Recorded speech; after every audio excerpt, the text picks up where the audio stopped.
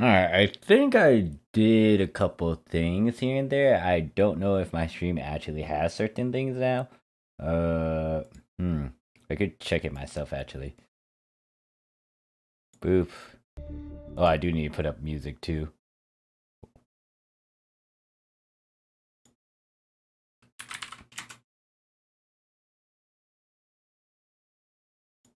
It sounds really fucking low too. Huh. What was it?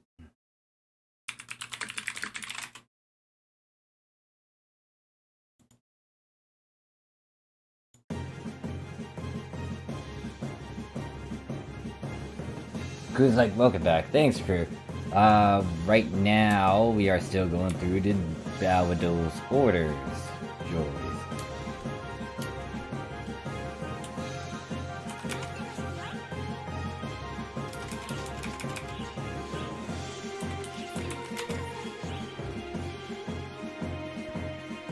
Might decrease that.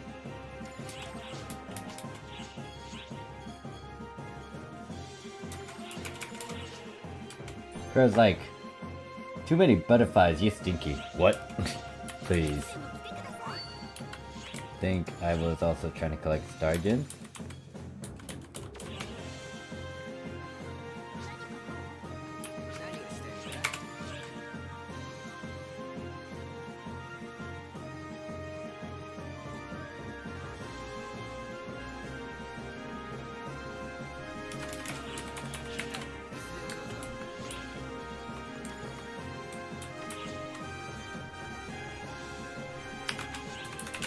terms of RDR. Try boost, pop that, get rid of it.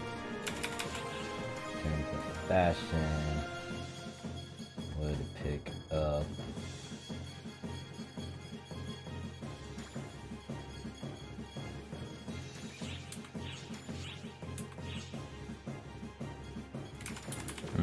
That one was halfway.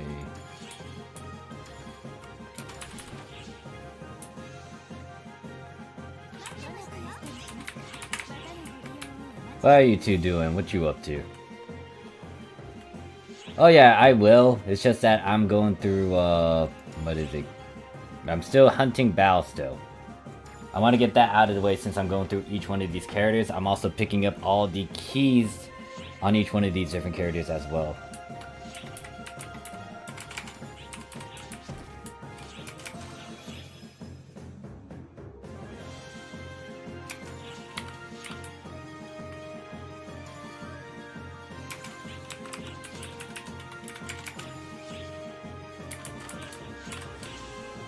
And then tomorrow I will most likely get all the keys off stream. And then I will have my gold keys as well. And then I'll be doing another power level session tomorrow.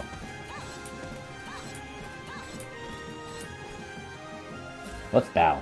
Oh, Gyarados. This thing. It's called Raul over there.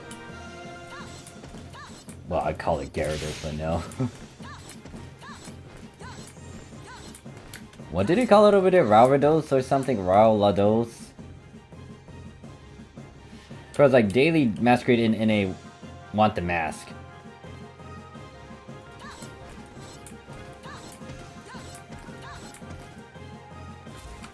I do need to change this person's voice. I'm gonna use her to power level or just massacre so many silver keys.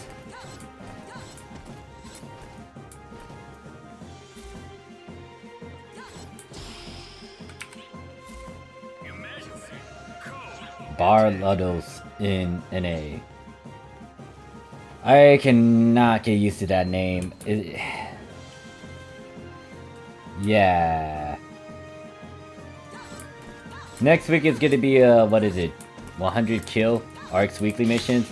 Usually how I tackle them is that, what is it? I do the time attack Hark to get the 100 kills. But then afterwards to get my 200k to complete that 1 mil meseta, I would just go out of my way and do this instead. Yep, that is up right now. That's why I actually did a lot yesterday as well. Although apparently with that particular stream, I was looking through the reason to why it wasn't popping up. Apparently there was a huge copyright.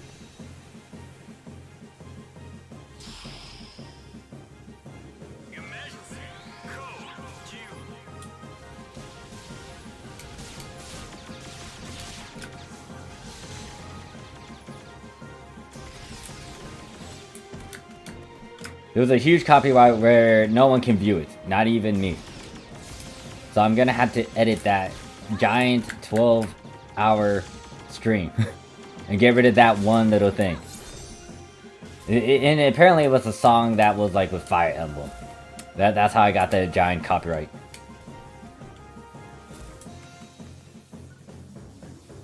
Extreme Quest 2630 Oceanid has it. It takes 2 minutes to kill him there. I mean, there's also the Balvados one in, what is it?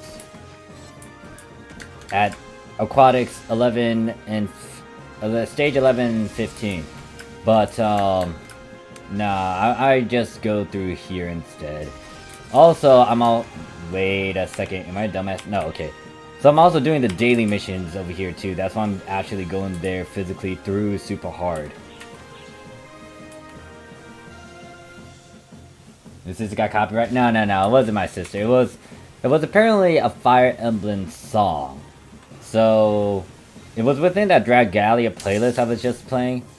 There was one song that was Fire Emblem linked and stuff, and that apparently had a huge copyright. So yeah, I'm gonna have to edit that. Like I'm gonna post it back up again, but the damn thing is long. I tried to trim it or see if I could trim it out, but no, the video was too long, so I had to physically download it, and then I had to physically edit it. Why don't we have more bosses like Barlodos, where you can use the environment for the boss? And then Crew's like, don't you need a rank to get the Coast Daily? No. Like, actually, what is it? I'm just focused on the boss, so there's different approaches when it comes to the daily order stuff. If it specifically states a boss, a mob, you just have to make sure you do the certain requirement. It doesn't matter about the rank. Now, if you had Coast Daily Order, the Free Field Coast Daily Order, that is a different story. That requires a rank. So, like, Run Quarry Exploration, that one does require A or S rank. So, if you just wanted to kill... what's another one? This... if it tells me to kill Quartz Dragon or this turtle, for example, all I need to do is rush it. Just go to it, kill him. Or find a limited quest, or find an alternative to just find said opponent. Like, I could do a time attack, Traces of Darkness, and just beat the shit out of Turtle. But yeah, the reason why I'm going through Free Field specifically is so I can tackle these daily missions. Because it does require you to go to a super hard Free Field or Arcs missions. Obviously, Arcs missions will be a lot faster. The one with the monkey. However, I'm also hunting Bal, so why not kill two birds with one stone? Then after we're done with that, we'll start doing power level sessions and start massacring a lot of things so I can try to unlock this sword of mine. Not this one, but the other one. And then when I do the next week's weeklies, it's just gonna be easy killing spree. I can also use a limited quest to my advantage to get to 100 kills. Crew's like, okay. And then Crew's like, true. So yeah, and then I'm gonna have to do this sort of method again where I just go kill Bal. And stock up on keys again. Because this boost over here on the Japanese PSO2 will last for how long? January 27th. So, yeah, I got a week, 2 weeks, roughly around 2 weeks to just take advantage of it. We are going to get another web panel event. I just don't know what exactly.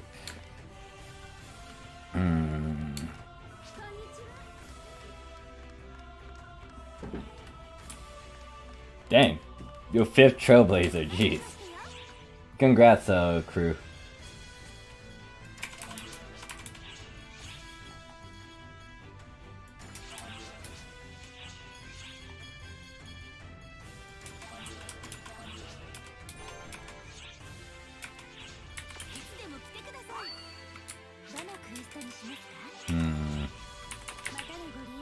Hey, it's running smooth. What the heck? This game is running a bit smooth than earlier, fuck.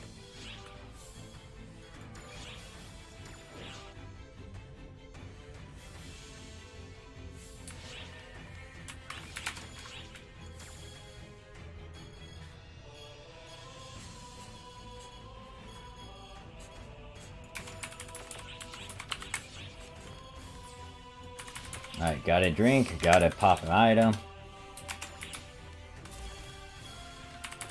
250.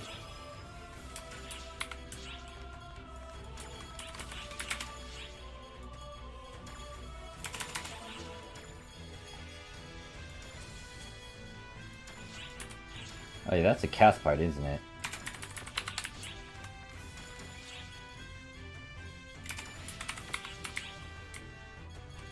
Not the best of outfits, but whatever. And increase like 4 at 200 plus. One needs to be upsided next. A fixed week. I got lucky with some 8-stop weapon drops, so it was cheap.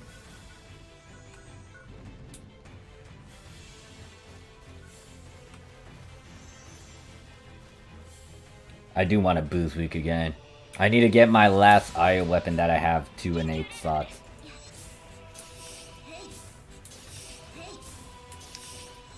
I still need it. Fuck, I did not think about that.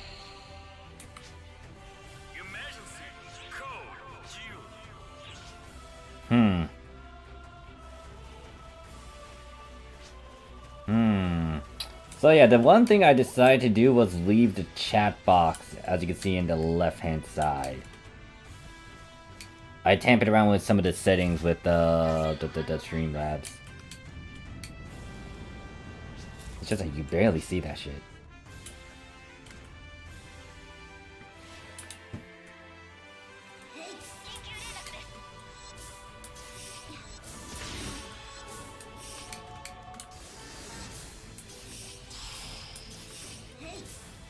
Chicken needs a permanent 20% of fixed boost for lock-in 30 days or so.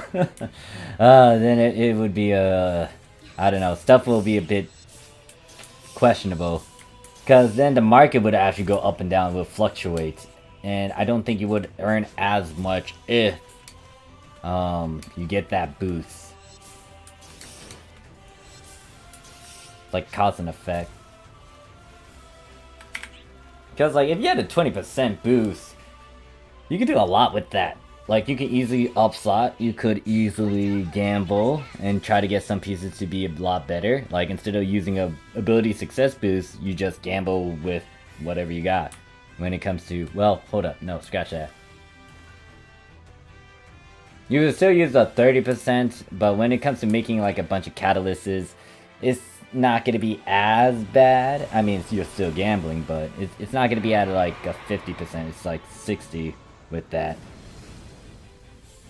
Cora's like, I'm waiting for the day where I join Morph stream and see an anime girl moving. Jeez. You mean me becoming a VTuber? Crew's like, you have like 22 carries. You be rich with weeklies and jerks alone. I haven't actually capitalized on that. That would have been something. But, like, even with my weeklies, it's not as much, because, once again, fashion stacks. Because the fashion stuff, if you want to try to account lock it, you might need to buy twice the outfits. So, like, some fashion outfits that I want, personally, that are really good, are 50 mil. I don't know why, but that's what some of the prices are. Some of them can be a bit cheaper at 20, but yeah. So, like, my entire allowance can be put towards, like, just trying to account lock something, and then it's like, oh, great, no more money. The hair stuff, for example, hair accessories or, like, hairstyle could be already at, like, 100 mil, and even with 22 characters, I'm nowhere close to getting it. I would actually have to wait for next week, and then the week after that, to actually have enough funds, if I didn't play with the market and stuff, by itself, to try to get those items. Because, like, this is why I say, if you want to capitalize on multiple characters, then you gotta know that this isn't the only way to get a lot of money. Because you really need to know how to play with the market and try to just expand the wealth that you can get. Because if you do investments, think of it like stocks in real life. You do investments, like, that thing can grow, that thing can decrease. But the thing is, it will do something. So it's not going to stay stagnant. It will go up or down, maybe stay in the middle, but hopefully it does the former, which is to go up. If it does do that, then guess what? You can get a profit gain off of it. So if I put down a 10 million sort of investment or something, and it decides to grow over a couple months, and that goes to 100 mil, guess what? I can work with, I can get a profit from that, because it costs 100 mil now. I can get, like, the 10 mil that I spent, but 90 mil as well. However, then there's human factor and questions of, will I get a buyer? Will someone actually buy at 100 mil? Etc, etc. And then also you got competition, because there's someone that might try to undercut you. The moment they try to undercut you, you got competition. And it depends on how you would want to try to eliminate said competition. Do you want to play their little game and do an undercut war? Or are you going to, like, pull out, wait until later, until someone buys theirs, and then you could do it? You want to buy out the competition, buy their item? There's various things. Which is why I need to make a thorough video talking about marketing and stuff. Because you do need to know this. If you want to get the most out of it. And you also need to be aware of all these different situations. Yeah, Japan has a smaller economy, so the prices are high due to less supply. Well, Not only that, it's just that right now, currently in the Japanese PSO2, people aren't as active, and it's harder to sell stuff when the audience is small. Which goes into like marketing stuff, like who's your target, who's your audience, who is your intended target for your certain products.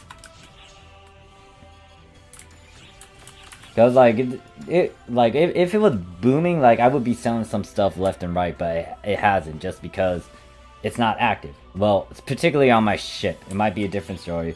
But as you can see, like this is what it looks like right now. There's only Block 13 that has a couple players online. Everyone else is like not there. Like during the time Luster and TDP was out, everything was full and there was a lot of money moving around, circulation, a lot of stuff being sold left and right. Saku's like, how many harpoons will you miss today? I don't know. You can try to keep count, Saku. Carl's like, all I know is affixing buy low, sell high to make money. Yeah, pretty much like that's the big thing. That is a big thing. Because, like, the big thing is, like, even if you got competition, the question is, can they actually hurt you? Or can you actually hurt them? Because if I do a lot of stuff at a very, very, very low cost, and I decide to sell my stuff, it's like they try to do an undercut war with me, I can win. But the question is, do I really want to do that? Because if it's not giving me as much, and if I'm purposely destroying the market and selling stuff for cheap, am I actually getting the most out of it? Sometimes I'm okay with it, but sometimes it's like, it's not worth it. Because do I really want to do that? Do I want to take an item that could be at 100 mil and decrease it all the way to 50 mil? So it just depends on how you can tackle some of these different scenarios. Like when it comes to affixing, if you want to play a war with me, I can definitely tag along and do some stuff.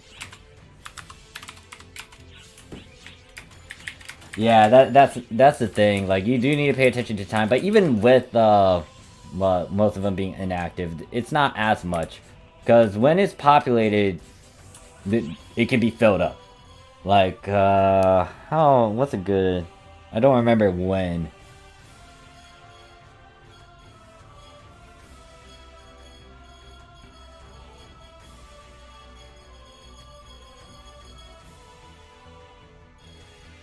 I would say they will only fill like a couple of these blocks, pretty much. From B13 maybe to 18.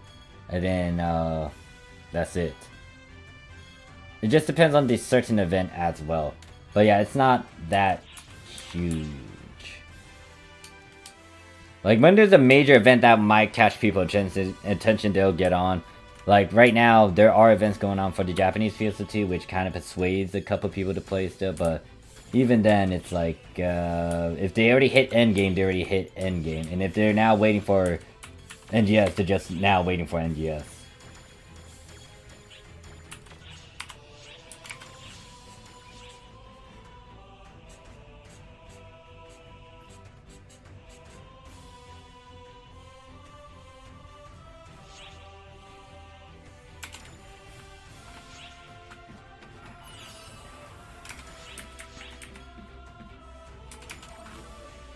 But yeah, most of the time when I try to get a profit gain, it's during a boost week.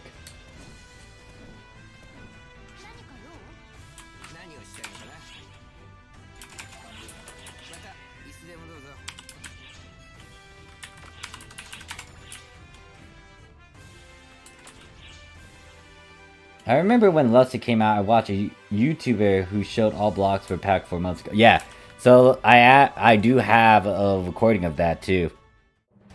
It was part of my little funny snippet video that I was gonna do, if I remember which video it is. So, what am I? All right, so here. Oh so wait, no. This video...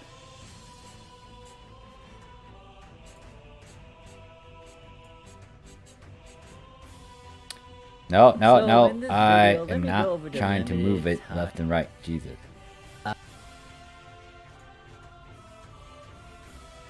Why am I... Give me the window. Why can I not move it to the other screen? Son of a bitch. There we go. Okay, finally, Jesus. Yeah, this is what it looks like. When it was release of Luster and TDP. This is what it looks like. Ship 2 was congested, Ship 3 was congested, Ship 5 was congested, 7, 8, 9, 10 congested, Ship 4 was full. And then Ship 6 is normal, and I think there was one more ship beneath Ship 2, I think it's Ship 1, I have no clue what the status of that one is, but it could have been full or congested.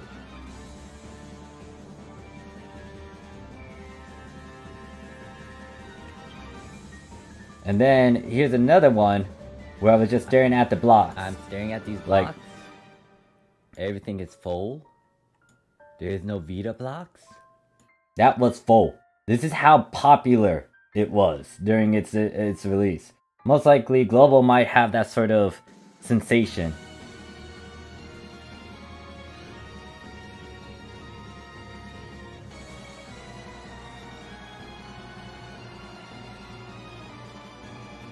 They are fucking dead? Yeah, the Vita blocks weren't that filled up, but holy fucking shit. People were nuts. Well, that was like back then. Now it's like, oh yeah, nope, it's not like that anymore. It's all dead. A lot of players also went over to, or for Ship 2, a good chunk of them went over and tried Global.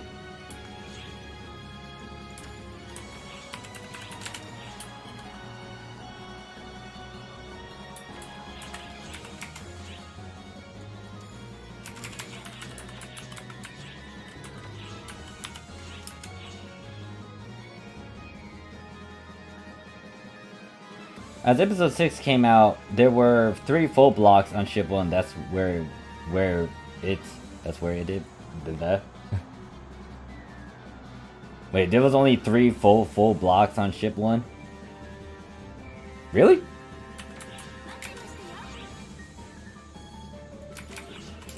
Or do you mean NGS equals new gacha system? I swear, if they have a well, I wouldn't put it past them. That's how they were able to milk money anyways, so. It's not a... it's kind of a cheap method, but hey, look, it works, it works. Money talks. That's why a lot of people also jumped on the sensation of, like, Vtubers for you, like, the EN side of things. Or, I just guess in a broad sense, not just EN. Because look at Gura, now she's about to hit 2 mil.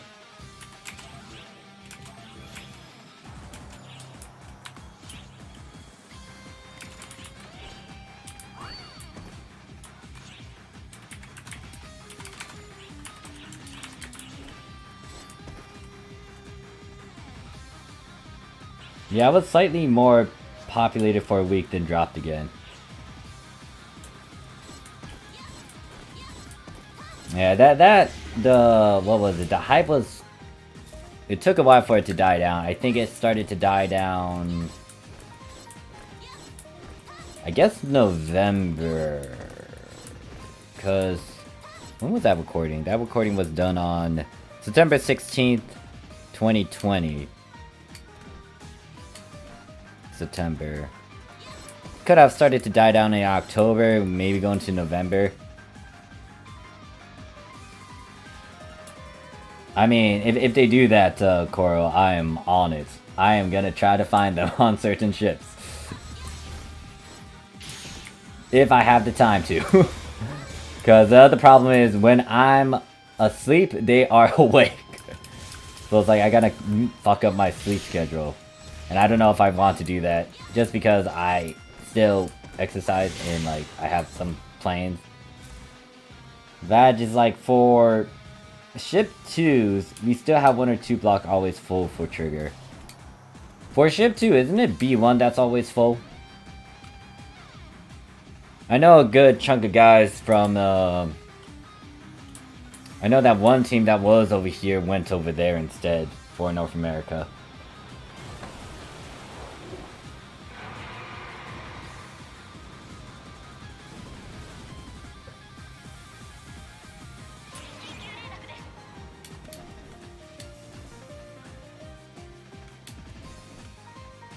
More and more VTubers playing PSO2, so it's possible.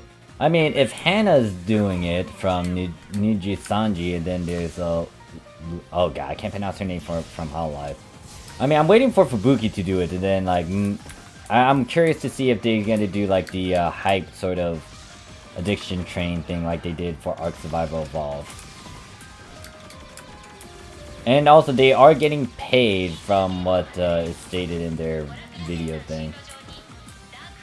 So, some VTubers might go over there to global, and then maybe some in Japan. And if they do come to Japan, I am,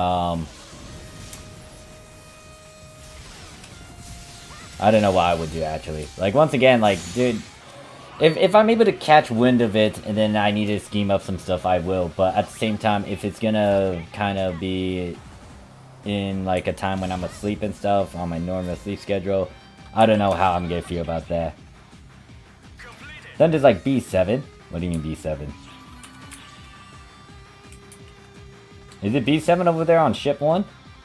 And then, of course, like, more and more VTubers playing Wait, no, I already read that.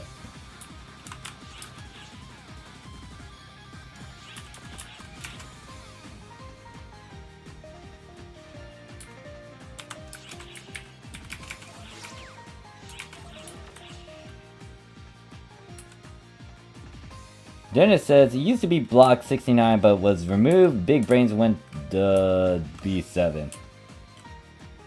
Huh, okay. And of course, like, Sega made an agreement with Cover Corp to allow their game stream. Okay, gotcha. Yeah. It wasn't that one thing that was being released.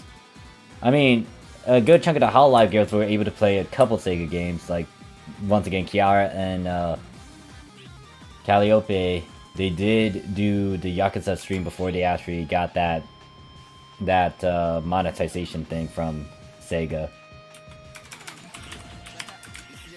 I mean, also, like, didn't Coco play the Yakuza game too before that happened?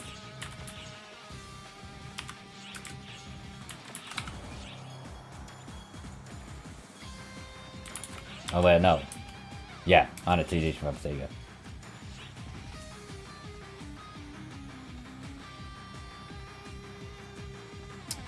I would have just stayed in Block 69. That's actually funny. Why did they move to B7? Are they trying to keep it in traditions to what's going on? Or what was in Japanese PSO2? Because no, it's dead. It's dead. It's dead.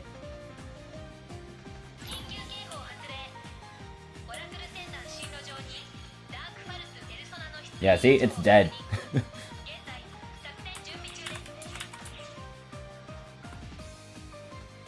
Zero says, any cheap 14-15 star weapons for any players on a budget? I cannot answer you that, sadly, because I play on the Japanese, but maybe someone could say it. I would say that if you really want to be cheap, though, there are collection files you can go over there in NA. Obviously, these collection files are different. Apparently, Persona is appearing before us. Do you want to beat this shit? I'm actually curious. I might actually do this emergency quest. I wonder if Persona can actually kill me. Ultra Persona did give me a bit of issues later. Another thing is that Bad Shop, you can try to get stuff out of there, but that depends on if you've been farming.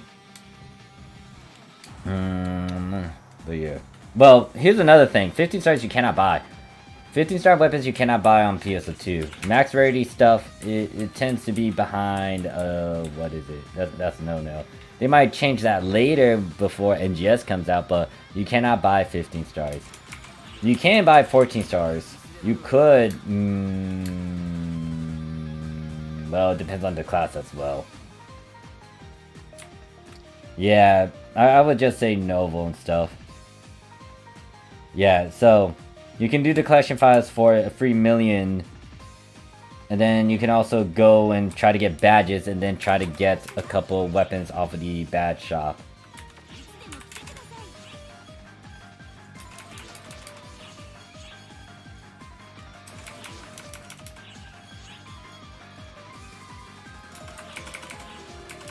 Like, as long as you have a decent 15 star and a good 13 star unit set, you will be able to do a good chunk of ultra hard, just that. you would want to emphasize on a bit more points, or like work on your class, work on your build, make sure that you know how to play your class and how to fight.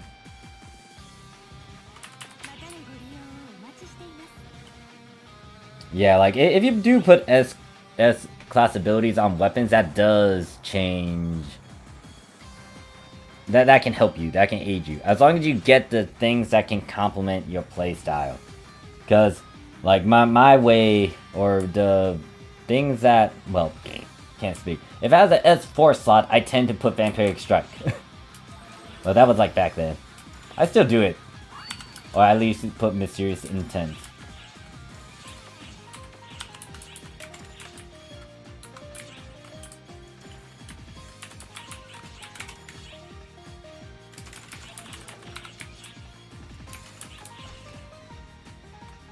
For some reason, if you use collection file weapon, some will look at you weird. What? Please.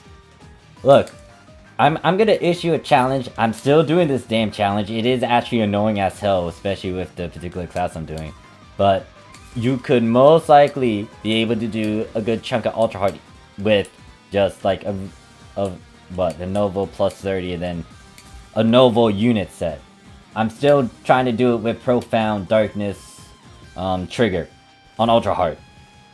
It is possible. It's just that I'm a squishy fucking rifle, and I have to actually pay attention a lot to this thing. And I haven't fought this Profound Darkness in years, so I'm rusty. But at the same time, I remember why I hate him. Actually, I never fought much of the Ultra Hard. I fought against the old OG one in Super Hard, Extra Hard. I think it was more on Super Hard. But in terms of Ultra Hard, hell no, I haven't fought that thing as much. I can beat up Gemini. I'm not mad about the Gemini fucking circus circle bullshit. Profound Darkness though, that thing can one-shot me. And that kind of irritates me. I'm like, oh great, yeah, okay, now I got a challenge where I have to pay attention to all his one-shots or things that can kick my ass.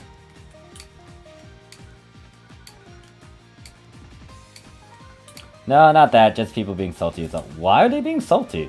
I don't get it. Why are they being salty about, like, you using a million weapon? Why do they give two shits anyways?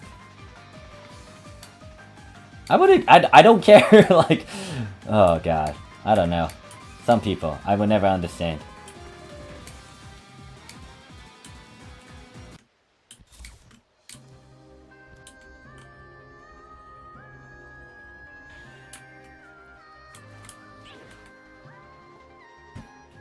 Anyways, yeah, let me go through this and then let me see how I fare against the Persona Ultra Hard variants. Because, yeah, he did kick my butt. Even with, like, my best gear and augment, he was able to one-shot me still. But then again, I was doing the trigger.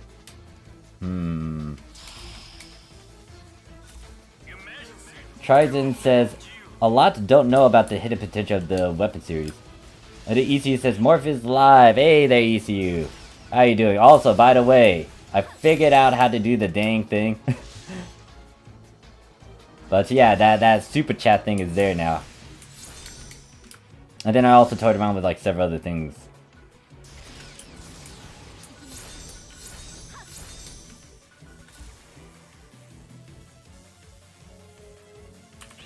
I just had to read a bunch of terms and conditions. I thought it was already in the, what is it?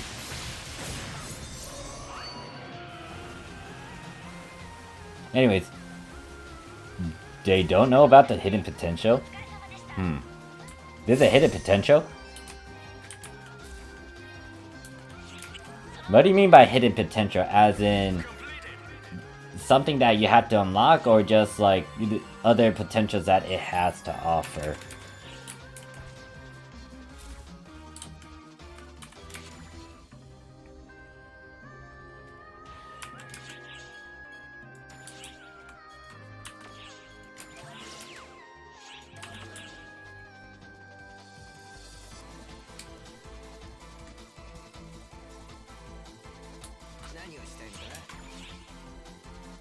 Anyway, I mean, some people want to play the game blind and stuff. Gotta keep that. You gotta consider that sometimes. Can't say that. Well, yeah. I'll just shut up.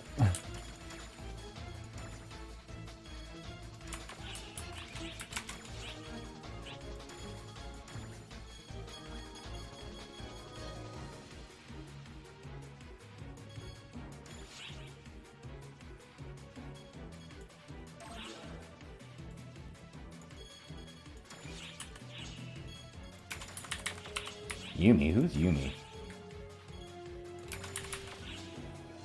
Oh, okay, is it this outfit? Wow, damn, her boobs are fucking big. Anyways, going on Zill to do this ultra hard persona, because I might purposely get myself killed. I want to see how it is. God damn, ECU, you gave me fucking 50. Honestly, I wanted to do this to thank you for everything I've done for the community. Damn, ECU. Also, fun fact, ECU, you're the first one to ever donate to me.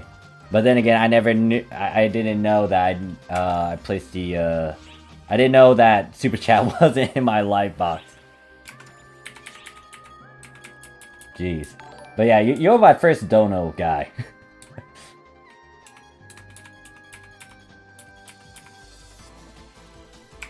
And now I'm starting like a dumbass. And then Trizen says, from the guides I saw, they say that there's a 15% potential increase on millennia. Oh, fuck. Can't even speak. Okay, I'm done. I'm done talking. I'm done. I can't read. Who the fuck has my units? Okay, someone has my units and I didn't put it away. Cora gave me one. Thanks, Cora. You're the second one. Wait, you didn't even put a message card. The hell? I support anyone that makes proper informative content, and you are one of those people. Then shout out to you, ECU. Thanks for that. Okay, now who the hell has my shit? Is it you? Oh yeah, that's also my. I forgot what I had for my for my gift. That's my apparently my gift that I decided to do with the $1. I mean with the donos.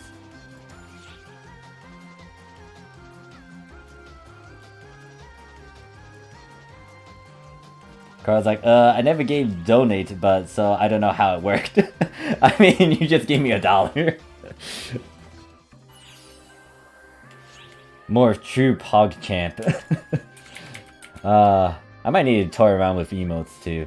Anyways, what I'm trying to do was try to fight against Persona. I want to see if this thing can kill me now.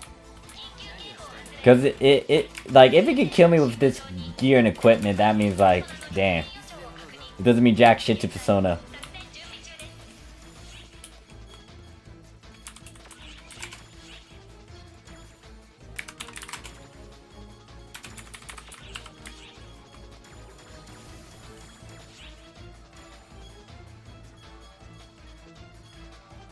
Where is it? There's my arm. Oh wow, I love how like this block is now full. Let me sneak in.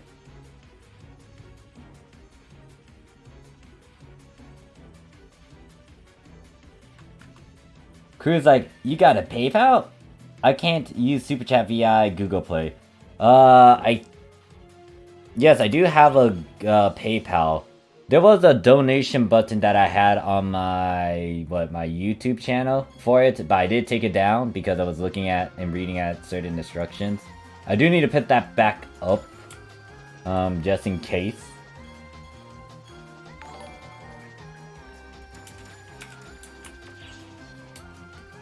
Is that? Oh no, it's just someone that has the 2B hair.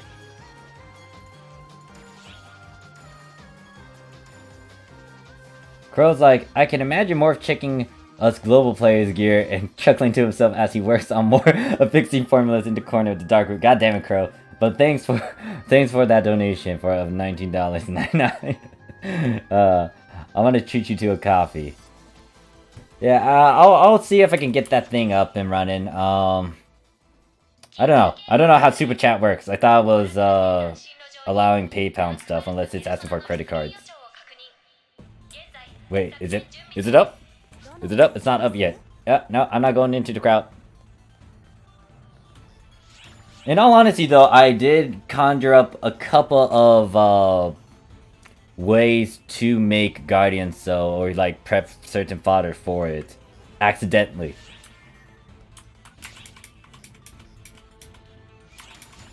Alright, now it's popping up. Boy, where is it?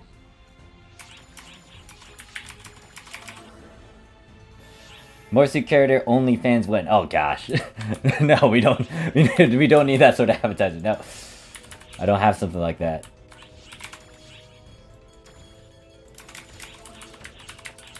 Alright, so what I'm gonna do is pop this. I am gonna try to get myself killed on purpose, guys. For the first hit, I'm gonna try to get myself killed. Or I have to wait for actually no, he can't kill me in the basic forms. Oh wait, I know this person. I think I know this person. I should know this person. Cause I want to see if Persona can kill me with this stuff here. Cause it has the Guardian Soul stuff. Last time I fought against him was only with the Liberate, but even then, he was like ha ha ha ha ha. So I want to see if he can one-shot me. Gaming's like, I need them pants in global. And then Carl's like, I'm poor, here's another goddamn it, Carl. And why are you doing that Pekara laugh? You need... Yeah, this is actually with the, I think they gave the... Oh, but that's not the fashion stuff. What is it? This is pretty much the... This thing here. I think it's a reference to the Valkyrie Chronicles 5. Hey there, T, how you doing? And then ECU's like, I passed out last night in your stream when I was supposed to be doing mine. It's all good, ECU. It's all good. Oh god, Sam.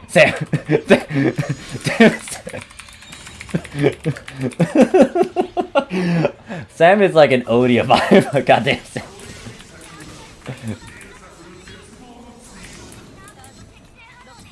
And someone... Oh wait, no. It's that donut.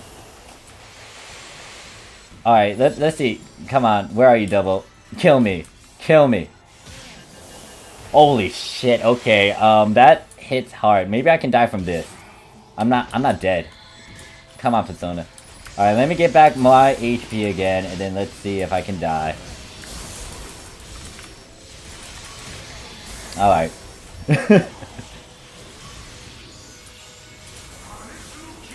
Alright, I want to test it out again later. When he does his supernova stuff. So apparently I'm a bit tanky, but at the same time I'm still squishy. Good to know. If I was playing on Hunter Twal, I don't think it would be that bad, but since I'm playing on Phantom, it's just squishy all around. Despite these tanky fixes, Persona be like, nah, I'm gonna smack you.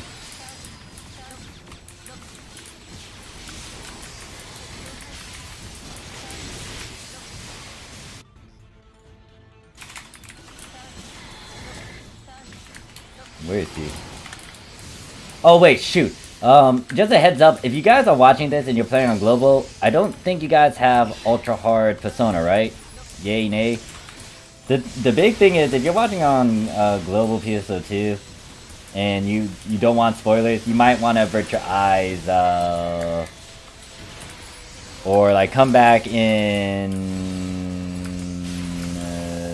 let's say 10-20 minutes. There's a big thing about this guy with his ultra hard version. I don't want to spoil it for you guys if you want it to be genuine and blind and natural. Alright, because yeah, like there's a reason to why he's actually dangerous and ultra hard. Okay, so you guys saying extra hard. So yeah, just note that when he gets to the point where... What is it?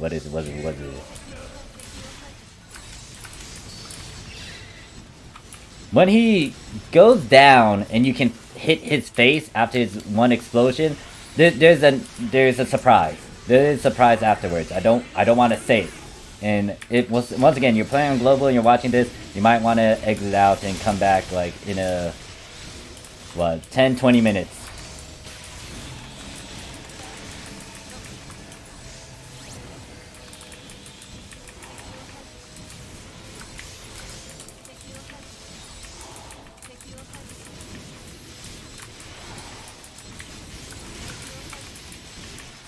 Yeah, I don't want to spoil it for you guys because I was actually surprised about what they did, and I was like, oh shit, okay, this is actually dangerous. So, caution, just a big caution. Now, in the Art of War, knowing your enemy is good strat. That is true, but at the same time, I just want to make sure that if you guys don't want to see it, you don't see it through this stream. Like, if you don't mind it, so be it, but I want to give the choice and the option to those who do not want to see it.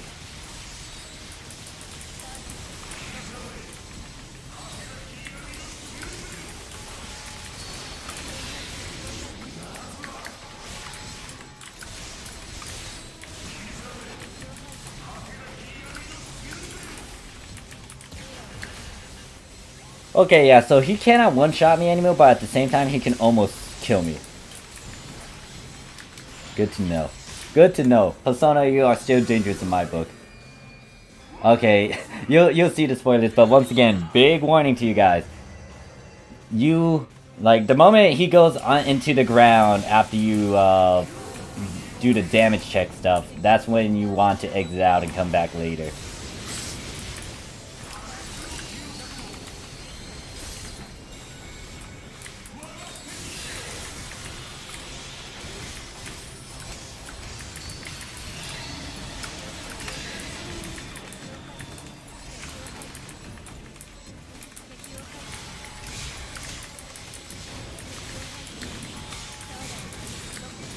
But this guy does hit hard. Like, if you're not playing a tanky class, this ultra-hard version of Persona will give a lot of people problems.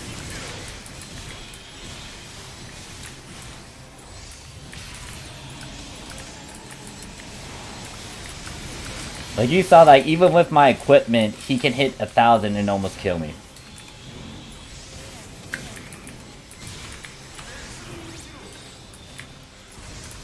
Alright, someone dead. Actually, better yet, I'm not gonna die to the dummy explosion. I do want to see if it can do me in with that special thing that I'm hinting at.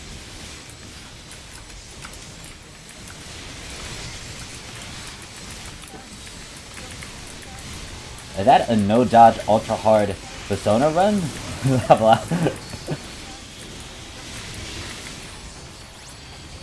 No dodge. Oh god.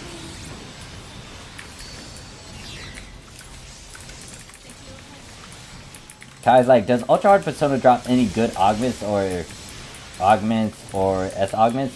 I think so. They do increase the chance drop of various weapons and units, so you could get a what is it? Celestial? Is it Celestial? No. It should be like No, it should be Celestial, yeah. So there is a chance for the Celestial weapons to drop as it is. You also get a chance to get the 12-star light stream to drop as it is. Alright, damage check. I'm gonna put this mine down.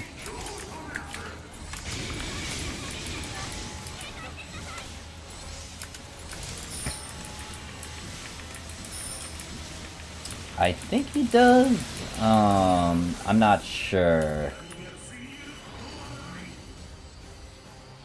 If I look at Ark's Visa Fund, it should have like a list of what quests would drop it. I might also showcase a bit of the limited quests too later, but that's not a... Is that a bit of a spoiler? I have no clue if you guys are gonna get the Magatsu Space limited quest. Alright, so this is spoilers from here on out. If you do not want to see spoilers, leave. Leave. Come back in like 5, 8-ish minutes. But you want to avoid this. Like from here on out, this is spoilers. Warning, warning, warning. Exit out.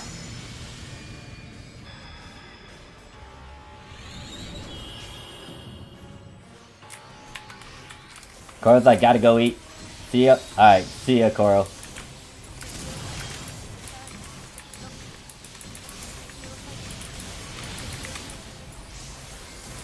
It just gets crazy and hectic.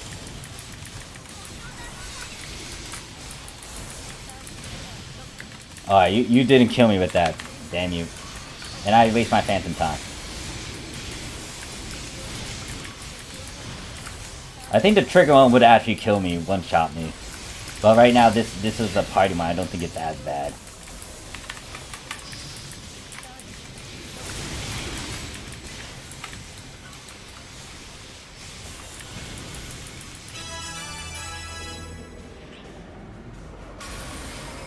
Yep. So that's it. Now, I don't feel like it's that bad since a lot of us got good gear on the Japanese side. And I did go to the big block. But, oh, he does? Oh, Well, that's a bit of a spoiler. That's a shame. I guess, wait, did he? Really? Does he do that? That's kind of lackluster if they already revealed it. Damn. I don't know, the first time I saw it, I thought it was a big shock.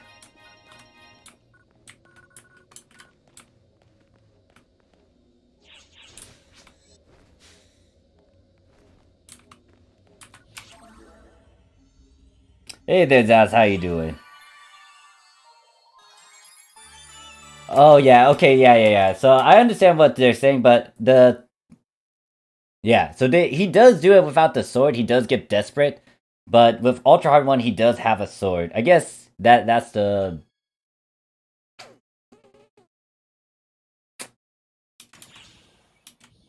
But the sword gives him a lot more damage, I guess. And he's a bit more dangerous in it. But anyways, I just wanted to make sure it's not a giant spoiler for those who didn't want to see it. You know, always talk about that, because I don't want to spoil those who don't want to see it yet. He doesn't do the secrets. Okay, gotcha. Oh yeah, pretty much what Crew says, because I do remember a bit of the extra hard one. It's just that, yeah, the sword was there.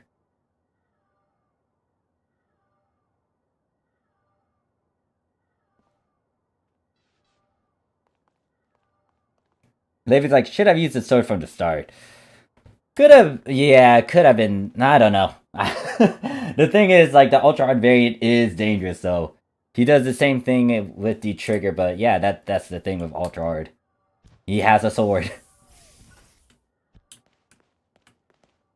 Hello, bro. PSO2 is so fun. I've been grinding my life away. Hey there, Senpai God.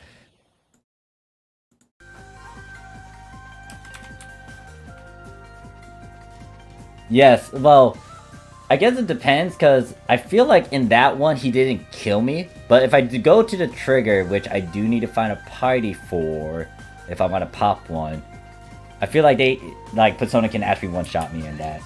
Even with the best augments and abilities and gear, nah, he'll kill me. But then again, I'm playing Phantom, which is like squishy.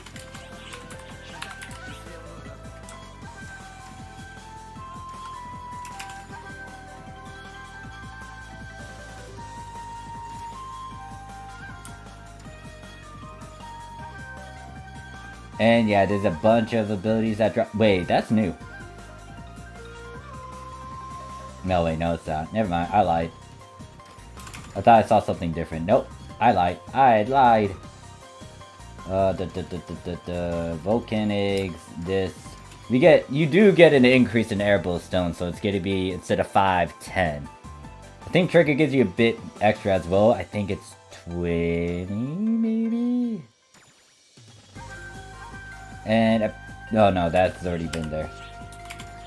Anyways, time for me to swap and continue on with the grind.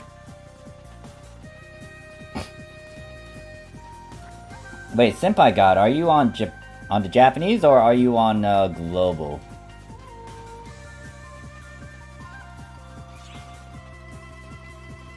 He's like, how much defense did you have as a level 100 Phantom? It's 2,600, but if I were to go on, let's go on Shadow, because Shadow tends to be my, what is it? Shadow has, what is it? Do you have a 12 out of 100 is a good question. They have the other melee classes of mine, so if I went...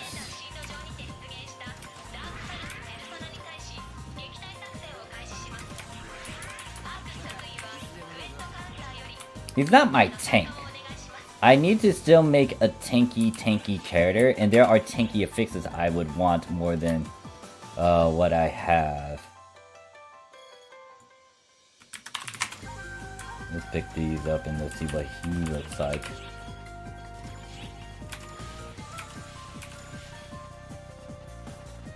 So, in terms of S defense, it's pretty high up there. It's 2,734 in S defense, R and T.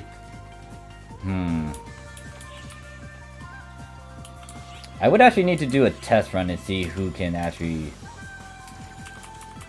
or what can be done.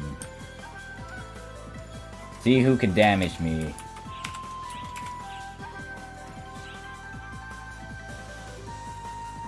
I'm on global, I play on Japanese when I get a computer, I'm playing on my Xbox One. Gotcha. Cause like, okay, so you have like 600 defense more due to gear and level than me as Phantom. Yeah, Persona hits hard. Yeah, it's dangerous. Persona's dangerous.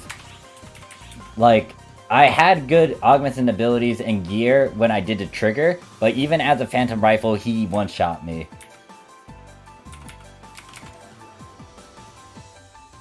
You also gotta consider how the bosses could tear through defenses, I guess, but I don't know the actual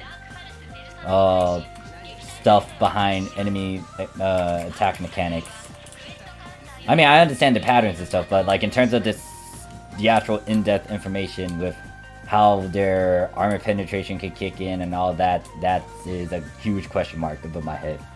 John's like, hey Morph, what's up? Hey there John, how you doing? And then Senpai got says, BRB, alright, take your time. ECU's like, Senpai, honestly, it's hard to justify swapping to Japanese if you're playing global and making progress. That is true. That is true. There are some people who can do both, but that is something to consider and note. And then also there's the fact that, can you actually micromanage? If you can do all that, then do what you need to do. Go ahead and do both. But the big thing is you're gonna lean more towards what, the global or the Japan. Cause like, even when I try to give it a shot, it's like, well, then again, there's other things like me being busy in real life. But it's like, yeah, I couldn't micromanage as many. Also, storage space. Storage space is important. Because, I mean, you are playing on the Xbox, so that's not a huge issue for you. But if you do put it on your computer, it's like you can't get both of them. Because it's going to eat a lot of your RAM or memory.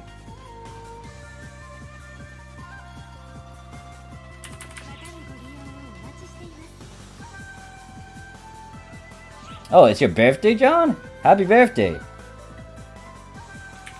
Did you have... well... do I even want to ask that? You had a... I don't know how to say this. Because obviously the situation outside is kind of questionable. Hopefully you're having a good birthday party though, John. Hopefully I can entertain you.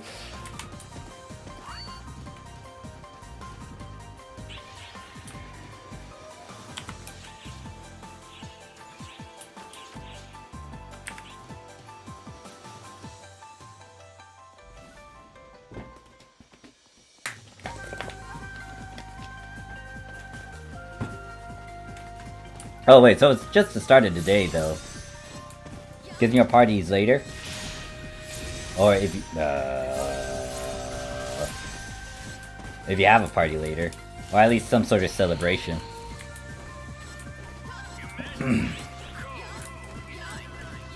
kind of awkward for me to talk about it. God damn it.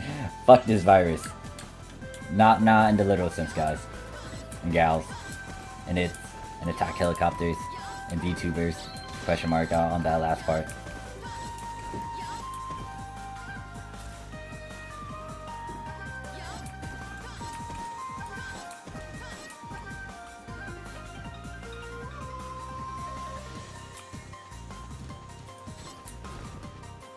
A dragon says, with the tweaker, you can have 2 versions installed. That oh, really? Wait, shit, you can do that? Oh, wait, dragon, you could do that? Hold up. This might actually pique my interest. You could do that? I didn't know that. You could do that? Holy fuck. Dad's like, nah, it's just a day of chilling at home and playing PSO2. Gotcha. Zaz says, I haven't had a grilled cheese in a while. Who wants to make me one? No, not me, Zaz. I'm not a good cook. Not a good cook.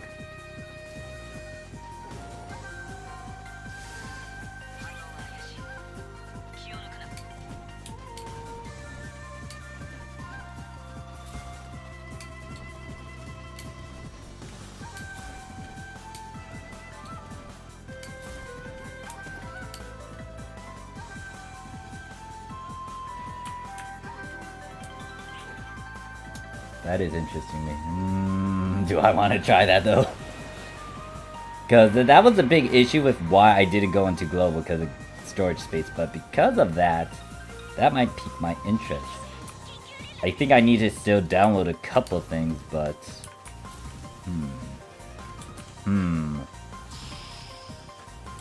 Wait. Yeah, no, the micromanaging part is still gonna annoy me. Send for you to make my fixes. Oh, hey, wait. I'm not doing everyone's work now if I go over there.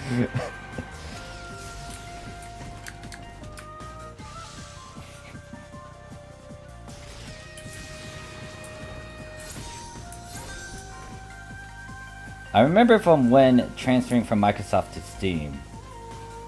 I might look into this then.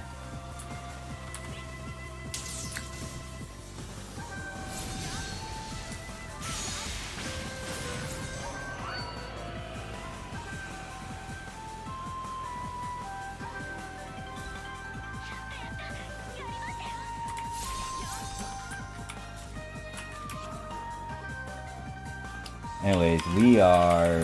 what? We're done with this one. So note that I am going to be streaming tomorrow because... well, I'm not going to be streaming all day tomorrow. I am going to be streaming around the time that I started this stream, which is 7 p.m. Eastern Standard maybe, or 7:30. And we're going to do a lot of power leveling sessions because I have a bunch of silver keys and gold keys. John says it's only for the Stream and Windows version you can use. You need to download Japan from scratch. Oh. Oh wait, so wait.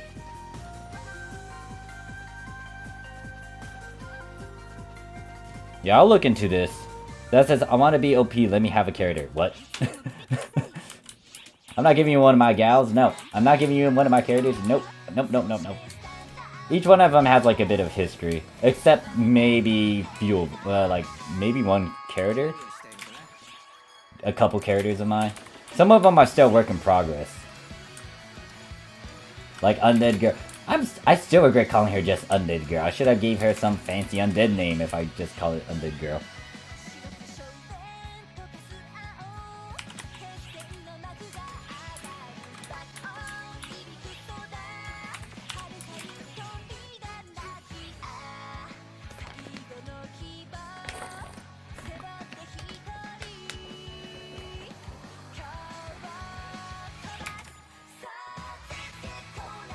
Can I have the shark? No, that's my shark. That is wait no. Sherelle's too important. She's like my second character I ever made in game. I'm not giving her away. Hell no. Okay, so I think it's 4 characters at 5, 6. All right, 6 characters left, and then we can start doing power level sessions. I would say this would, if I'm on point and I'm not distracted as much, I could start doing it maybe in an hour, or 30 minutes in an hour.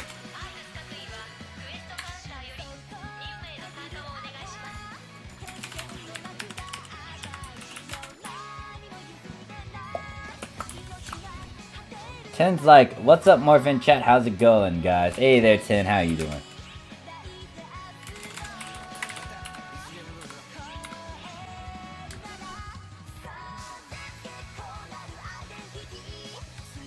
New. She was the most spoiled. Like, she has a lot more accessories and worth compared to all my other characters. Because she has a lot of stuff on episode 2 and 3. That's only in episode 2 and 3. So if I give her away, that's giving her away almost everything.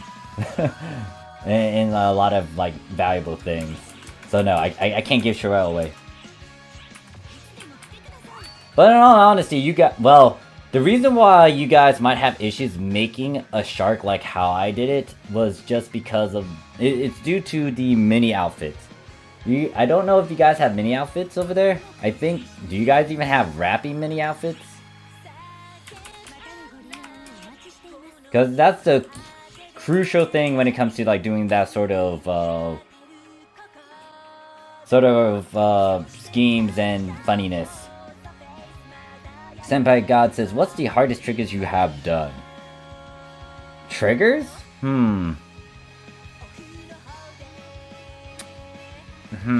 Hardest. Most of the time if you do a trigger you would want people with you, but in terms of difficulty and me trying to go through it, it's the Persona one, the ultra hard version though. But there's some fun ones that I like doing. I might actually see if I can pop a couple of them. Are there any Japanese players in the chat that might be interested in doing episode 6 trigger? Actually, no, I'm going off topic. Never mind. Hold up. Scratch that. Because I'm going all over the place now. Because, like, is Block 69 still a thing in Japan?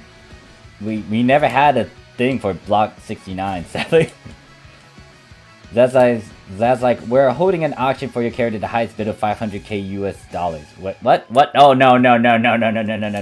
My character is a lot more than 500. Oh, wait, you said 500k. The fuck? That's a bit too high now. Then again, I wouldn't mind that. Sounds like, got a group together and I'm about to run some tragic triggers. Do you still need someone, or...? I think Rappy Suits could pull it off, but I don't know. There is like this small ghost costume that I was using for the shark one. She's like, I'm glad B69 is gone. From what someone said, 69 moved to B7, which I find a bit confusing. Because I would just stay in B69, because that's hilarious. B69, you know. I'm guessing B69 is like the B20? Question mark? Or is it something else? Senpai's like, I'm playing the Christmas trigger on super hard. Ah. Wait, are you soloing it? So here's the thing, well... Yeah, okay, so here's my question, because I'm kind of confused to why you guys bring it up 69. Are you referring to like a cancer-like block? Or are you referring to just like a certain group of people that were in B69? Real full, I plan on buying more, so I'll let you know next time. It's all good, 10. I still have triggers on my own too. You're running with it with Draga, or is it with Nova? I was like, Ian purged a bunch of blocks to compress the player base. And she's like, yeah, and then God says yeah. So I'm guessing it's on the cancer side. B69 was removed on global and they all moved to B34. I'm just wondering if they removed it too on Japan. I guess we could stare at it. I didn't realize B69 was a block over there. I thought, okay, it's called the DJ. I mean, once again, I'll respect their community and stuff, but if you're not a big fan of it, understandable if you don't want to go near that place. And, you know, you want to talk about it. It's like how B20 was B20. Ah, okay. Gotcha.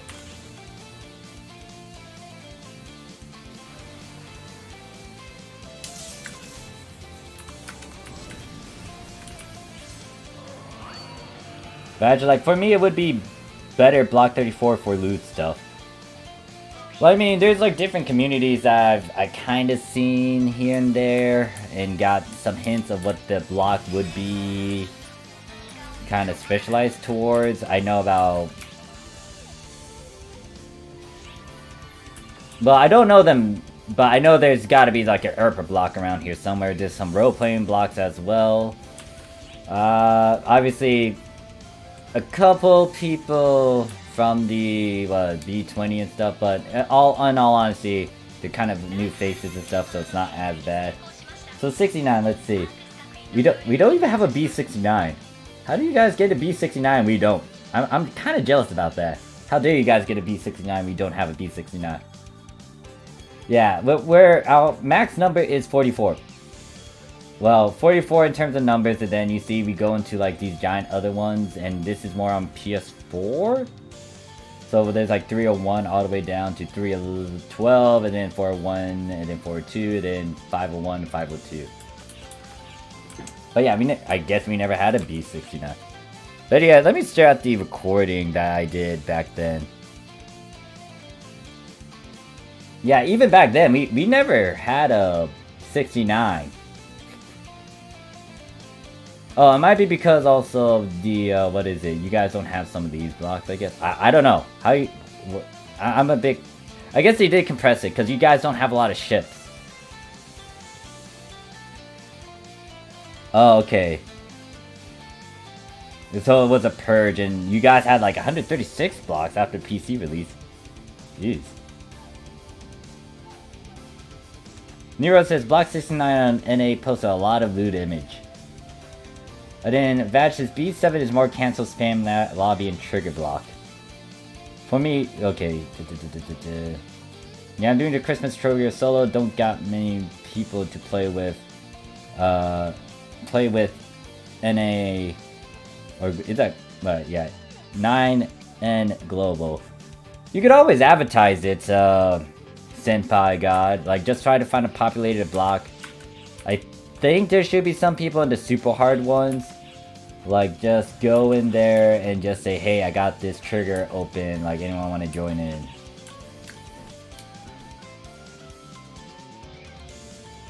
B34 is Bay. Huh.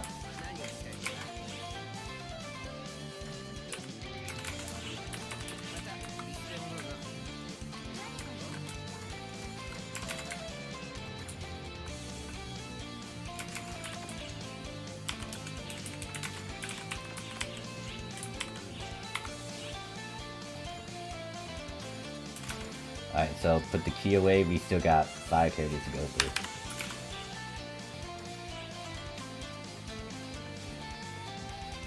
ECU's like, Senpai God, if your ship won, we usually run stuff on Fridays, but we can hang out in B42.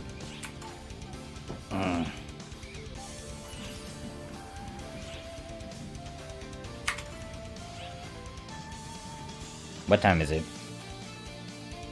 Alright, still 8:32, so...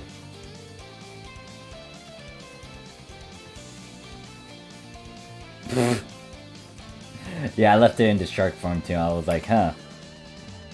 B7 and 22 are the trigger blocks on Global, 22 for non-premium. What ship specifically? Is this on ship 2? B7 and 22 are the trigger blocks on Global. 22 for non-premium usually, so definitely advertise there, Senpai God. Senpai God, who's that? It's someone's username. And welcome back, Koro. And then Crow's like, that feeling when they put you into Block 69, everyone's spamming hentai. I'm glad it's gone. People need to do that in their own rooms. Okay, so if it's like that, imagine if you join in the Japanese PSO2 on ship 2 and you go into Block 20. That happens a bit. You would log in and then you see a bunch of fucking hentai and porn. And it's like, oh, great. Once again, you can easily walk away, blacklist people. But it was quite notorious for its outbursts and essays. Although I gotta say, there are some good artists within that block. They knew how to fucking draw and do symbol arts. Granted, some of it was quite, you know, not safe for work, but shit.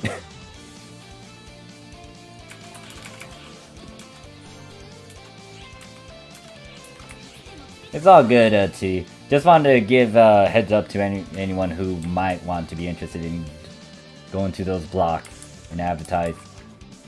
EC is like, it's time for Morph to give Global a second shot. I don't know, like, the big thing is, like, I need to avoid staring at the paywall stuff. Because the moment I stare at them and I think hard about it, and I'm like, oh wait, this is not behind a stupid paywall. Yeah. That's what triggered me, because I wanted the wild ponytail. Because you can get that for free, or with, well, you got to buy it with Meseta, you can use fun points to get it. But it triggered me that one of my OG hairstyles I went for was behind a fucking mission pass battle pass. And don't get me wrong, like, it's not that bad, but at the same time it was like, why do you have it behind here? I have to do this now to do it, to get it.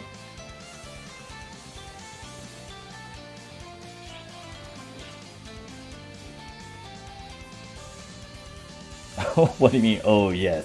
What the hell, Coral?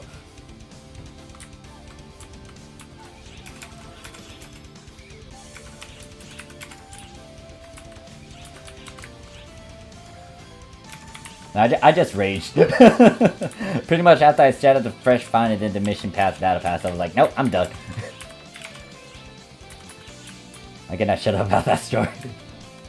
John's like, have you guys met that one guy with auto words with Toge with a face cut out on all actions? Wanted to leave that MPA ASAP.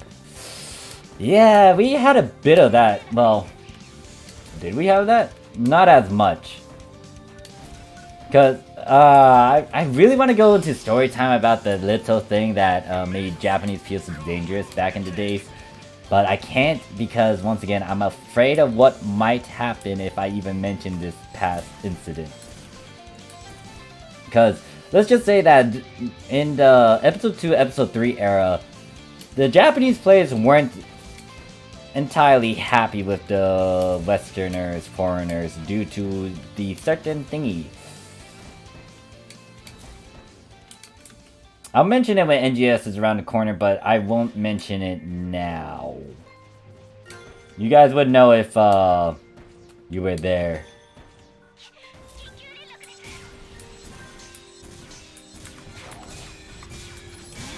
Like, Ship 1 was quite notorious over here on the Japanese PSO2 because they were on a purge. Like a dangerous crusade purge.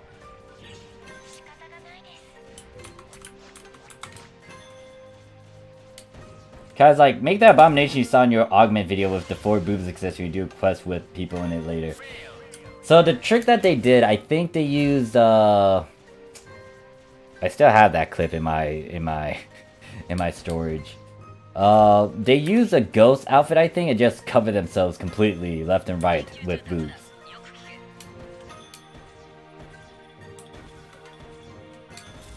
And then John's like, oh, you went to the Channel Crow, welcome to my daily hell. Easy is like, I feel that about Mission Pass, I just try and think of Sega as trying to push content out fast enough. Yeah, I do give them props for it. Someone did point that out when I went on my own opinion about it for NA, for Global. And it's like, yeah, that's why they were doing it, but I still dislike it, because if it was originally a fun, it's supposed to be at a fun scratch. Why did they put it behind a paywall? What they could have done is replace that with another AC item. Why did they have to specifically get some 5 items and put that behind a Mission Pass Battle Pass? Like, the best option to replace that, like, leave it as it is. Leave that wild ponytail in the fun scratch. Put an AC item that is rare, or like from a certain scratch, into it instead. Why put some fun items into that when the purpose of the fun scratch is to get them for free?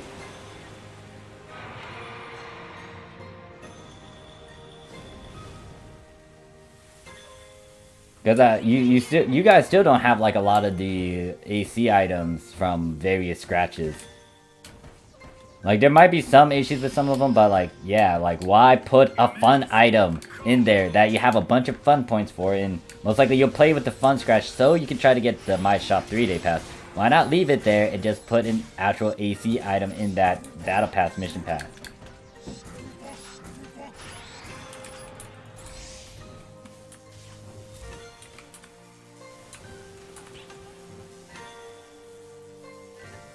Like, the fresh shop especially annoys me, because I get what they're doing, but at the same time, it kind of gets and milks you of, like, your money and star gems, because the fresh shop is fine. I get the fact that it is fixed, and you can get an outfit 100%.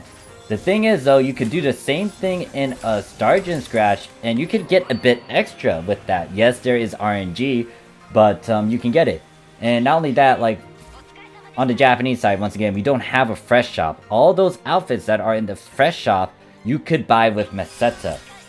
I wouldn't mind if you could buy these outfits from the fresh shop and then sell it. Only a couple outfits were like that before they did the change over there in Global. And because of that glaring difference, couple outfits that you could buy from fresh shop and you can sell, they're stupidly expensive now.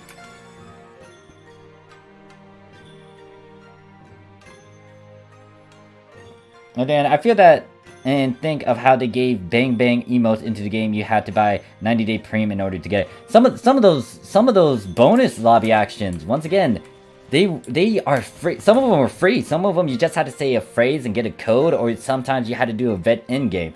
Why didn't they put that and left it in an event like your limited quest stuff and trade in those medals currencies to get it for free? Like, there's unique ones like this thing. This was a bonus lobby action. This stupid pan thing that I'm doing right now. This is unique. You can only get this behind a pay, like that. You had to buy an X amount to get it. But, like, I don't know. I feel like they're gonna release this a bit later. They might put it into AC Scratch instead. I don't know.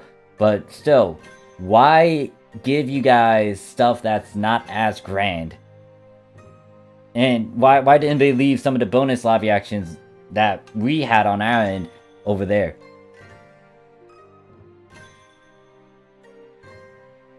She's like, still patiently waiting for some collabs. Hopefully you guys get a good chunk of them. There's like I still need to make a video on it. I'm debating about this damn video of mine, because I'm like, I want to leave the audio and the footage as it is. I think the footage will be fine. But the problem is the audio, because there are some songs for certain anime intros that are copyrights. Like, I think Lisa, for sure, is a huge copyright issue. And, it might be banned in some countries. I don't know. I actually had to test this out. But I might end up, like, doing, just some screenshots, or, like, show, like, maybe the PSO2 side of the certain releases for a good 15 minutes of all these various collabs that we had on PSO2. Igloo emote cost me 90 bucks. Okay, I think the Igloo one was actually behind an AC scratch. Let me look into that. I feel like the Igloo one is that house one, right?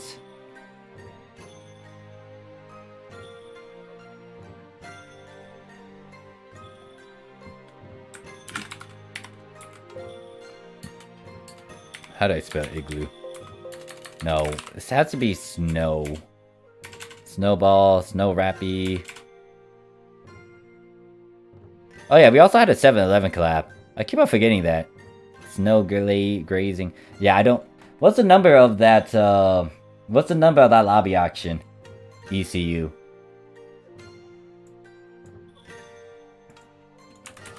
The numbers get to stay true on the Japanese side. What if you don't support?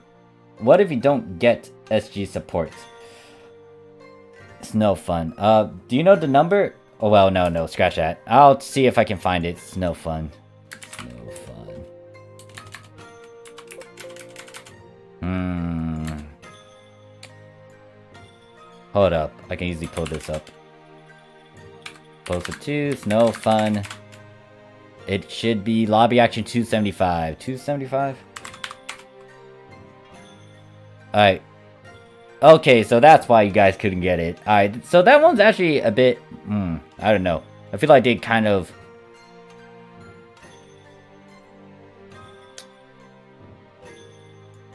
Let's see how much this costs.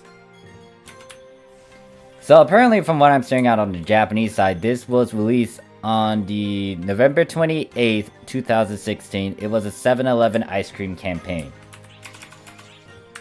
I don't remember what that campaign was specifically, and apparently it's not that expensive, and apparently we can get it. So, yeah. That was a bit weird to see my cast, a bulky cast, just be stuck in that. I don't remember this campaign. I don't remember what I need to do for this campaign. I know there was a 7-11 collab, it's just that I didn't know there was this lobby action that came along with it. But if it's buyable like that, then I don't know what to say. I was there during. Was I there during tour? Well, when is this one exactly? November 2016. What was I doing in that year? I don't remember. This might have been a second one, maybe. I keep forgetting to dailies. You should dailies. You should dailies. I'm doing my dailies right now. Because, yeah, note that, once again, PSO2 day will kick in on the 22nd. I'm gonna most likely take advantage of that and use the gold keys, or, excuse me, not gold keys. The remaining rainbow keys that I have. Where's another rainbow key? I know there's another rainbow key. There's this rainbow key here, and then there's a third one at the end. So I'm gonna use 2 rainbow keys. Hopefully I can push at least 1 character to 100 with just those 2. Especially with the 300 boost going on right now in the Japanese PSO2. John's like, TFW, you use your free pick ticket to get the Zao pose, and then you draw 4 Zao poses in a row after that. God damn it, game. Oof. No goddamn lie, haven't touched the fun scratch in a while. I just bought everything from the shop. Why couldn't we register to get a furniture storage? I'll pay SG for that. That'd be nice to have. Yeah, you guys are also missing the PSO2 ES storage. That's another extra 100 storage that you can do globally. And then T's like, I'm gonna see if I can get everything 295 this coming PSO2 day. Good luck on that. I'm pushing myself for that. And the badge says, but the gold mission pass is kind of free with the Star Gem. So, like, once again, with the global gold mission pass and stuff, it's pros and cons, pretty much. Like, I still don't like it, but I get why some people find the appeal of it, and it's not entirely bad. My only stickler is that, like, all those things you can technically try to buy on the Japanese PSO2 with Meseta, and it's accessible through the player market. But there are certain situations where you can't really buy it because it's out, or it's just extinct now. So, for global, they're just doing that to kind of speed things up. And it's not bad because guess what? That is a fixed way to get some of these old stuff. So that's more of a pro in that sense. And yeah, for your gold pass, it does give you a bunch of stuff. However, with that sort of method that they did, you're kind of behind. Well, for now, I guess you're kind of behind because over here, you can see that we just get a bunch of other goodies over here with like tri-boosts and technical stuff. May not be as interesting, but we also got some of the rare, like,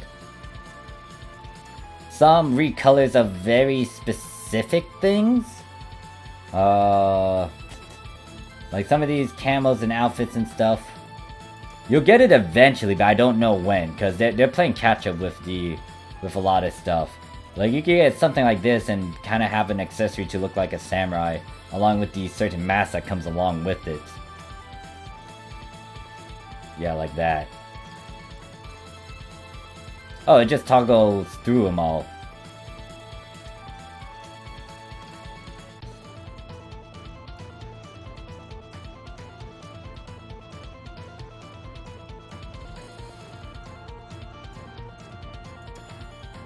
And then you can also account lock it if it's if you do have a ticket, or you just get the other one as well.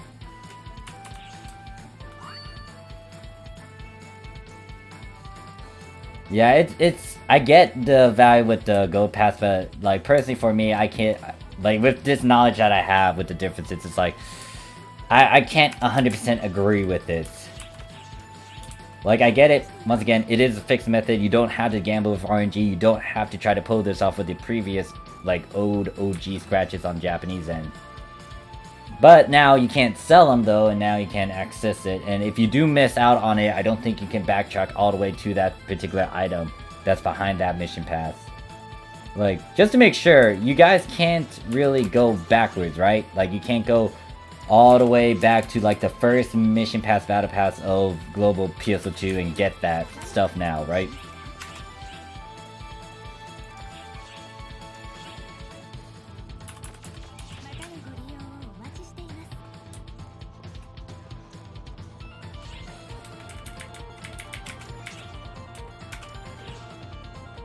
I wonder what's gonna happen with the mini outfits in NA. They removed the Child Harriet outfit, if I remember.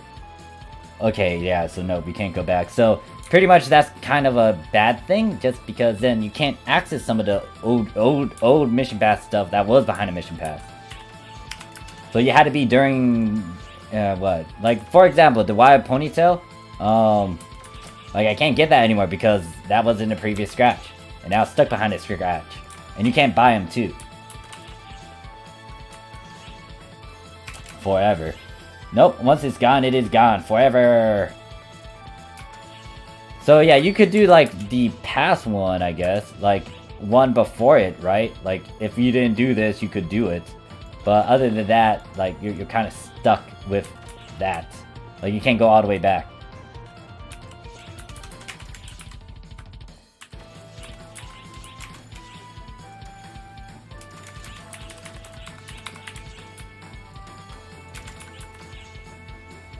Well, I keep on saying like, I should just shut up now. Fucking flip shit. John said they release items from TGE old ones in the new passes. Okay, so wait, they're doing reruns? Interesting.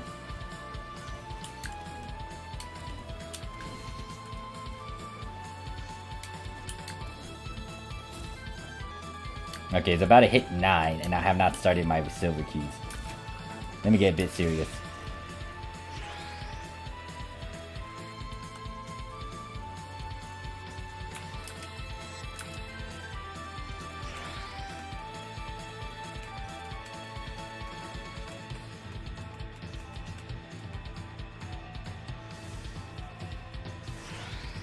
Kind of, it's unusual a few times. Wait, it's it's usually a few new items plus a new pass with some old ones. It's usually like, example, we are in season 12 mission pass, but I can do season 11 if I need to, and yeah, they're doing returns here and there. Okay, so it's not that bad, but then it's like you wouldn't know as much because it's random, I guess. So knowing when you get 2 items that you like, you get 2 items you like in tier 1. Yeah, I hate it when they had to force you into it.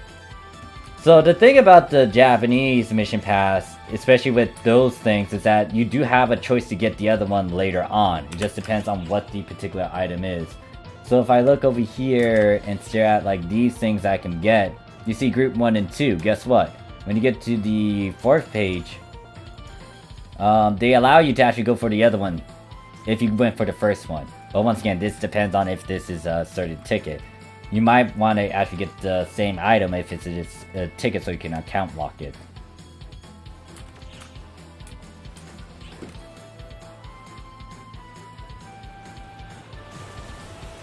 Yeah, that was something I was kind of not happy about too, like forcing you to choose one over the other.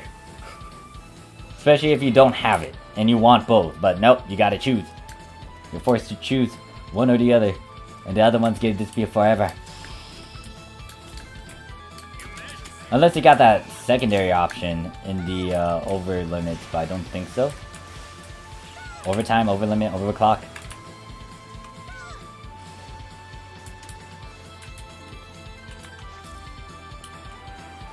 Gotta do Armada on global BRB morph. Take your time. John's like, oh wait, is Armada? Do I log in? Might want to do it just so you can stock up on those glares. You'll need a lot of them. Especially if you need to make what, make it for 3 units, and then you gotta go try to make some for weapons as well. Or you could just stockpile a bunch more of them just so you can sell it when everyone goes nuts for them. Or get at like extra Dominius. Chronex says, sometimes that overlimit has the same item. Okay, so it's, but it's only some. Hopefully you don't get into that sticky situation where you're forced to choose one or the other. I'll go get an aneurysm, then time to go pugs. And then EC's like global. Wait, yeah, I can't speak. Global Armada can be scary. Alright, explain how it is scary. This is the first time I hear like people saying it's scary to do Armada for global.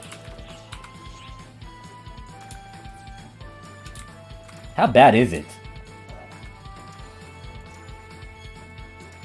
During its initial release on the Japanese side, I don't think it was that bad. The lasers were annoying. We all learned that lasers, you don't want to touch them. They can kill you. Fast. Yeah, Nox and Dio weapons on Armada. Oh. People are running with those. Yeah.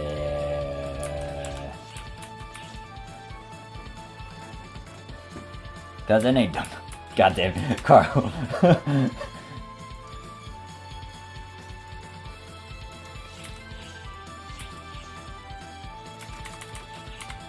Really? Why are they running with a 10-star weapon? Why? It's really easy. Yeah, it's not that bad, but I'm just a bit confused to the public. Armada aren't really scary, but I can't get 3 to 2-1 runs unless I do it with an alliance. In Pug, I can usually get 2-2-1. Yeah, so I'm guessing, yeah, it's just the randoms, I guess. Jeez. Without expert, it can be real bad and slow. John's like, well, Koro's not wrong. God damn it.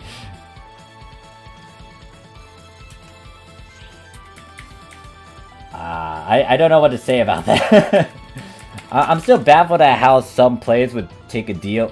By deal, you're referring to the 10-star, right?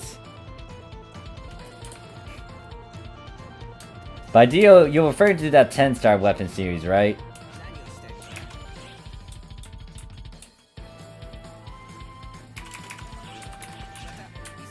Kai's like, it's only scary if you do it with randoms. It's really easy with friends and alliance. It shouldn't, yeah, like, what? It's an 8-8 party, so best thing is to try to find people. If you can't, then you have the best of sympathies and regards and luck. Yep, 10-star in ultra hard.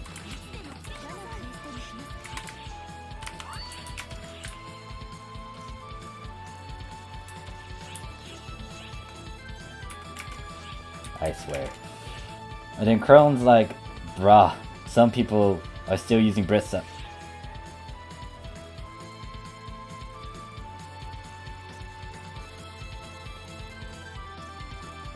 I read that wrong, right? Right? I read that wrong, right? Brissas. Why?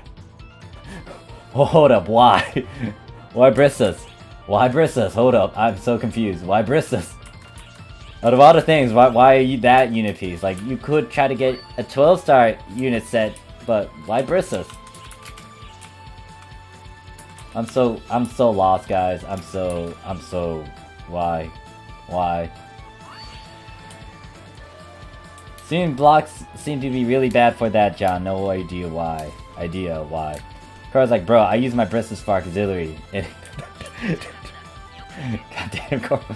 John's like, hey, at least they use Brissa. Have you seen the sub-card? Who's wearing sub-cards? Wait. What? By sub-cards, are we talking about 1-stars or like 6 stars or something? Or are they using the 11 stars? Actually, no, yeah, if they just use like those 11-star subcards, jeez. For the memes. Leve's like... Yeah, Leve's like, I've seen weird units and weapon choices, and considering how easy it is to get 15-star weapon from the collection folders. Not only that, you can also try to just farm like feature quests and try to get... Wait. Actually, that is something I should bother you guys about. How do you get medals?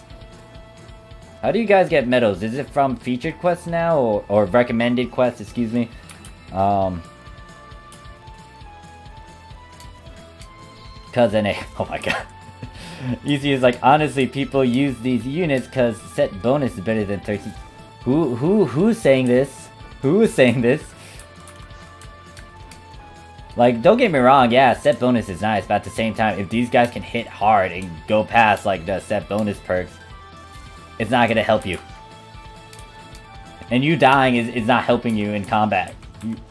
Or lying on the floor. John's like, there's actually people who use 1-star subcards in Ultra. I'm speechless about that one, John. That one. I'm actually speechless, John. They better not have watched my videos and thought those subcards are like OP because of that. I swear. Seven Gold Metal Shop? Armada. No. Like the... Okay, excuse me. Rising Badge, medals. Rising Badge.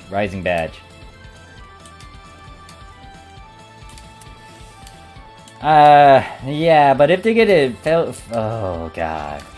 This is why, like, in episode 2, it was kind of a golden era. Because you could get away with both. But nowadays, it's just hard because fashion obviously is just high up there. And if you're new to the game, you get most likely put a lot of your stuff into fashion, make your character look nice, and then you don't have the good equipment. Well, yeah, that's also true, Trez, but still, if geared... You're still doing stuff in PSO2.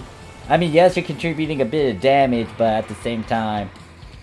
If everyone if everyone in the MPA has a certain mindset and they can't really pass it, then it's like, yeah, people are not gonna be happy. Weapon badges from boss urgent quests. Ultra hard triggers.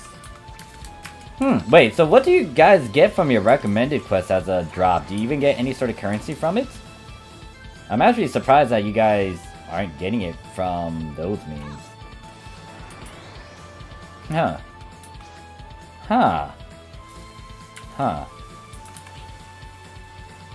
I mean, that's what we do get, but yeah.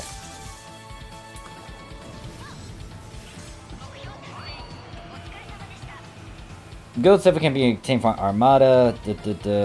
John says, I'm not saying who, but it's a YouTuber that says it's good to have step bonuses and arrows. I never said that. I know it's not me then. Weapon badges and bosses, EQs, ultimate quests, or urgent quests, my bad. Ultra hard triggers. One of my ex-officers was praising Brissa's, got kicked. Oh wait, Brissa got mad. I kicked him from triggers because he was bringing Brissa into triggers, even though I made it a rule for 12-star units and 13-star weapons minimal. That is fine issue. If you gotta be strict, you gotta be strict. No, not really. XP and disappointment morph. XP and disappointment. Really? Really? Huh.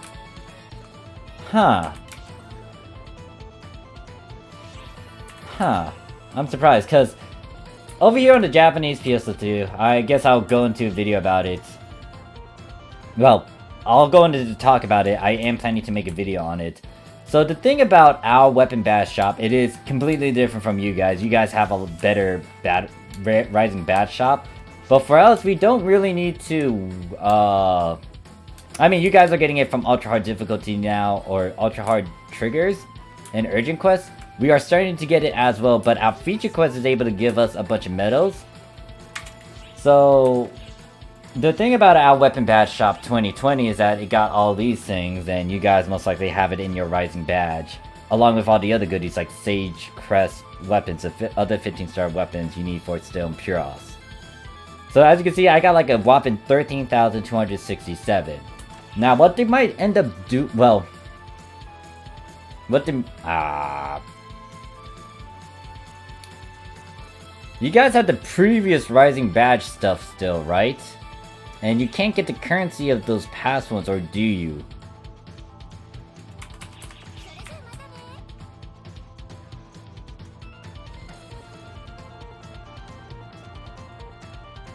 An NA Novel unit weapon costs 100... Right, wait, it's only 100?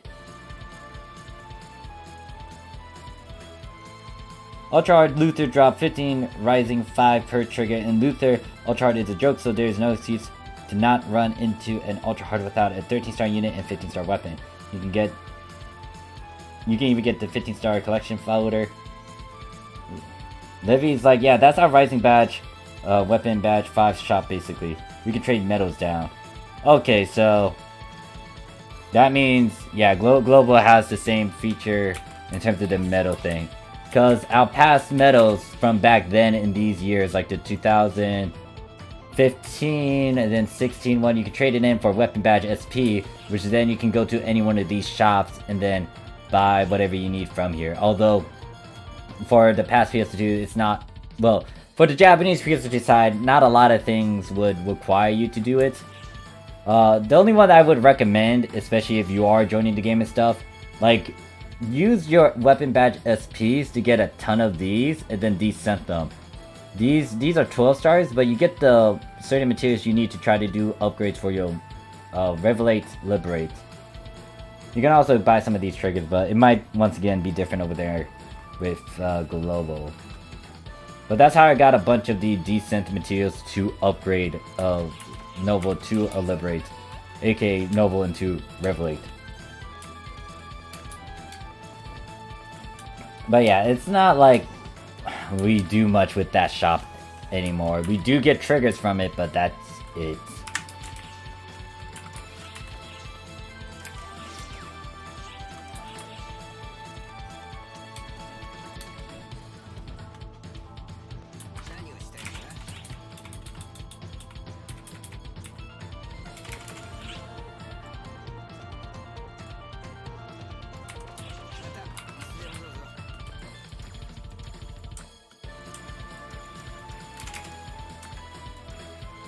Man, it's kind of sad that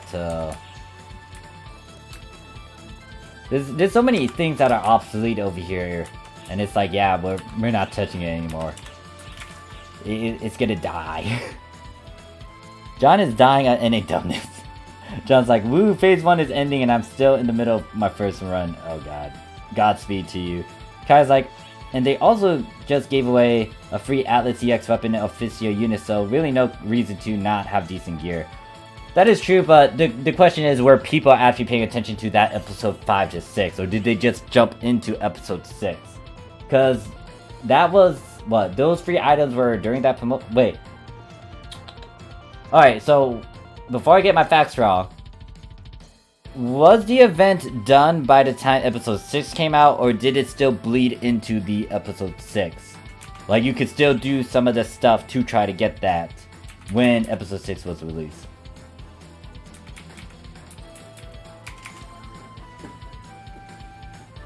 I'm having an aneurysm, laugh loud, but at least I get to watch people clean the floors, such good children.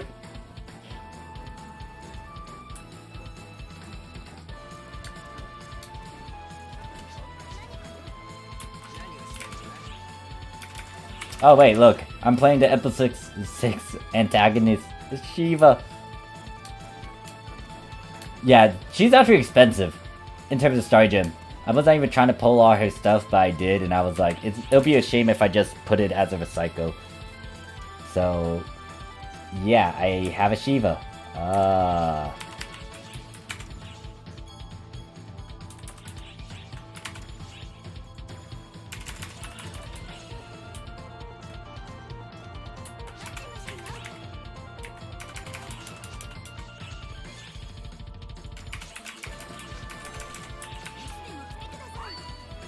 Wait, shit. I almost did this without doing it. Now I need to go double check my characters that I've done. Because I don't remember if I picked this up. Fuck. Distractions. It bleed for a week. or two after episode 6 launch. Okay, so yeah, if some people did join during the hype and the start of episode 6, they should have kind of kept tabs on that and tried to get it. Okay. See, Morph, even if they missed a giveaway, as I said before, getting a 13-star and 15-star weapons are easy in NA. There's no excuse to not have them. Yeah, I gotcha. Especially with... Because I'm guessing those... Since these medals are dropping in urgent quests, it shouldn't matter about difficulty. It does play a factor to how many you can get. But you guys should be getting badges even at the lowest difficulty, right? Because the big thing is that badge point, because the Novels can help you into at least doing decently well in Ultra Hard, because once again, I'm doing a challenge with Profound Darkness. Hell, if you guys want to see it, I'm still trying to get good with it, but there's a chance I'm going to get my ass handed to me. Because I'm still doing that little recording where I have to use Novel units, just Novel units, with the augments and the fixes that are already on it. I did tamper around with one of them, but it's not a big deal. It doesn't help me at all. And then the same can be said with the noble weapons, at least a plus 30 to try to get through Ultra Hard. But Cora says, unless you like one of my alliance mates who want a Lucky Charm unit, I want to die. They shouldn't, like, I know I made a video saying, like, you should use those Lucky Rise units. No, like, don't do it for Ultra Hard. Like, that's a big did I even say that in my video? I don't think I gave that warning. Yeah, no. The thing is, you want to move that, but the problem is you guys can't move it because you need gift receptor for it to move. Not even solo. It is 12-man morph. 12-man.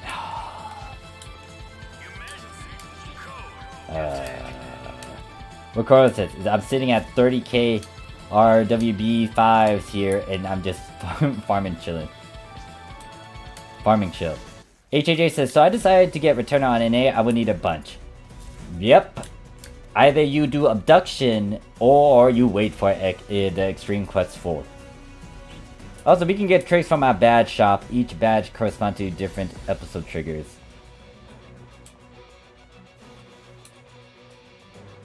Let me see.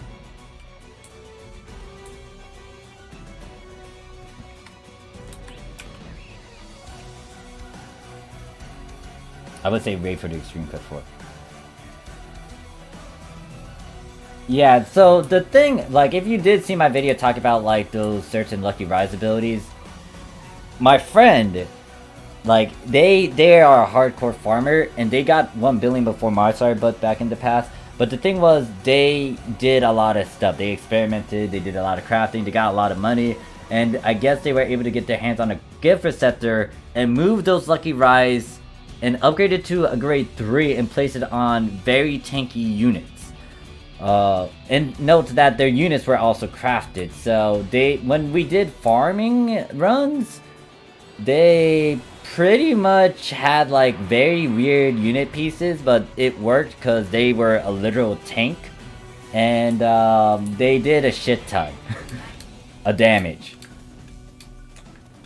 But they had a lot of like Lucky Rise abilities, they got a lot of boosters on them, they had time abilities on them. It was dumb, and they were getting money left and right.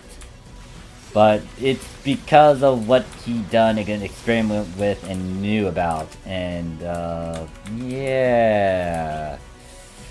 Like, I didn't see him use like really low Lucky Rise. I did that, but I knew that if I was gonna do that, it would, like, I didn't need to.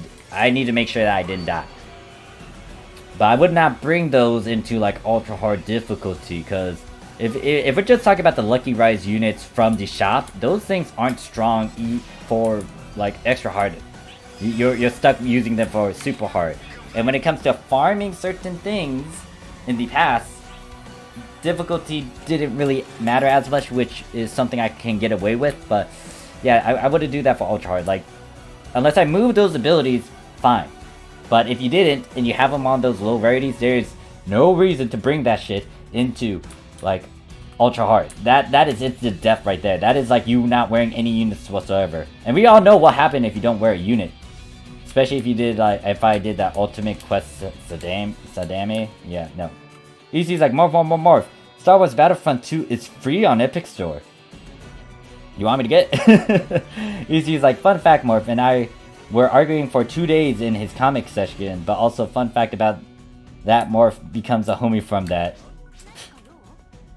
Oh yeah, we did argue. Like, you kind of said some stuff and it kind of triggered me because I was trying to, you know, say why I said the things that I said. It just frustrated me because, like, it's like all these people are, like, talking about it in the current episode that they were in. Like, I get it, there are merits to it, but in episode 4, I would not seriously make a bunch of hard-ass fixes. And once again, I got someone that showed me screenshots of what the prices were. It was like, you guys... whatever. I'll give my 2 cents. If those who want to listen, then so be it. If not, then... I'm not gonna force you, but just note that I gave you a chance.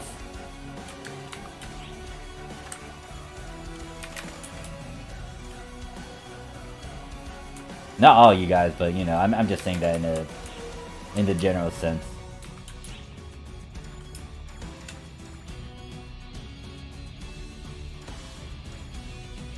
And I just realized that a lot of my stuff isn't as noob friendly either.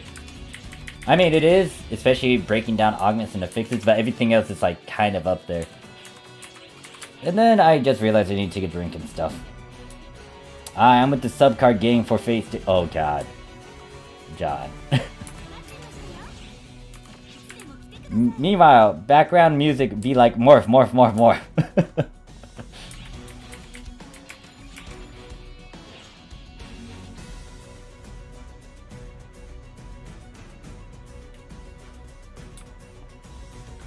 Cause like, question, how hard is World Beyond Extreme? Depends. If you decide to go solo on the party one, that's gonna take you a long time. If I were to talk about the solo one, that would depend on if you're actually good. Because pretty much, this is ultra hard. What I tried to do off screen with this one, I tried to use... What did I try to use? I think I used a novel weapon. Actually, instead of talking about it, I could demonstrate it.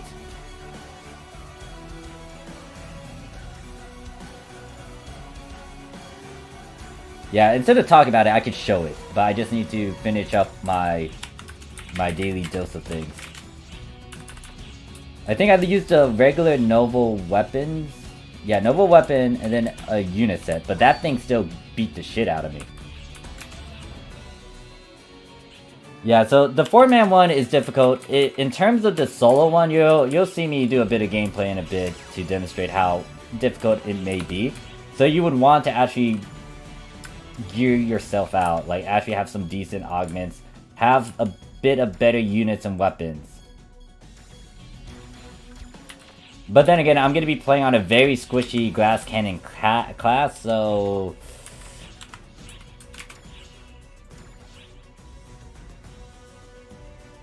Yeah, so the 4-man for the Worlds Beyond Extreme Quest, that does not scale with your party. So if you are going 2-4, you guys need to be good at whatever you're doing. Because it's supposed to be for a 4-4 party. Alright, last character, and then I'll toy around with some stuff. John's like, from a scale of NA gonna die to NA gonna get destroyed, how hard is it? Oh, why do you want that? And I'll look into it, EC. And then Carl's like, because I'm sure a bunch of people are gonna run the heck out of it when it came out in NA, so... how is it gonna destroy you guys? Okay, so...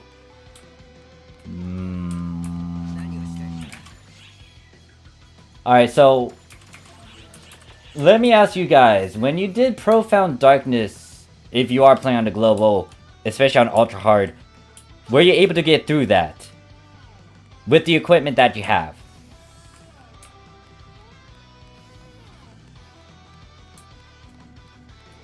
ECU's like, go play heroes as villains with meh and force people off maps.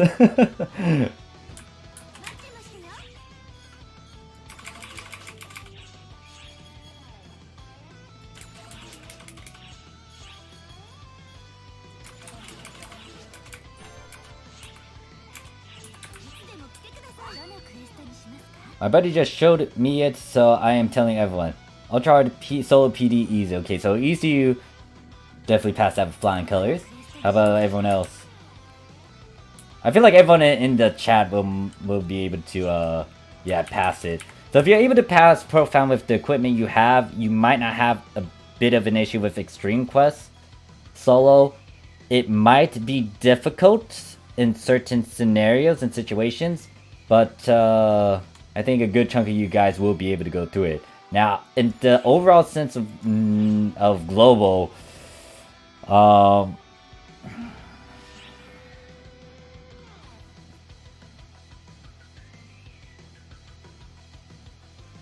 yeah, solo. So I'm referring to solo on ultra hard. Because if you're able to do that with whatever equipment you have, I think you'll be okay with Extreme Quest. It will most likely be difficult if you're not familiar with its mechanics and certain mobs you will bump into. But I feel like a good chunk of you guys would do fine.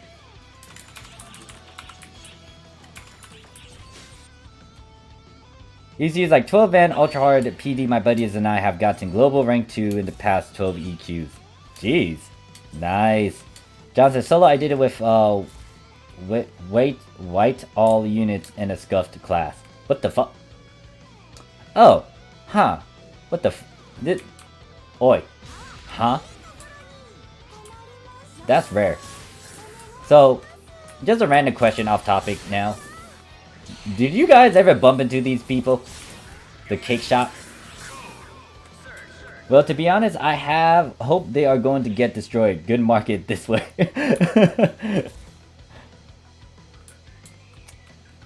Rare cake shop, yes.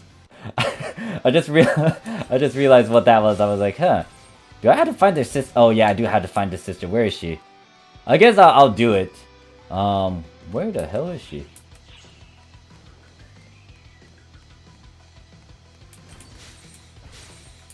Oh, there you are. Hi. Oi, oi, ouch.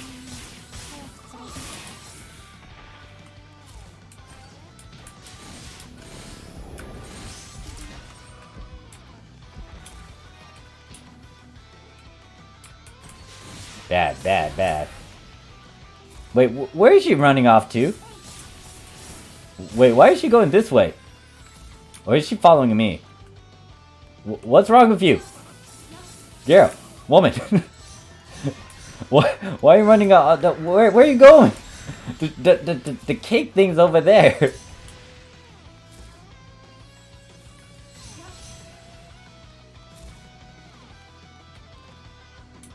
Many times.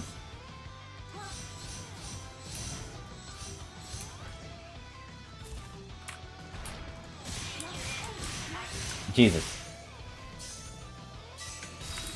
Is this what she was trying to do? Lure me into like mini bosses and stuff? No, get your butt to your sisters into the shop. I'm not even going fast. You're the one leading. She's running away from. I don't know about. Oh wait. Running away from me and mobs. I see. I remember a friend of mine was so obsessed with these things and they were like, oh, I want cake. Wait, why can't I access your shop? Oh, there we go. Short cakes. I'll buy a couple of them. It's been a while. It's been ages since I rebought stuff. Is it not showing anything because I bought it out?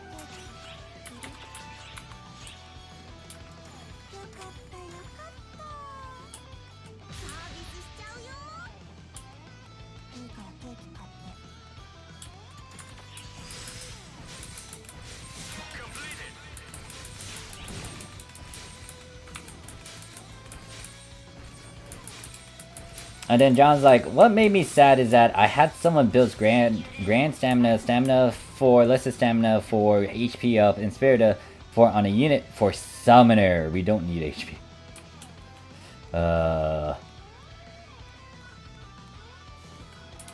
Once. Ah, okay. Try says, wow, that's details on what those cakes do. Mm-hmm. Yep, they give a bunch of stats.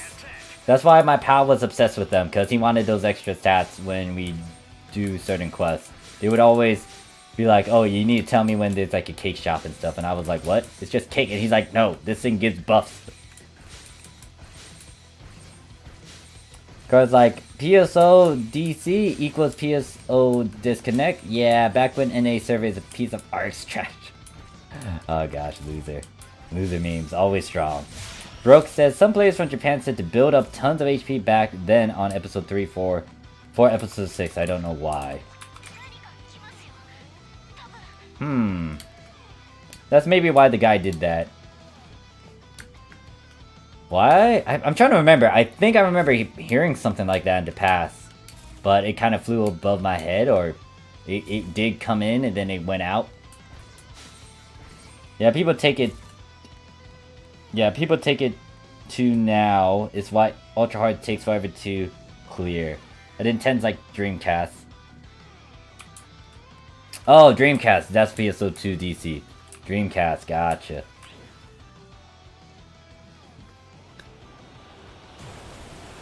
Oh, it's a rare variant. Hey there! I was not wanting you. Hi. And apparently it took me an hour to at least do the remaining 6. Alright, so I am gonna be streaming for another 2-ish hours, so after that we'll start doing power level, and then also I'll do a little few fun gimmicks. I'll show you guys how difficult it is, even with like basic equipment for the extreme quest. Because I did get my ass handed to me. It wasn't fun.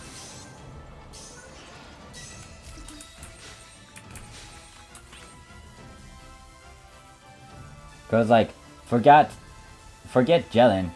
When will Sega bring back Voler? Don't know.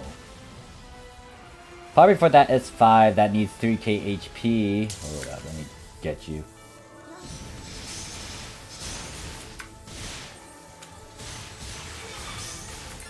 There we go.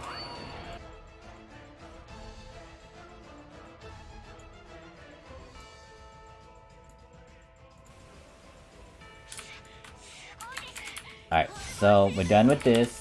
Did I get my other things? Yes, I did. Let me get this. Abandon, get over here, get over here. Probably for that one S5 that needs 3k HP for knockback immunity, summoner damage mainly from pets, so maybe that's the idea. Summoner has the pet take the HP damage. So...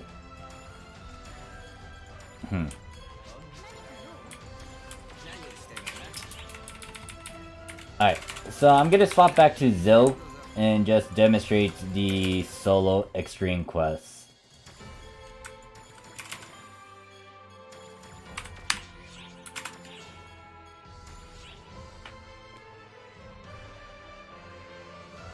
Did I actually get the key? I don't remember. What you need for Summoner is 300 PP or higher if you want to min-max. Vulcan eats SP fast, then NA kisses the floor. Oof. Oh yeah, that's the one thing that I kind of got mad with Summoner. I mean, it was hilarious more than an actual rage moment. But yeah, the funny part is like sometimes I use a pet and I use alter ego and they can tank everything or tank a good chunk of things. But then there's me where I'm telling them to attack and then when they get hit, the pet can survive, but then I die. It's like, oh yes, my pet can do all the work. Activate alter ego. When I activate alter ego, pet goes and fights something. Creature fights against pet, damage it. And then like pet tanks it, and then their summoner's dead.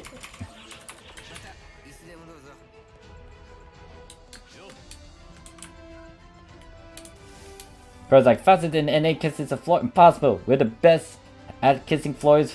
What are you pulling, John? Fight me, John. I can't because it's about to say. Alright, so what I'm gonna do in this demonstration is try to go through Worlds Beyond the solo version with just a novel set of weapon and units. And this weapon is gonna be only at plus 30. I'm gonna stick with... Actually, no, I can't. I actually need to grab a katana just in case. Because I'm fighting against... Actually, I'll grab a katana in a light stream.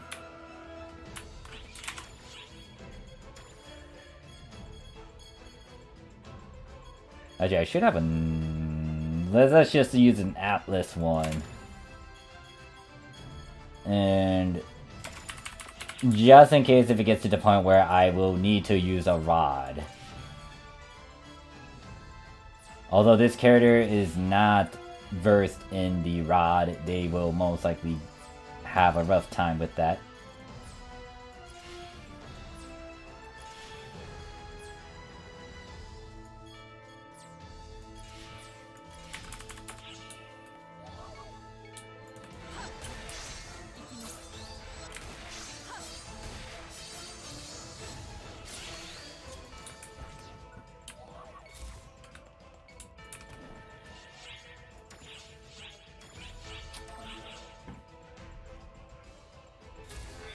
Isn't that the 85 skill tree for a summoner? 10's like, one of our party member left if you want to join. Oh, nah, I'm good, 10. Thanks for asking, though.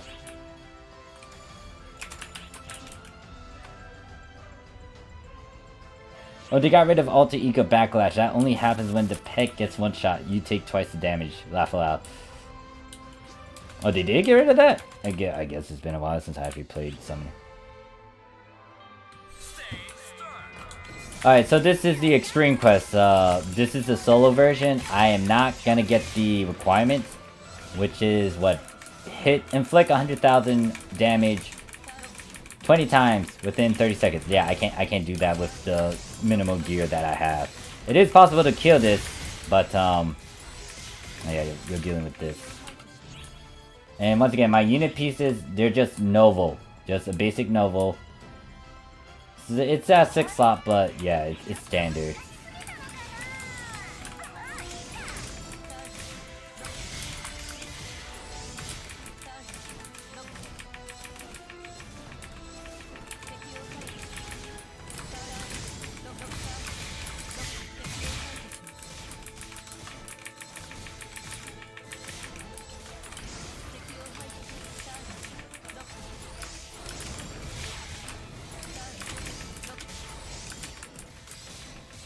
Just like, I mean, you still got the backlash from Alter Ego, but you don't die from it anymore as long as the pit is alive. Alright. So if it dies, then you die. Alright, that's good to know. I just found it hilarious when, like, my pet does that and it's like, okay, yeah, I'm dead. My pet's still alive, but I'm dead. I don't know. I don't know how I feel about them taking that out. That was a bit hilarious. It's like, oh, now I gotta be careful about this.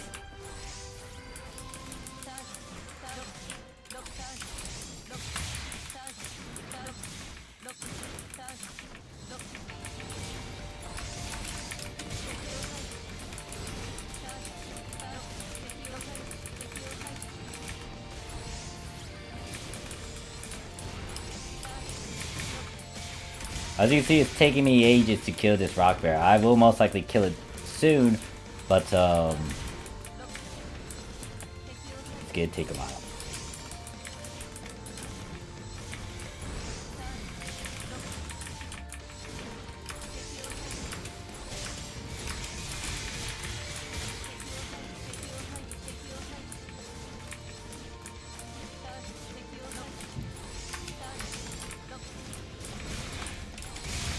Actually, now it's going to what?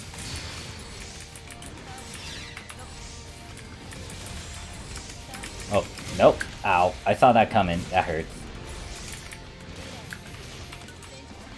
As you can see, I was almost dead from that. Like, 2 hits, that took a good, what, 1,100-ish, 200, 1,200-ish HP. Another hit might have got me killed, or I would be like severely wounded. It's weird to see under 200 PP. Good luck with that flow. Yeah, this is like basic equipment. Like even with the basic equipment, it's gonna be hard for you to go through Extreme Quest. This is where you will want to try to get better units, or you get better augments and affixes. Same can be said with the weapons as well. You may want to go for something beyond this.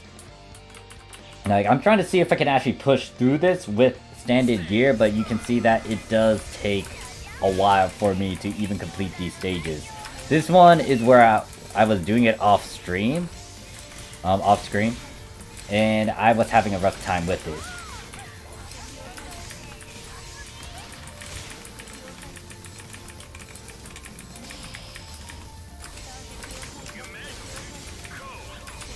And what's worse is Persona. You need to have multiple weapons when you fight against that Masquerade form.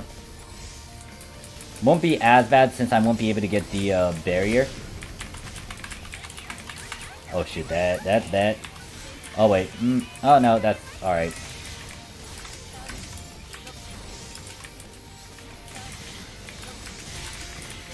If you did succeed the first stage, just note that this guy is not going to be the regular Faust Hunar, it's going to be the Omega variant. Like, the point of this Extreme Quest is opposite of most Extreme Quests. Instead of instead of an Extreme Quest making it easy as you go through it, this one, every time you succeed, it will get harder and harder.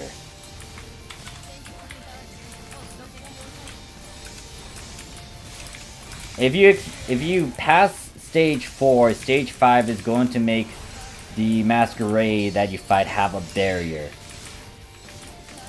And that changes up how you have to fight the guy.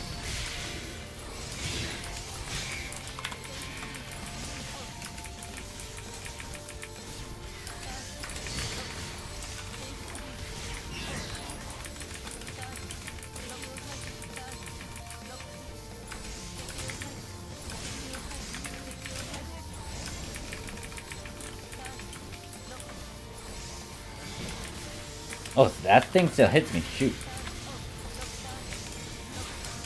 Alright, Hunar's dead. Now we gotta fight against Angel.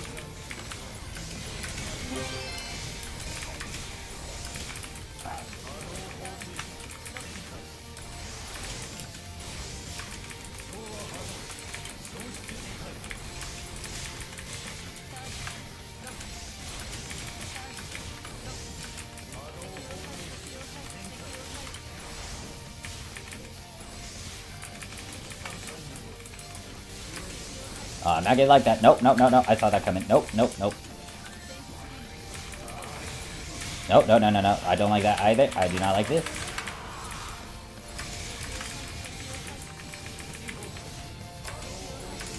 Oh, my music stopped. Why did my music stop? Hold up. Oh wait, no, that was my stream. It's getting all laggy. Is it getting laggy? I feel like it's getting laggy now. Pourquoi? How come? Nani?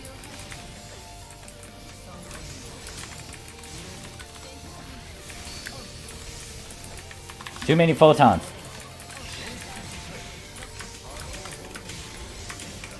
Yeah, is it me or is it getting laggy?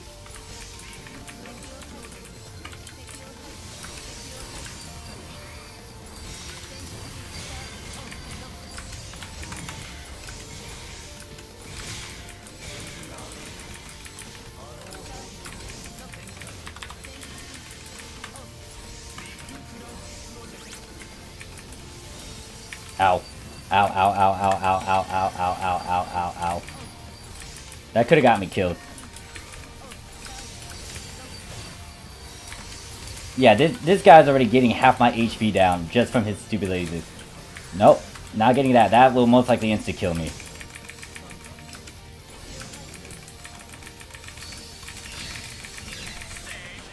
Oof, okay, yeah, pain in my butt. Is this how you get good?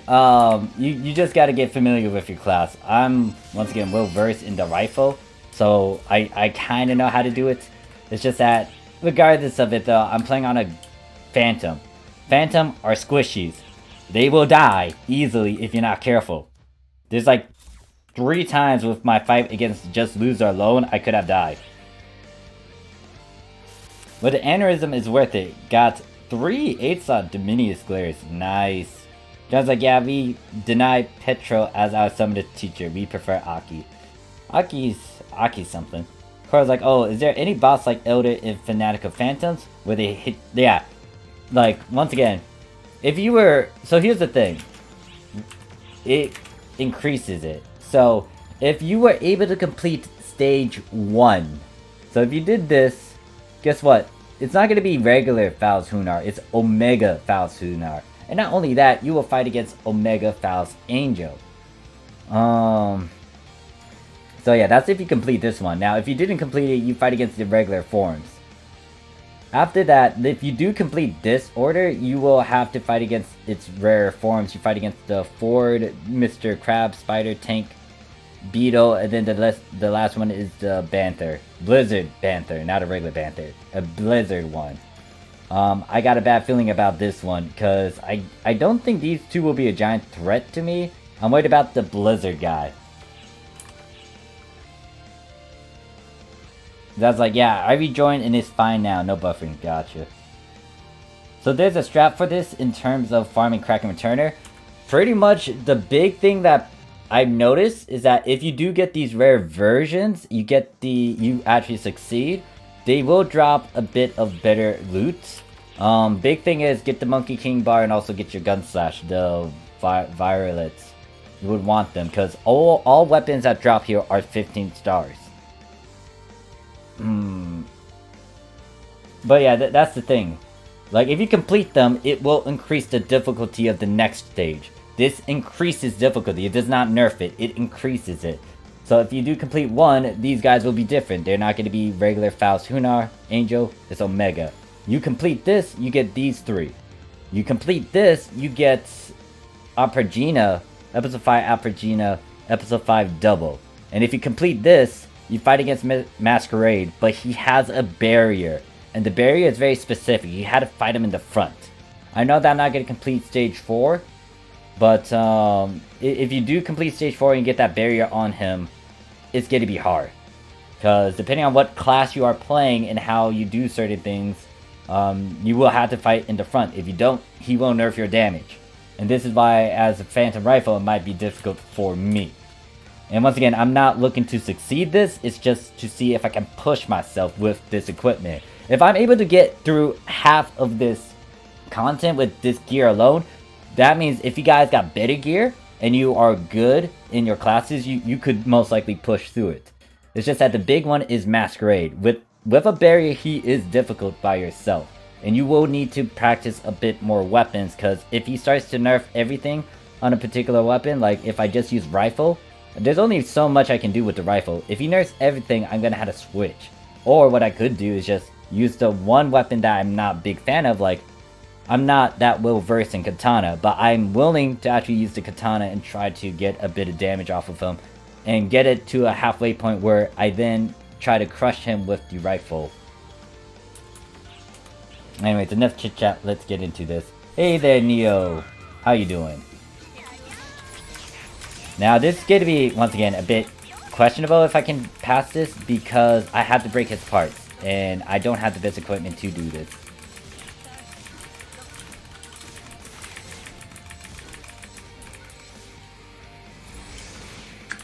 That still hurts me.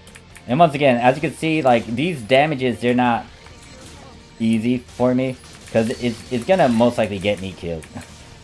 Some of these moves can actually insta-kill me. But then again, once again, I'm a Phantom. Phantoms, they're squishy. If you're in a 12 class, I feel like you got a better edge in terms of how you go about this.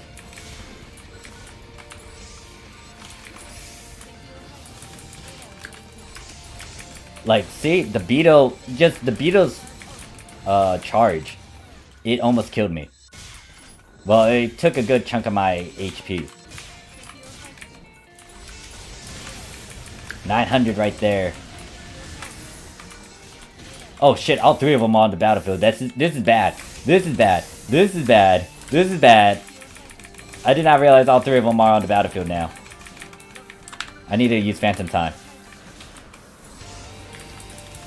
Oh, I did not realize the Banther is like firing his Ice Beam.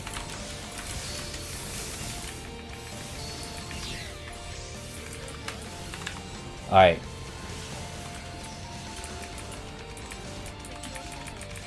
Alright, if I can get rid of these nuisances, I can focus on Banther.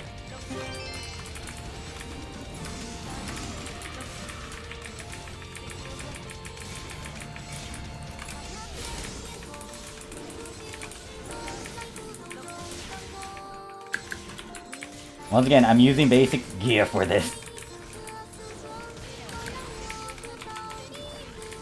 Now, I know I'm gonna break a certain rule when I fight against Masquerade.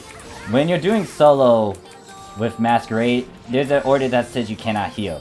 Now, the big thing is when you do a fight with Masquerade, there is another thingy that will pop up. I'm not gonna say what it is. If I actually get through it, you will most likely see it.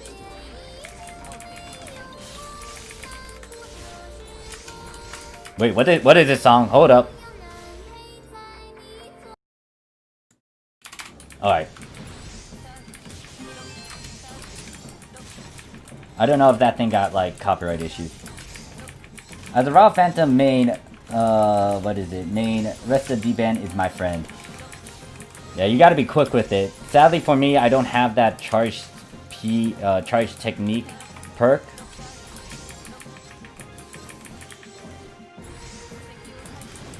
Guys, like, any of y'all upgrading PC for NGS, the space required seems pretty heavy.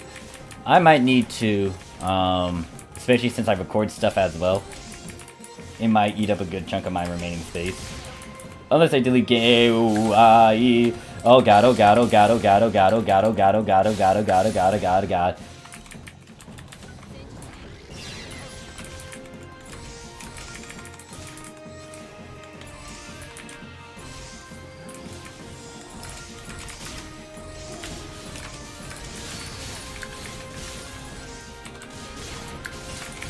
Shit, I hate Panther. Of course, he'll be the last thing that I would have issues with.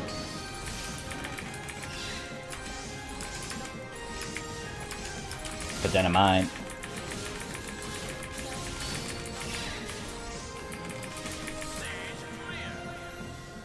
Oh. Neo says, I intend to play more of the base, but a little bit of NGS to see how it is. That's all fine and dandy. Well, the question is if there are people playing the base still. Hopefully, especially if they're interested in NGS and they still need to do some basic stuff, they might play the base. I don't know how it will work though. Cause like for some reason I never did run ship info. It's not bad, but that's on your call. I never done a lot of them when it was released. DB's like, no wonder I have issues with him as Luster. Guess I'll try a 12. Someone's gotta have it hard, then pet tracking, it's weird. Neo's like, I'm good chilling. That's his... Wait, I already read that. John's like, what was it? 8. Basically, he tripped every single laser. Oh god, oh god. John's like, already upgraded mine this year, Kai. My old PC was finally rest in peace after 10 years of service. Kai's like, yeah, okay, we already read that. Neo says, that's my concern, but I'm going ham now just in case. It's all good. If you're playing on Global, there's a good chunk of people that do play on Global.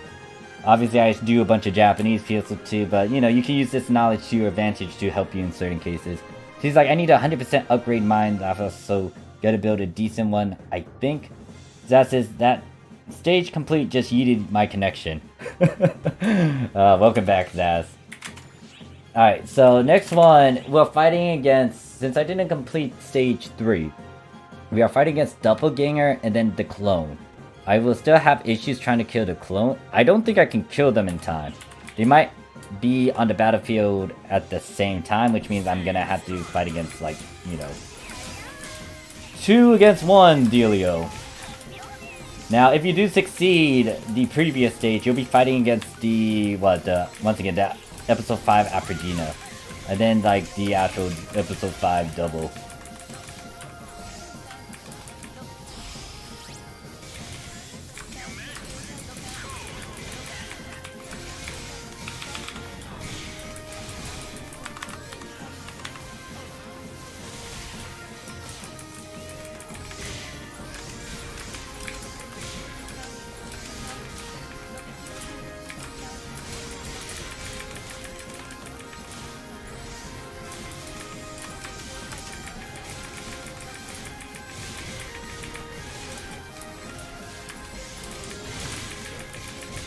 I'll be goddamn surprised if I actually go through all of this. But then again, I should shut up because I jinxed myself when I was doing this last time. Goddamn ninja, get out of here. Ow, oops.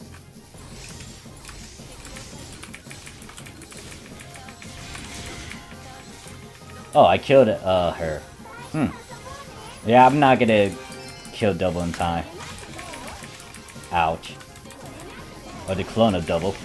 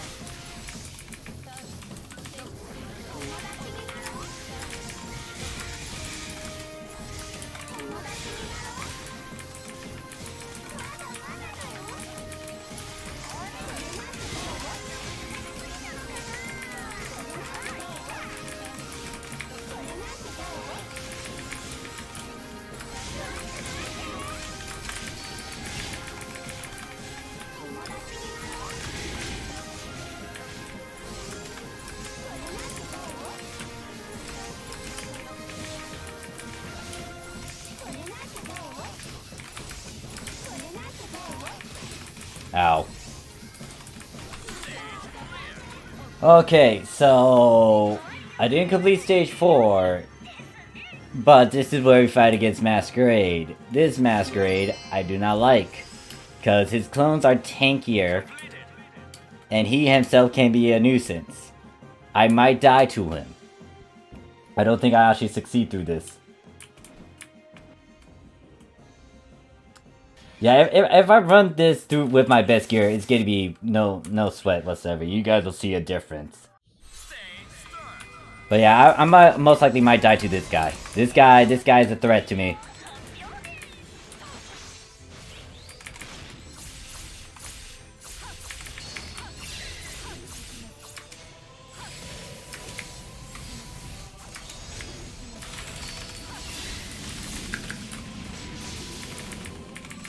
Yeah. Already getting issues when I'm fighting against him. I don't care, Karen. I don't care if I heal myself. I'm gonna heal myself because this guy is not something to take light of. Nope. Like, I fought on multiple occasions, but still, nope, nope, nope, and nope. Alright, stay there. Stay. Good boy. Fuck, I timed that wrong.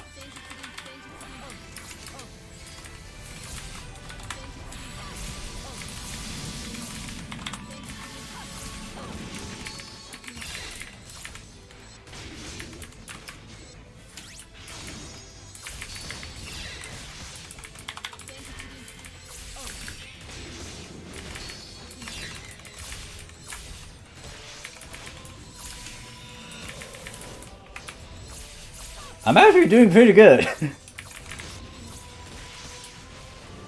Ow, that hurts. That still hurts.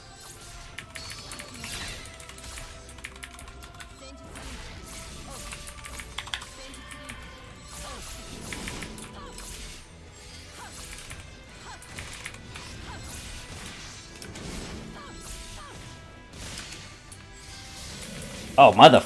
I hate it when he does that.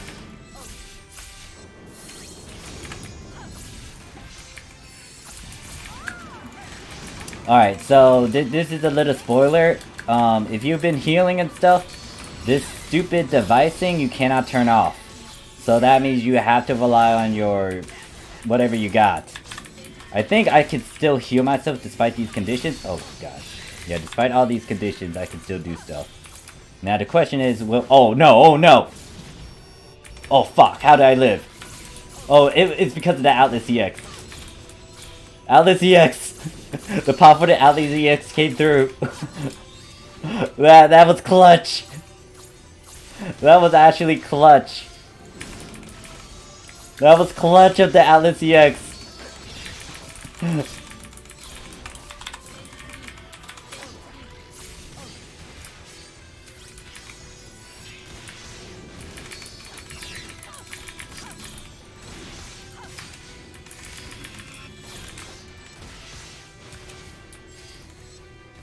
Oh shit, okay, clones. Now, we're trying to end this now.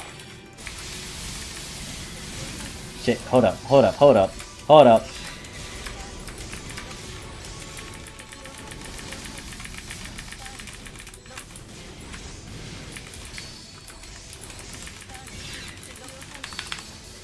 Kill him.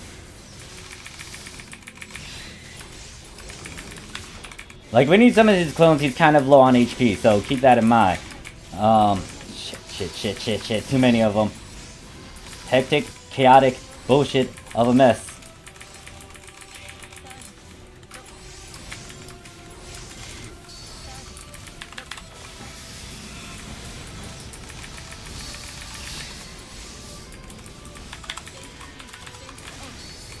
Oh, he almost got me on that one. Oh, shit. No, you're not him. Fuck. Oh shit, this is bad. This is bad.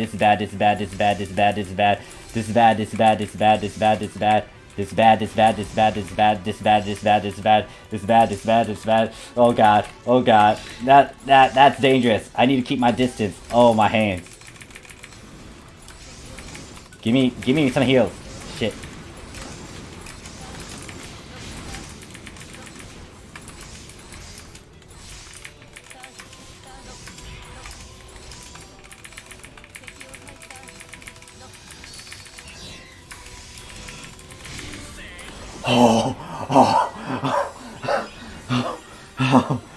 Okay, so I just did this with like the minimal gear that you guys can get for both Japan and global, but oh god, it would have been easier on something else, but I was stubborn. I wanted to do it on Phantom Rifle, but yeah, like if I did it with this, you guys can most likely do it a bit easier. Oh god. Oh god. Oh god. So once again, the equipment I did, Atlas EX came clutch. It saved my butt. So if you have one of these, you might want to use it. Novel helped, but it was still pain. And then there's the Novel unit set. Oh god. Oh god, like, there'll be a difference in terms of quality gameplay once I swap over to my other gear, but that was intense. In all honesty, that was intense. Now I have to do this again for Profound, but that's a separate video. Nero's like, wouldn't Rod Phantom's time be better in taking all the clones? Here's the problem with those clones, they are tanky. Like, unlike the Masquerade one you fight in Ultimate Quest, these ones, they will take a while to kill. And in all honesty, you don't want to take time with them, because you do want to try to kill Masquerade, especially before he decides to go nuts on you. Let me showcase my actual good equipment, and there's gonna be a giant difference. But once again, I was quite stubborn. Like, if you're able to do it with some other class, especially a tanky one like a 12, you might be able to get away with it a lot easier without having to stress, but I was stubborn. And I wanted to do it with this. And you'll see a giant difference when I start doing this sort of run with this character. And we kind of like... I could do one more run of this, but then we gotta do some power leveling stuff.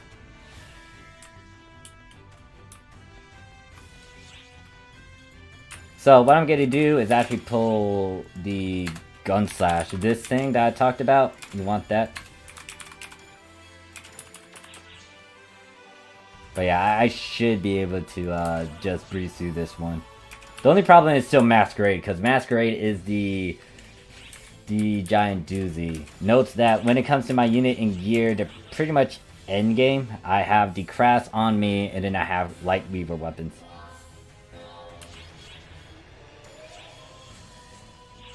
And I keep on getting that. I should change that. Where's my Crass?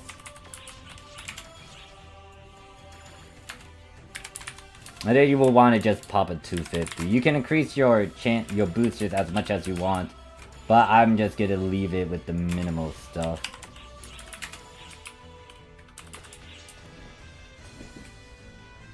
Would 999,999 damage be enough to kill the clone? Maybe? Well, what I could do is see if I can actually kill one clone when I get to that point. Seems like it'd be a walk in the park for me. Alright, hold up. That's the wrong one. And I do want to try to get this.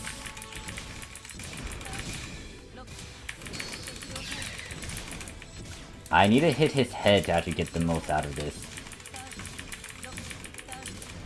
Of course, you guys start doing that.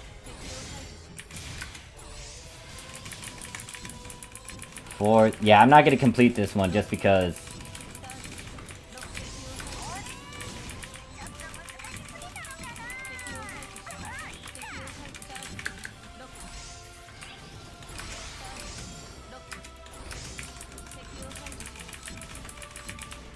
So, it took me like, I think, rough around 2 minutes, 30 seconds to kill him with like just the the novel stuff.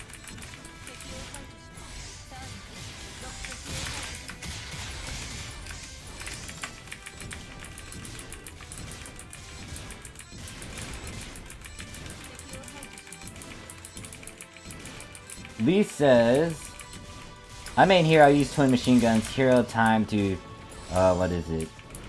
Time them out of spawn. Yeah, they do despawn eventually, so you don't need to worry about killing them. It's just that you gotta survive and make sure that they despawn. Alright, so this one took me 1 minute and 23. And they don't drop anything, so you can move on. And then it's what? 999,999 is not enough. Hero TMG finisher doesn't kill them in Ultimate Quest when it's capped. Ah. Does like NA and fixes won't matter much on damage morph. And his affix is yeet. I mean, once again, like the previous demonstration was to see if I can get through with just Noble, and apparently I could. So I'm gonna use that for a later video reference. But yeah, my stuff right now is just way up there, especially with my units and their augments. If I take a hit, how much is it? Alright, you, Hunar, punch me. Actually, no, don't punch me. Scratch that. I lied. Don't punch me. Don't punch me yet. You can punch me later. But after I complete the client order.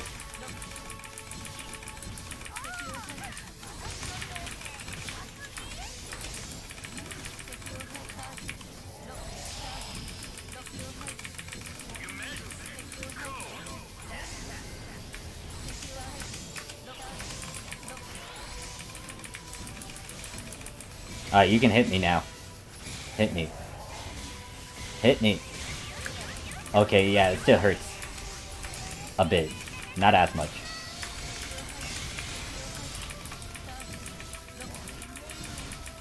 I'm only on floor 300 something, so I was curious.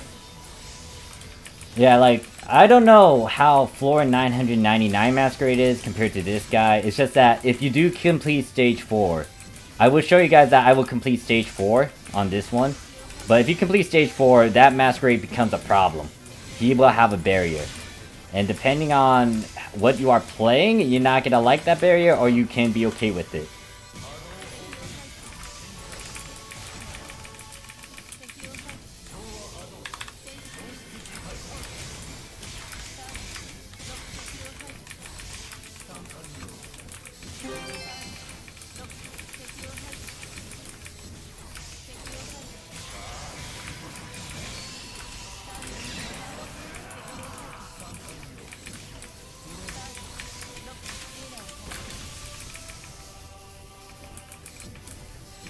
Now, if you do the party one, most of it is the same, except with the certain client orders. What is it? Oh, ow.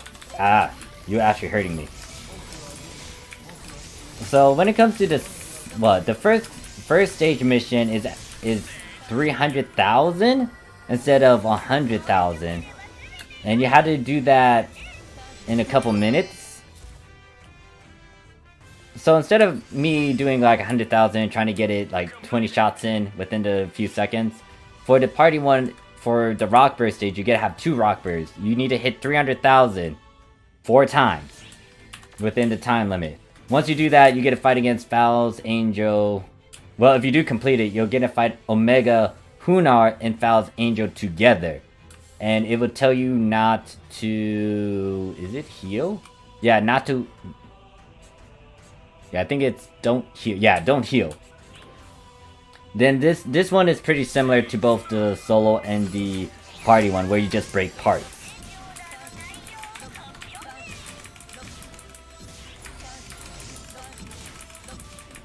And it's the same enemy types like when you do complete it.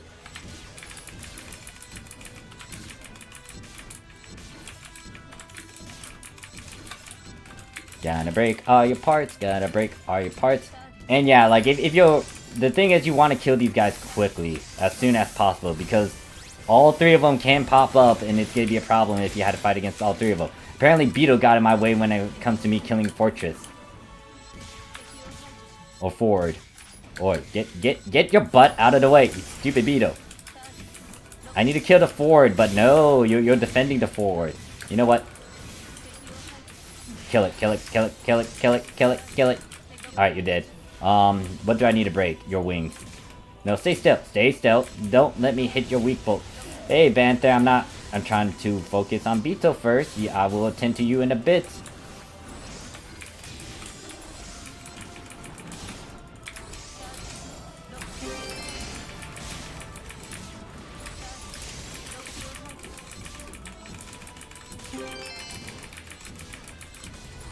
And I got... What is it? 30 seconds to actually break another piece. Alright, I'm good with this.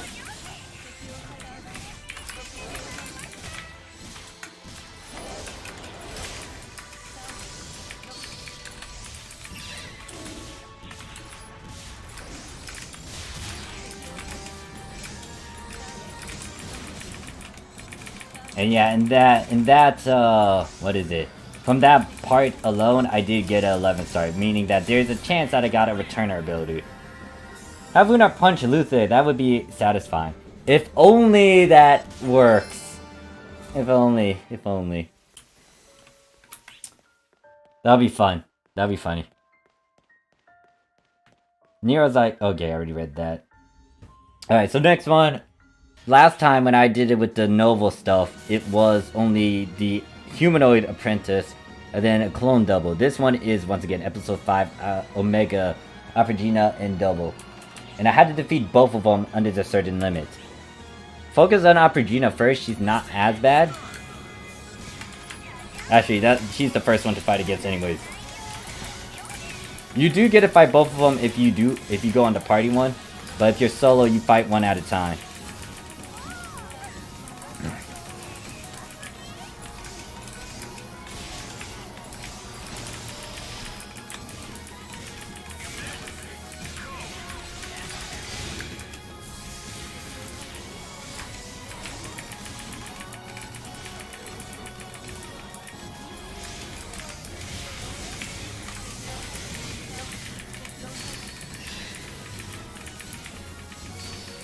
Alright, you're dead.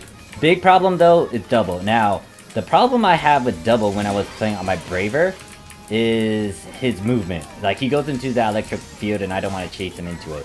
But since I'm playing on rifle, I have range. Note that if you do complete this, Masquerade is gonna get hard.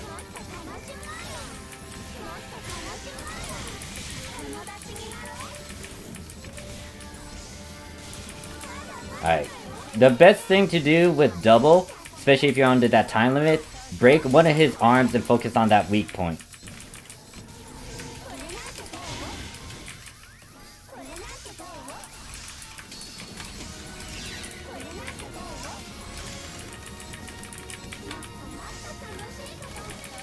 Alright, there we go. Yeah, once you beat stage 4, this is when Masquerade will get a barrier. The barrier will force you to fight him in the front. And once again, depending on your playstyle, this is gonna be good or bad. Guys, like, grinding is worth it. I need to get stronger weapons, more 8 health. How should I do that for my hunter class? So, best way would be to try to get to certain equipment. Well, first, work on your skill tree. Make sure to also work on your subclass as well. Put points where you need to allocate them, depending on whatever build you're going for. Secondly, after that, you would want to kind of work on your equipment, but depending on what level you are at in difficulty, it may not be like a dire need yet until you get like, or you are trying to get to ultra hard. Then you will want to try to get decent equipment. At least like a 13-star unit set of some sort. You can go for Scaval or Novel. Scaval you can get from Rainbow Keys, or you can farm certain things, get badges, trade them in to get the units.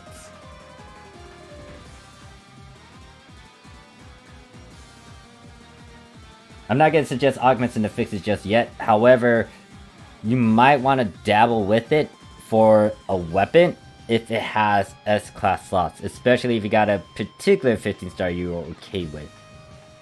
But yeah, so last one, Masquerade. This one's going to be a doozy because he's going to have a shield. This barrier mechanic, you guys are familiar with it. He has one. He will also be able to drop cracks because of it, but because of what it says there, I have to fight against this guy, what is it? In the front. So hitting him in the side is not going to help me at all.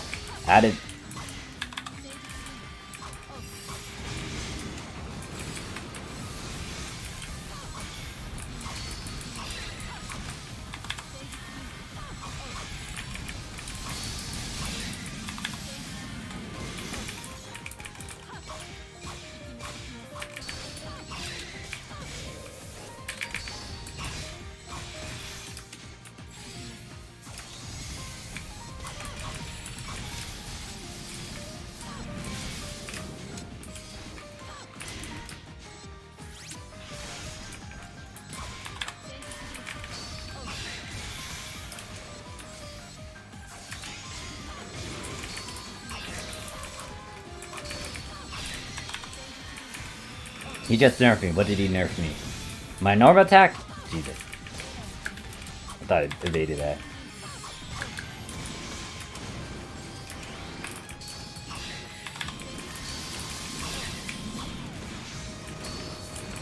Oh no, he's gonna teleport again.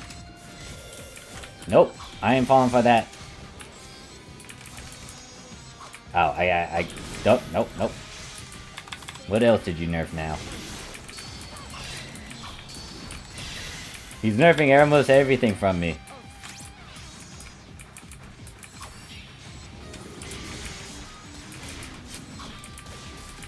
I'm getting my butt handed to me. Why am I not? Oh wait, shoot! I was not meant to activate that yet.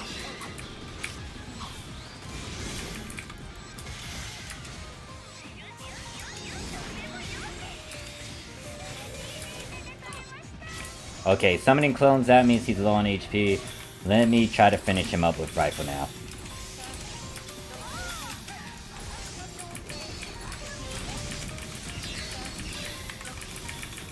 Oh yeah, I had to shoot him in the front, I forgot. He's always in the front.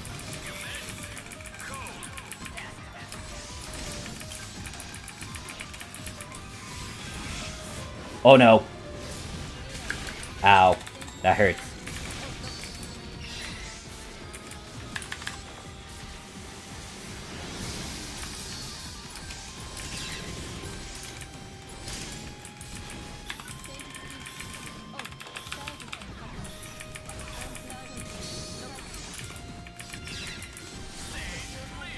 Alright, that was a bit tamer. And then Alejandro says, "Hey, I've been watching your streams lately and have found a lot of help by following your advice. I got a question. I'm getting my second light weaver. What's the best way to get Lumamech crystals?" Easy one? Well, alright, so let's go down the list. Lumamech, wait, you said crystals. Best way is Divide, but you could also do a couple titles to try to get a good chunk of them. Divide though is the best way, specifically the higher ones or after or on stage 15. For my rifle, it is heavy on the crits. So I got, no, that's my rifle. That's my katana. So skilled intent 1, skilled intent S2. S3 skilled intent, S4 calming intent, this emphasized on basic, and then S5 mysterious purpose. You will get this higher grade of skilled intent from this quest alone, from its 15-star drops, but pretty much the skilled intent boosts your critical hit damage 3, 4, 5. And then guess what, mysterious purpose boosts critical hit rate by 20, and then it boosts it by another 2%. And then also recovers 1 damage dealt as HP, aka its Vampiric Strike. And then Calming Intent boosts normal attack by 13. Neo's like, Senpai God, go guard stance in your tree. Yeah, the thing about hunters, they can get a perk from that, from guarding, blocking.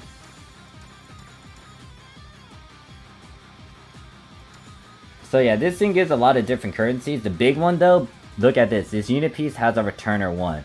So if you want to farm for returner, aka veteran resolve, this is the quest that you want to do. Once again, I was able to do this with just my novel set, so if you guys have something better than that, you are in a good position to try to farm this. Obviously, if you have like end gear stuff like me, it's not going to be as difficult. It took me roughly around 10 minutes to do this. So, yeah, enough of that. Let us do some power leveling. The rest of this stream is just me working on getting the sword unlocked. That was the that was our little thing. Who's gonna use it?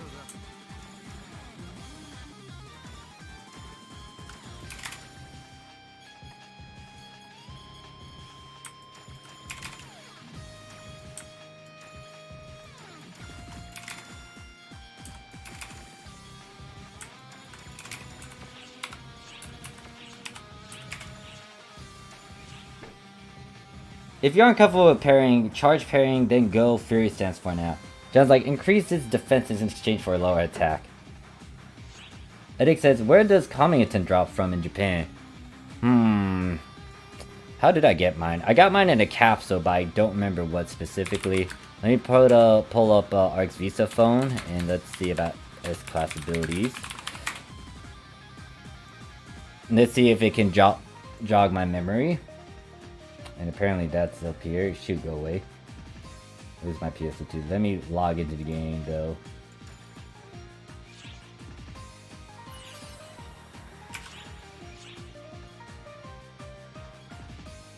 Alright, so what we're gonna go on, I will most likely go on Lauren and you start using a bunch of silver keys.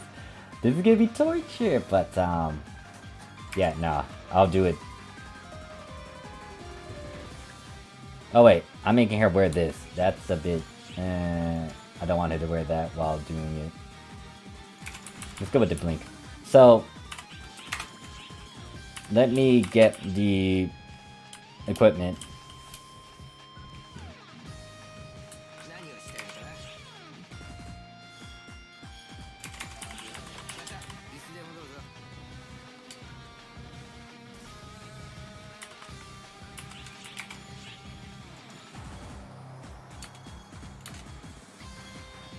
Jsword, there we go. So this thing.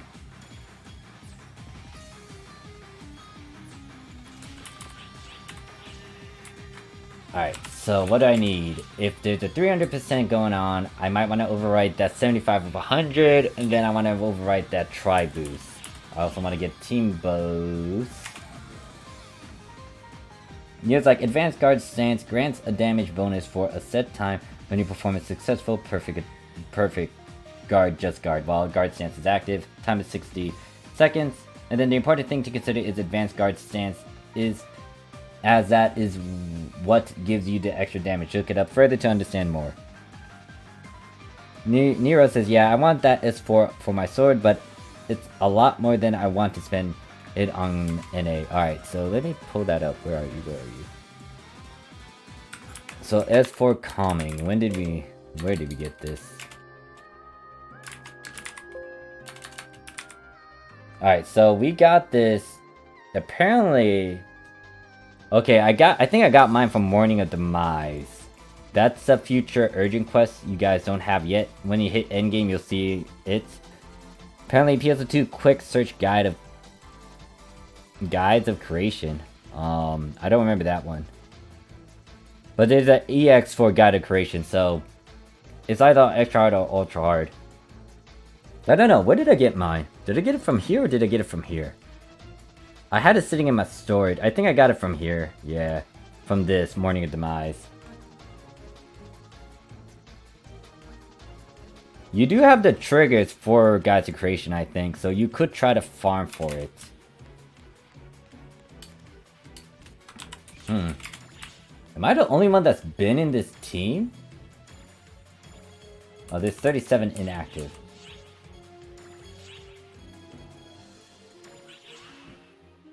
Still says, yes, keys are always for fun times. Honestly, it gives, like, I did that little experiment with the 5 silver keys versus 1 gold key. It can give you a lot of experience, but it's just that, can you tolerate so many silver keys? And with this sword, it needs 23,000 kills. So, at the very least, what I'm doing is using keys to try to get the kills in and also get a good bit of experience. But I'm gonna have to use a good chunk of boosters, which I will most likely use 100 experience one, 100 and that one, and then 100% XP. Oh shit, why the hell do I have a lot of stuff in my character inventory? Why do I have a lot of stuff? It's because of all this stuff. Great. Alright, for now, I'll just shove this into character storage.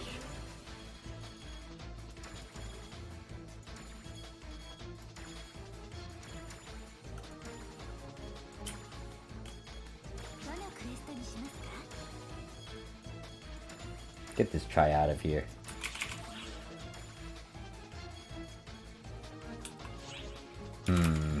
I already fed you.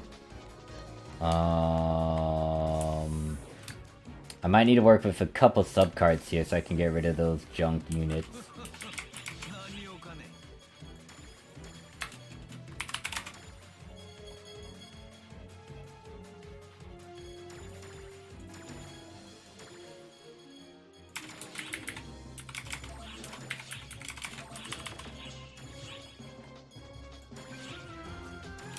Low resist mine, I should be able to push that to a 2 slot. And from there, I would try to gamble with this one, do that. Then, do I need more than one to actually gamble? Yeah. Let's just do that for now. Then do that, do this, do this, do this, do this. Get that. Alright, done. 2 slots. I'm just putting onto that so I can actually, I just put that into character storage. Bonus silver. Once again, 300% going on right now. If you were to do featured quests over here, I think, yeah, this one has a stupid XP rate. So, if you really want to power level, Engulfed in Shadows, whenever that comes around, it's gonna have a 500% XP gain with 300% rare drop rate. But there's also limited quests over here, so if you hit endgame, you may want to try to do it and do it on ultra hard. I will most likely start running a bit of it before it disappears, but for now, we are sticking to silver runs.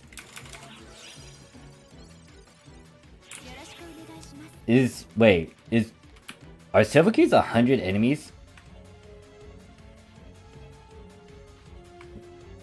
I don't know how many enemies are in these silver keys. The only reason why I'm doing it is because I know that I can get experience while doing it. If I do Hark, yes, I get 100 kills, but the problem is I'm not getting anything else out of it. If I did it during next week, especially with the Ark's weekly missions, that wouldn't be as bad. But currently right now we have the Extreme Quest weeklies, and I already completed them yesterday? Well, yesterday with the 12-hour stream. Sadly, I need to edit it because you can't view it due to copyright. Stupid copyright.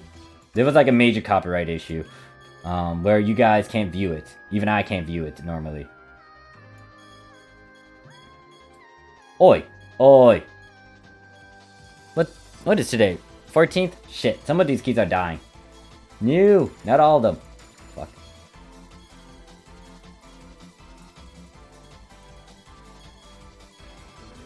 A key died on me.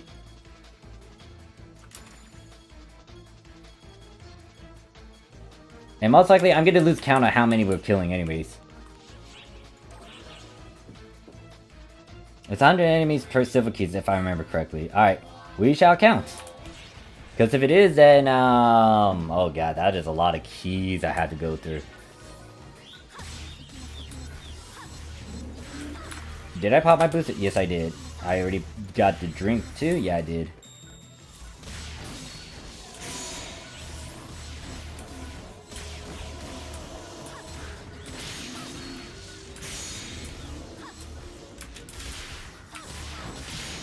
Oh wait, shit, I didn't even start counting, my bad. I'm like, wait a second, I'm supposed to be counting out loud. Nope, I didn't. We'll do that next time. My brain is like, nah, this is keys. We go kill slash slash, boom boom, everything dies.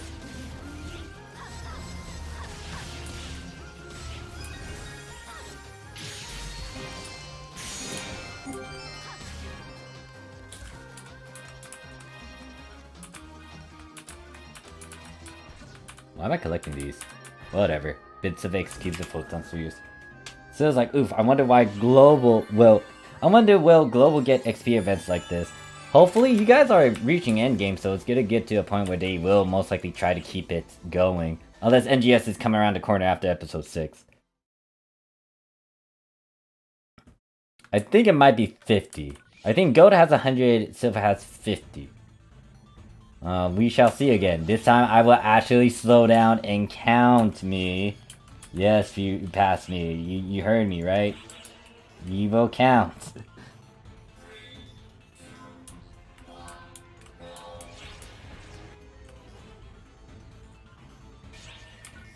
Alright, so there's 5. 5 right here. I killed 5 of them. That is what? 11 right here. Alright, so let's count these zombies.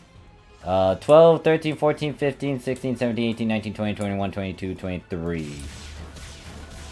Alright, that's 23, 24, 25, 26, 27, 28, 29, 30, 31, 32, 33, 34, 35. Hopefully my counting is right. 3. Wait, what was I? 35, that was 38.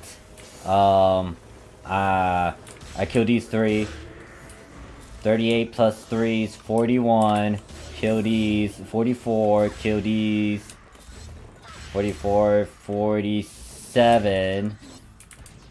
8, 9, 10. So that's 50. Hold up. I need to kill 3 of these. 50. 51. 53. 55. Ow, ow, ow. 50. I killed 4 of them, right? 49.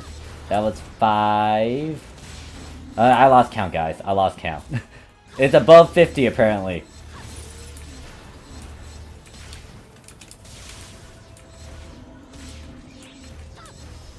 I lost count. I honestly lost count. I did it. I took a bath. Welcome back, Coral.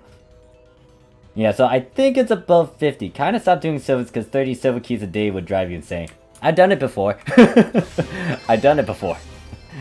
And I'm not afraid to do it again.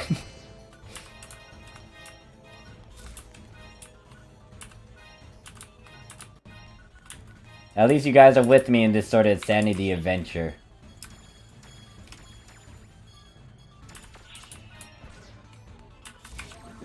It's 80. Okay. Okay. You guys were keeping count. Alright.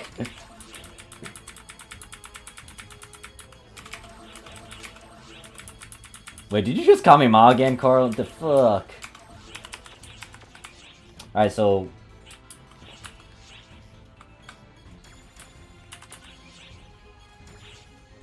So it's 80. Well, I'm gonna lose count. I'm just gonna burn these keys. And I'm also gonna burn a good chunk of my setup by drinking this.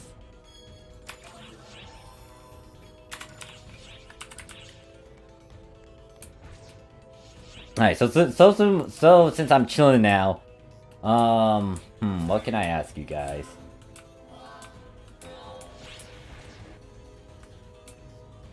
What sort of weapon do you want to see back in this game?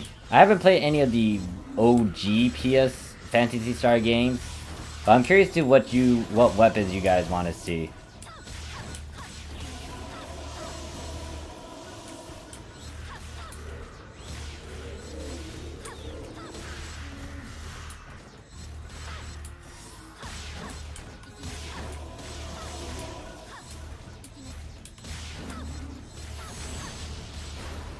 I thought it was 70.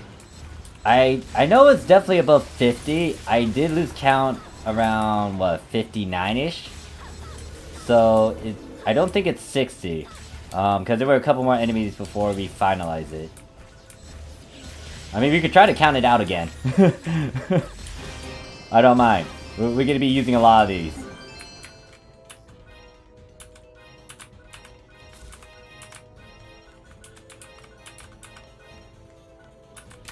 John's like, I want to try my Phantom Whips back. That was my main PSU weapon. And then Carl's like, alright boy, got your coffee, cocaine, meth, whatever, because we gotta be here for a long time. Well, I will end it in an hour, but until then, we're in this for the keys and the kills. Specifically, I'm here for the XP. Dark Faust Chainsaw. Was there a Dark Faust Chainsaw? Was there a Dark Faust Chainsaw? I never...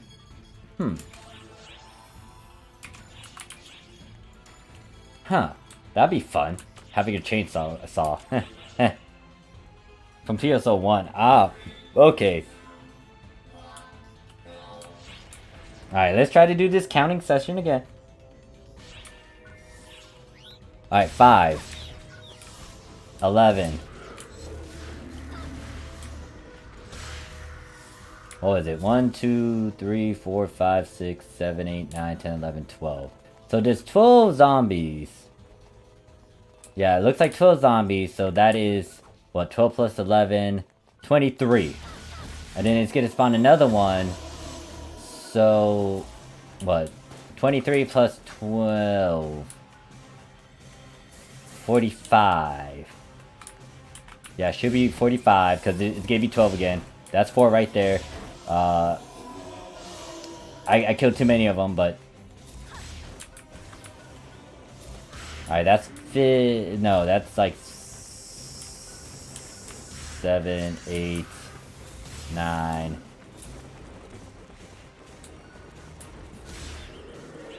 I killed 3 of them. I lost count again. Listening to my past self also talk numbers is not a good idea. Because I get lost in it. Is that 12? That should be throw. Yeah, that is 12. It looks so small.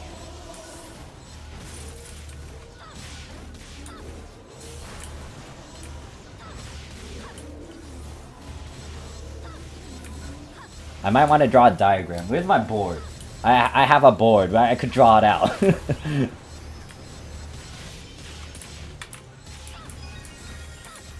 It was a sword, you get it back from Dark Faust, you had to beat it on the, like, ultimate.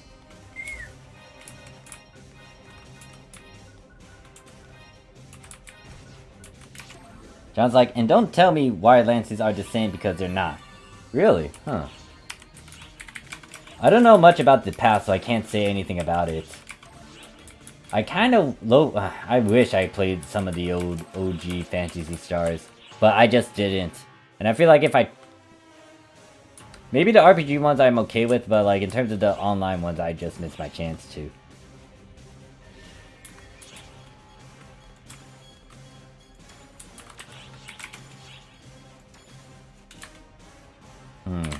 Keys. So 14 died, there's a 15, there should be... Okay, another 14 died. I know what to do with you though. 18, 21, 15...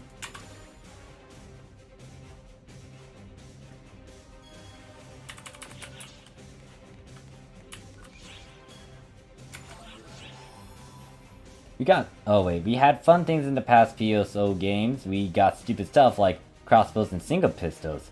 And this guy who uses pistol and shield. Senpai God says, are you stream? Do you stream on Twitch, bro? I was debating about it, but I don't know. With what they've been doing over there on Twitch with DMCA claims or something, I might just stay over here on YouTube. And a lot of you guys tend to just watch me over here instead. So I'll most likely stay here. Most of my audience when it comes to streaming is on YouTube. Corey's like, oh, I have a question. What weapon PSO2 currently you feel like... Oh, what weapon in PSO2 needs rework, like in terms of photon arts, iframes, and stuff?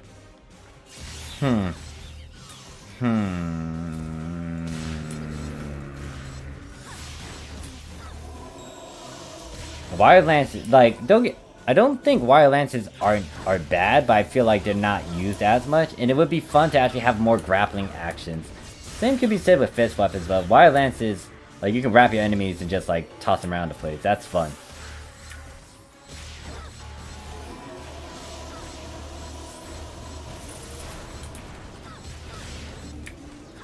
What other ones? I don't know, I feel like the wand could... Does the wand need work? Maybe that one does? I don't know, it's a bit lackluster in terms of just swinging it around. And I'm surprised the wand can do a lot of damage compared to, like, anything else. Because most of the time when you mention a wand, it's like a pointy stick.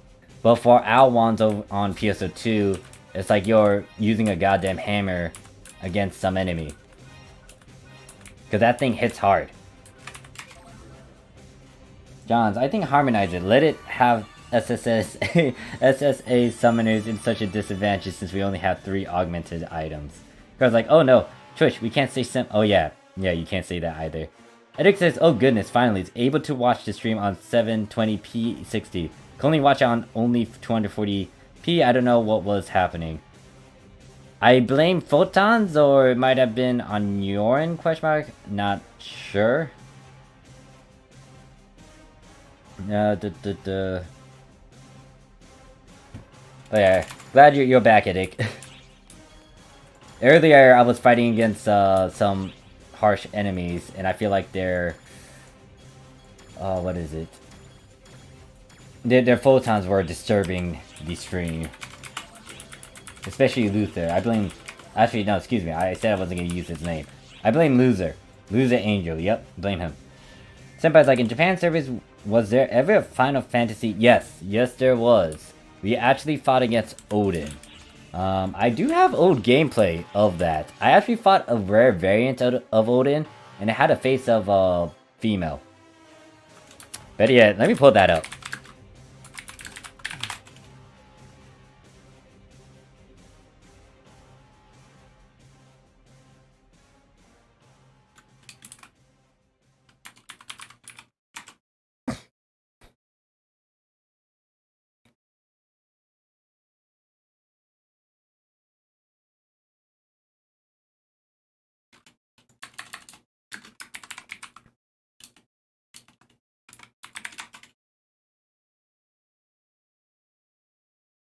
Where's my video on him?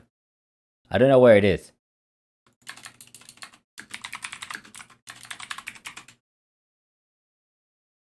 Why can't I find it? I have to go through all these videos to try to find it. Huh, it's like a very old one. I'll try to pull it up some other time then. We're going back to killing. Actually, what happened to my music? I killed it. Okay, what to go to. Haven't played it for a while, so we're going to do this one.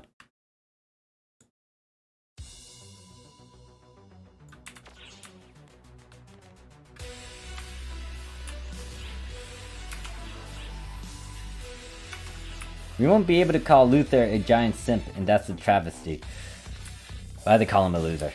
He does not deserve his name after what he has done. And questionable actions too. No.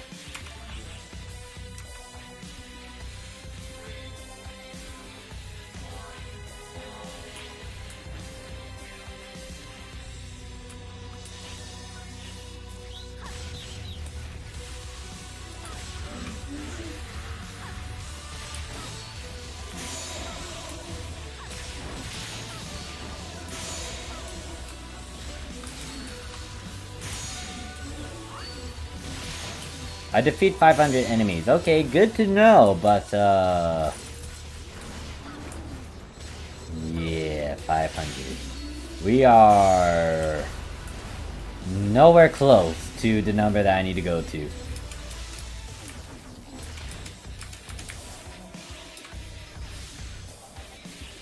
You know, it's like, what episode are you now in story? I am in episode... I'm still in episode 2.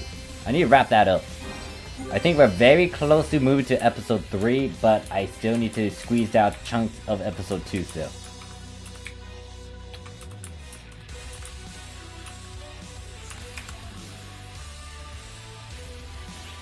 John's like, in Japan I'll call him loser, but the VA for North America does it so well I gotta give him points.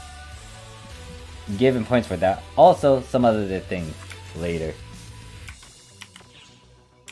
Gotcha. Yeah, I guess I could call him Luther for the VA, especially with his gigantic memes. Cora's like, yes, very close to episode 3. Yeah, I need to squeeze it. And I am gonna have to do the one Sergeant Scratch that I have to do over here. And also we got the Blaze Blue and Guilty Gear collab going on.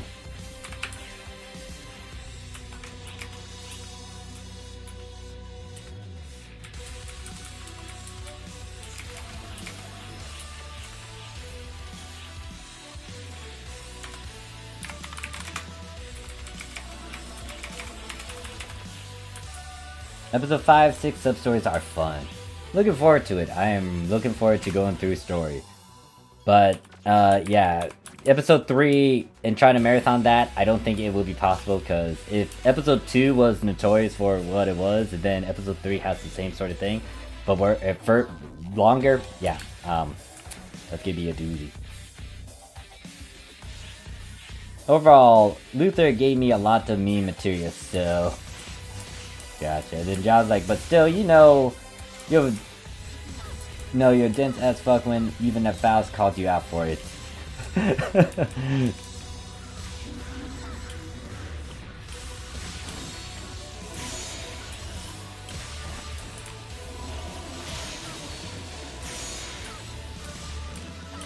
What was it? Yeah, I think I did roughly around 10 to 5 hours trying to go through episode 6, and then I just like I had to stop because it was like too late for me.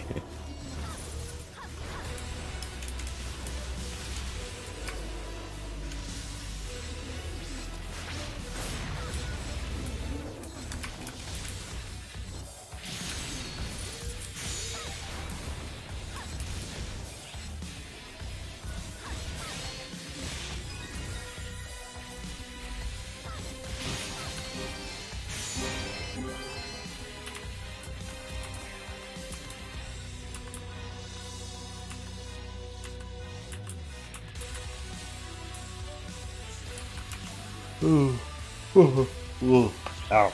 Ow. Episode 3 is shorter, episode 2 is the longest. Okay. Wait, if I'm able to cover that in 10, then yeah, I might be able to marathon episode 3 then.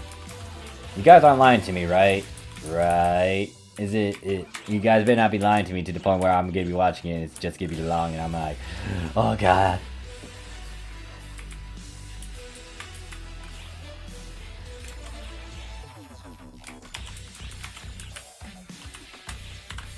Let's see. Need more keys.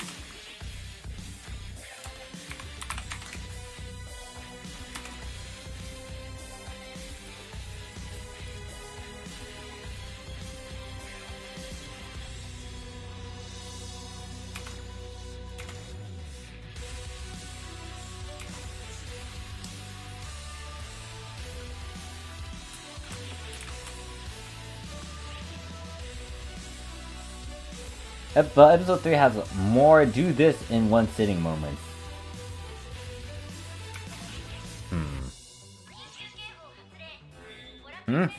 What is this? Photoners. Oracle. That's a reference to either... What is it? What are you? Hold up. Let me see. Where's my... Oh, bears. Don't you dare sneak up behind me. Armada of Demise over on Japanese PSO2. Armada. I'm gonna ignore it. Yeah, I'm gonna ignore it. These keys, there's a lot of them. So I gotta tackle them.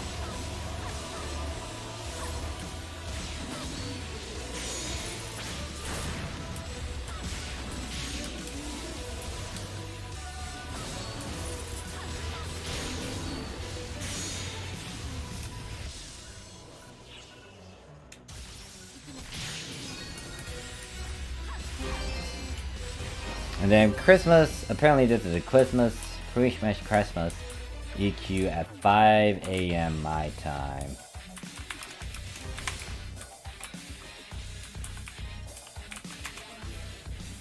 Sounds like a yeah, it is. You called it. You got it.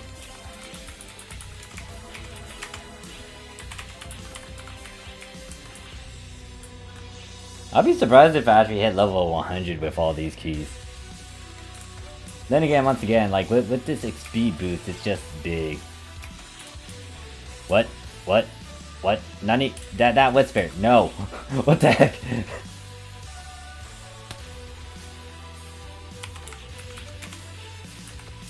I'm ignore them, and I'm not gonna say anything because they'll most likely start saying a bunch of stuff.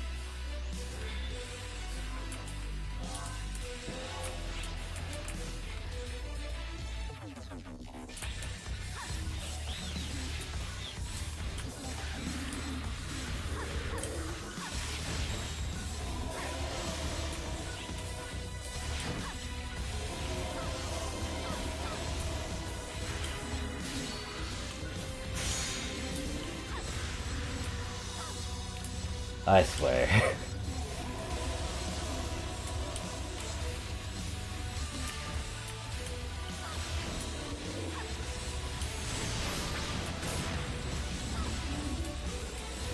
Alright, so ignoring that, I need to try to figure out something. So what are your plans and goals, guys, for, global? Like, do you have a certain battle plan? Like, you just gonna go for endgame weapons, or are you gonna try to go for still Puros? What units you make? Well, sadly, almost all the units are already released, except one or two, or a couple.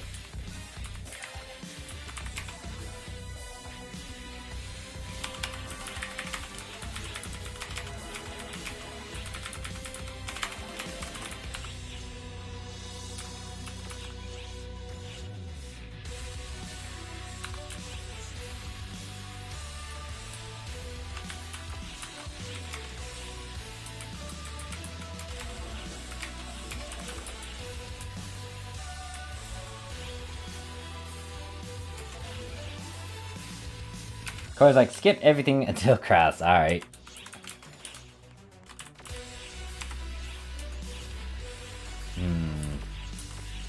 What am I doing? I got keys still. Yep, I do. Yes, we do.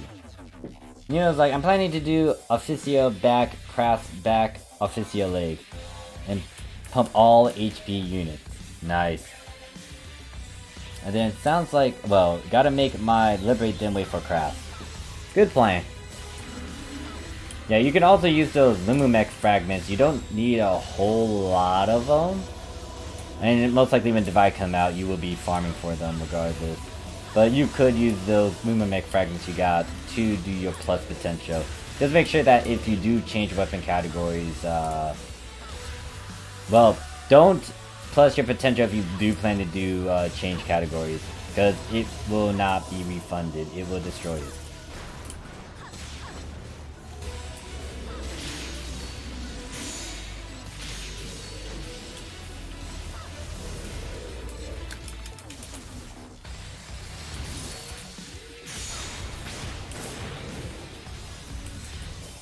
John's like, I don't know what I was taught was 150 at the very least, and at least 11 PP and defense stats as needed, so you wouldn't be a burden for most MPAs.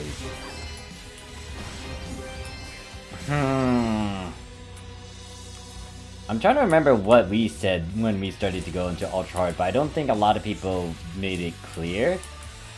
I think they said 200 attack was the number that you would want to push for, but at the same time it's like you do want to kind of worry about some other stats as well, not just 200 attack.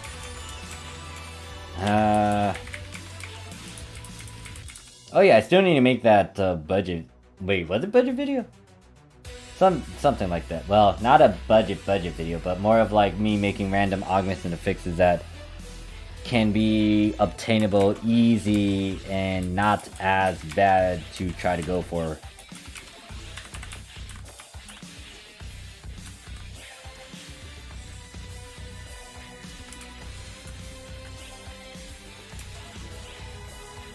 I never actually went for 200 attacks. Yeah, I just don't remember what or how we did stuff.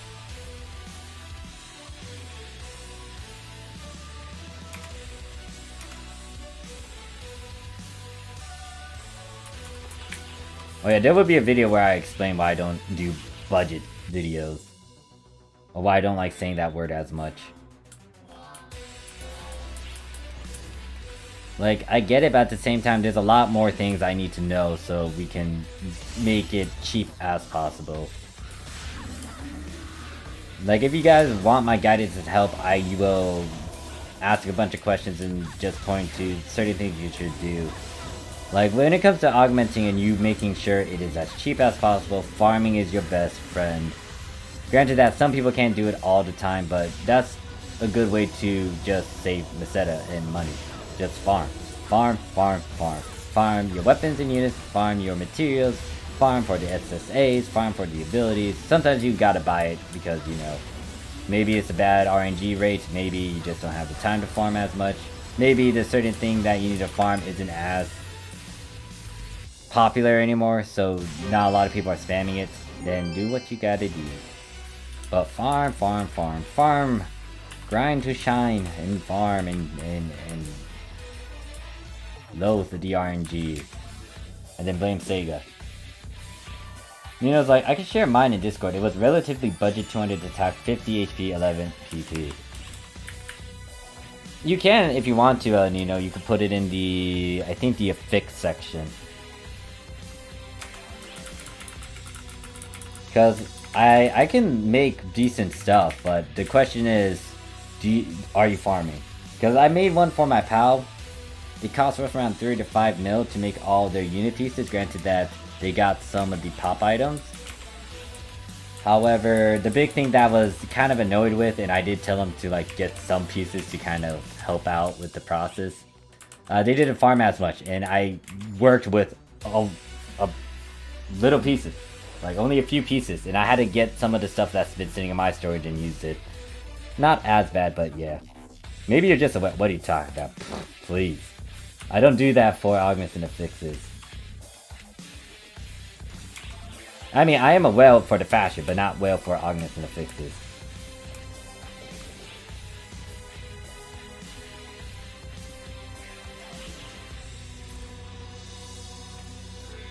I posted, alright. And then John's like, I'm just waiting for receptives before upgrading because NA hates endgame affixes when everyone's busy being floor game. And then 10's like, later man, gotta get ready for bed. Alright, thanks for hanging out and chilling with us, 10. I'll see you around. Yeah, I really don't like it when I spend stuff for technical things. I hate it. If I want to support a game, so be it. But in terms of technical things, I just don't want to put money towards it. Like, if that's the only thing that the game has, then maybe, but still, it's like, yeah, no, please.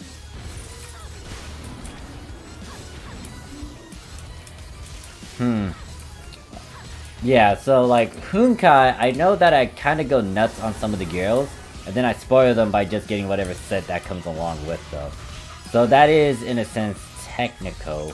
But for PSO2 or like a lot of MMORPG games, I don't like getting stuff that's only temporary. Cause what's the point of buying that when it's just gonna change in meta, and then it's just gonna be obsolete when you hit like, or get better stuff. What other games did I play that have questionable things? Yeah, that was the big one. Like, I would spend money on fashion stuff for video games. Like, for DFO, I did spend a bit in terms of getting some outfits. The only problem I have with DFO is that I wish it was account locked, like PSO2, because there's a lot of costumes that are kind of stuck on certain things. Granted that it, like, what is it? You got different classes and stuff, and they're not gonna work out well. But I mean, if you have like the same class, same character type, it's like it could work and it could, you know, be account locked, but no, it doesn't. PSO2 just has a lot of very good quality of life features that I'm actually thankful for and happy about. Like the shared storage system between all your characters on the same server, that is nice. Some games, they don't allow that, or it's behind a paywall, and I'm not a big fan of it. What am I doing? Oh yeah, pee, right. I need a drink.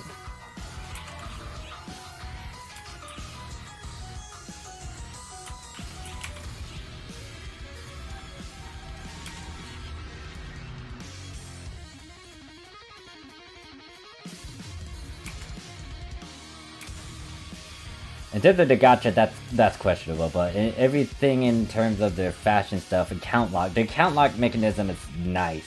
I wish a lot of games kind of capitalize on something, or capitalize something like that. Just like, I hope they allow you to customize team rooms in MGS so we can finally utilize furniture to have the alliance work together building it. That would be super nice. I'm looking forward to MGS just because it's also gave you a different feel. Like, it's open world. Hopefully we're not stuck in a ship. Like, almost everything you do, you have to wait on the ship. And then when you go out to a world, it's like, okay, you can go out to the world, but it's not true free exploration. It's kind of set in stone. With NGS, you got that feel of, oh shoot, it's an open world.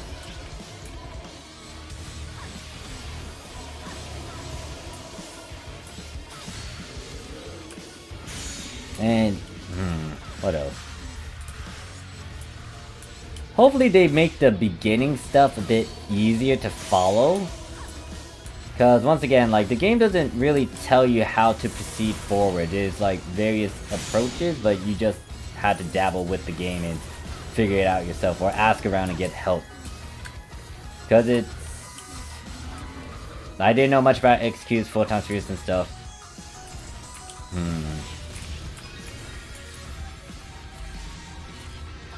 Yeah, I haven't seen a lot of the actual in-depth stuff for NGS. So I don't know what to expect. Easy say, wait, I wasn't in the stream this whole time? Oh, welcome back, ECU. I guess you weren't, but welcome back.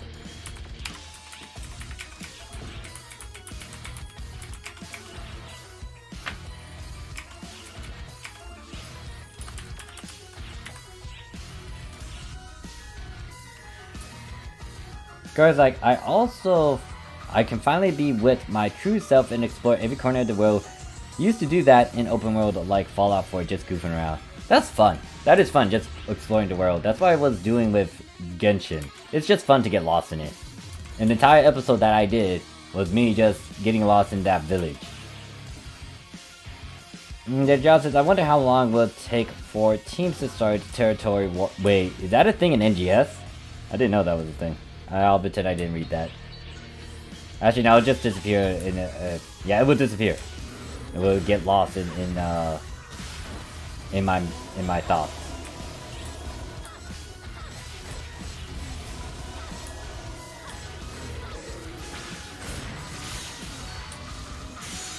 I sometimes stumble upon some dumb stuff when I do open world games. What was it? Sometimes I kind of explore a bit too far and kind of go to an area I'm not supposed to, and then I kind of panic because it's like chaotic and deadly, and it's like, oh, why am I here? And then I sometimes go too far out, and then sometimes I bump into like dragons in some fantasy game, and it's like, oh, I'm not strong enough to deal with this threat. Oops.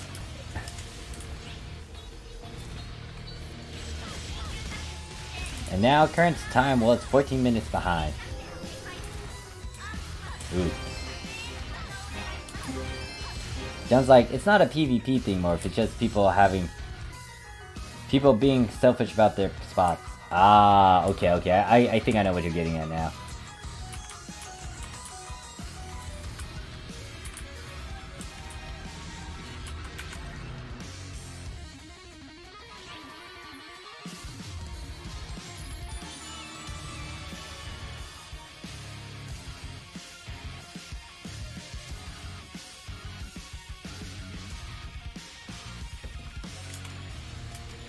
Because, like, in NA right now, alliances usually have their own block, you know, and conflict tend to break out. Wait, conflict tend to break out if another alliance appears on a block that was already claimed by. What the heck? They're actually fighting over blocks with this? The heck? What?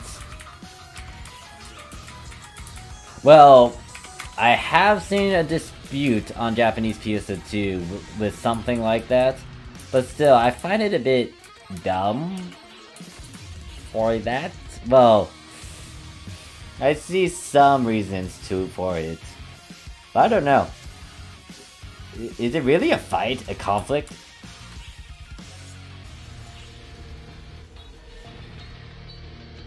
Yeah, it's funny to watch two lines duke it out with SA Wars.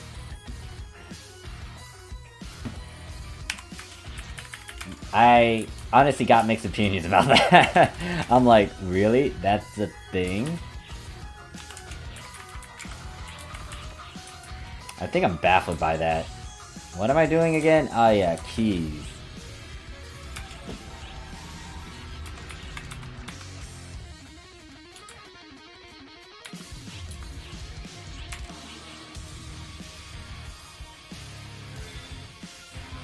I guess you guys could share me some stories that you guys personally seen over there in NA. I'm a bit curious to hear some of your stories about like random stuff, like something funny, something.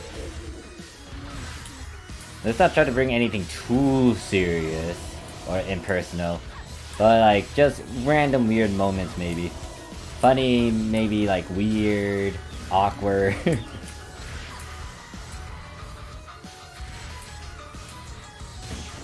Usually like, chat was also busted, how to fix app. Ah. I blame loser. I blame loser. Cora, not my alliance unless you're talking about the alliance roomies. And then John's like, well, sometimes it's mild, but then there's some who harass people for being in the wrong block, like it's some messed up alliance profiteering? Profiling. Like, I get it if it was a bit of a joke sort of thing, and, you know, they kindly asked him to leave and stuff. But I'm just surprised if people take it, like, to the extremes.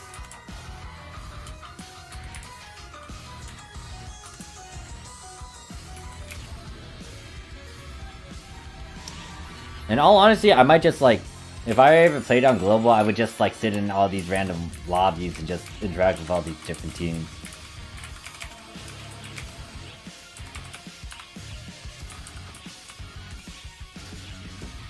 I hate the alliance roomies on ship 1, well, mainly the leader. Roomies? What are roomies? Like, those who take up block? Do we have that for jet? Well, it might have been low-key, I like, under the table sort of dealio. Once again, I did see a bit of that with some, past stuff? But, yeah. It's rare for me to see that. Very rare.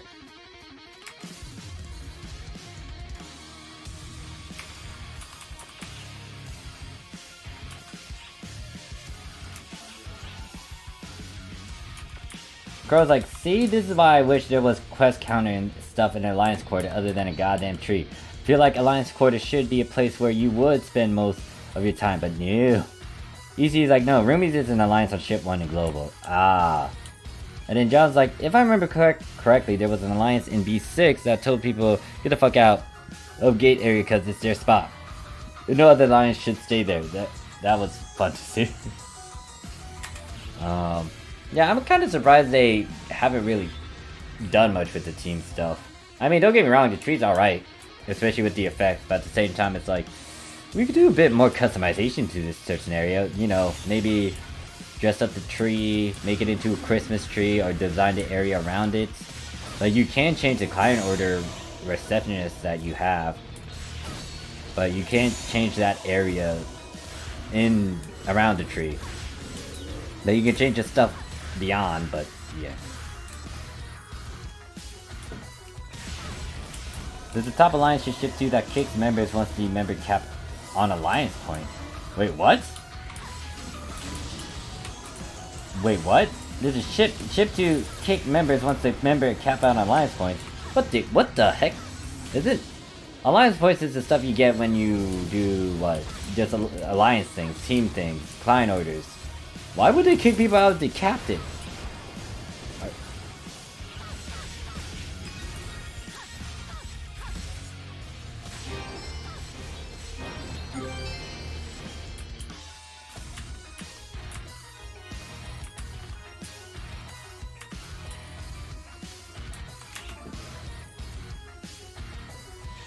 I heard some horror stories about Instinct, to be honest. It's mixed, though. It wasn't me who dropped the name. I'm tilting my head. Like, really? Huh?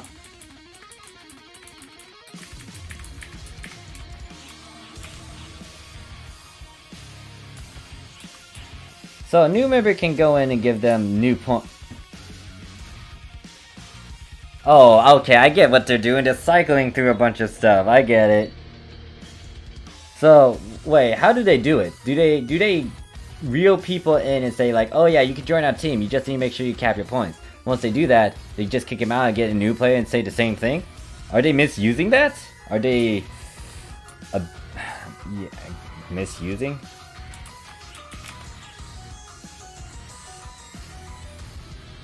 You see, you say like, yep, that's how it is on ship 1 as well. Top 20 alliances are fake.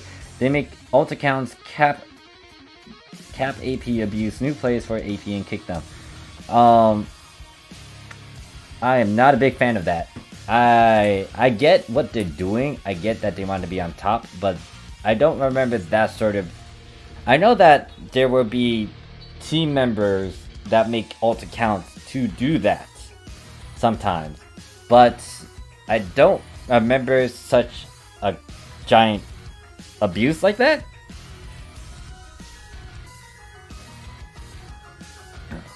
I don't remember yet. Some of the teams over here didn't do that. They were quite stern, but I don't remember them doing that sort of abusive thing. That's kind of giving them false hope too. I would not do that. But that's just me. I get why they have that sort of mentality and stuff, but still. Not right. Not right at all, in my brutal opinion. Yeah, so the teams that I knew back then, they pretty much they were pretty much up there and they did what they need to do. I don't know if they actually did it though. Like I knew the elite teams. It's just that I don't know what and how they operate. And apparently one of my other teams too, we actually did get a certain ranking for having a lot of team order points, but it was because of like one of the Japanese players that joined our team. But still, that's...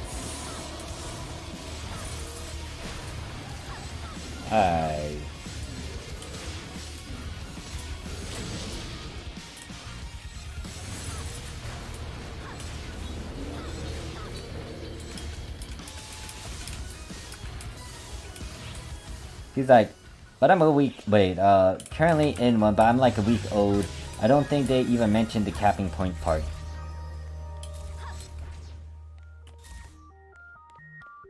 I'm just reading whatever stories you guys are telling me. I kind of find it, I guess, alien, foreign, I don't know. It's just different from what I'm familiar with, because teams... Over here on the Japanese PSO2, the teams that I knew of, and those were on top, they kind of had a good relationship with each other. Obviously, they have competition and gripes here and there, but it's not that bad. Because these elite teams would, like, talk to certain members, and then they would start pairing up and stuff, start making MPAs. So, yeah, I don't know what to say about what I'm reading. Then again, I don't know the teams fully back then. I knew people in them, but they didn't tell me all of the logistics and little snippets. And then I also went around and go to other teams, some teams that weren't in the high rankings. I'm spending today purging inactives later. We're at 98, haha. Oh, some of you guys are team leaders? So opinions on them are mixed. Oh wait, John says like, I see they were good and most of them were nice. Then there's the stories where they demote people for no reason or use newbies as AP farms. So my opinion on them is mixed. I'm spending today... Okay, so I read that. EC's like, read my comment about the leader of Roomies though. My alliance is like 30% active, but I won't kick any of the players ever. Where is it?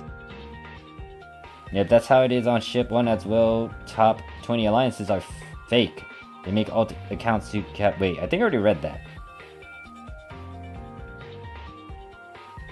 Cause like I was in the biggest alliance in ship 2. We had like 6 different alliances in one alliance, umbrella with the same name, so that's also a thing in UNA. That's okay, that sort of technique I'm familiar with because I've seen it in some other games as well, where they have like the giant main branch and then they have several other smaller branches. So that I'm not a stranger to, but the fact that they're using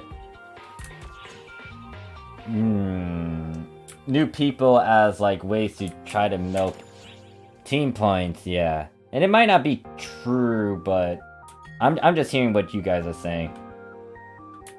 Obviously, I can't really fully judge it unless I personally go into them and see how it is. But nah, I don't feel like doing that.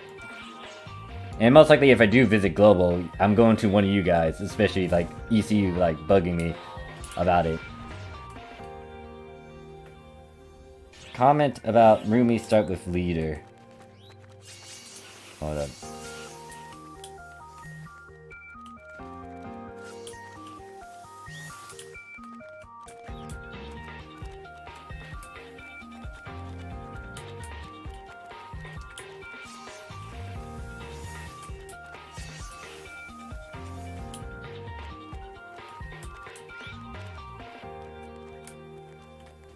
I think I read that. Yeah, that was like at the very beginning. You were like, there's a top alliance ship too that kicks. I always want to. I was like, yes, Morph, it is a thing. Not one, but I think several alliances doing it in NA for top places. So question, what's the reward for being at the top? Is it a trophy?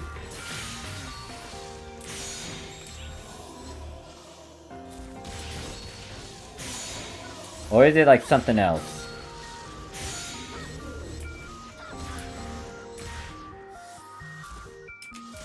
Because I'm trying to remember what did you get if you were up top. Alright. I think I lost it. Well, I think I already read it, but I don't know. John's like, meanwhile, my team just spends the day roasting with other over voice chat while running Armada. I like the teams that are pretty chill and relaxed. Because, once again, I did go into some strict teams, and that's not my cup of tea. And also, once again, I went, and I did MPAs with, like, very strict, people. But that was back in episode 3 days. But I went to them if I wanted to go to them and I was in that mood. I didn't go to them if I wanted to have fun and goof off. Just a trophy.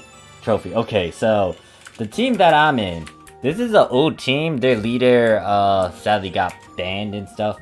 There's a couple OGs still in this team. But yeah, this was one person that I did help out back in B6. I taught them some stuff and the people in that block helped them and stuff.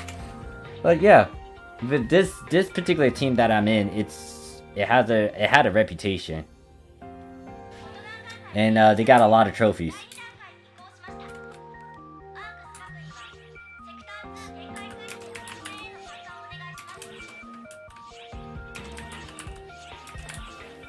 This was back in 2016 too.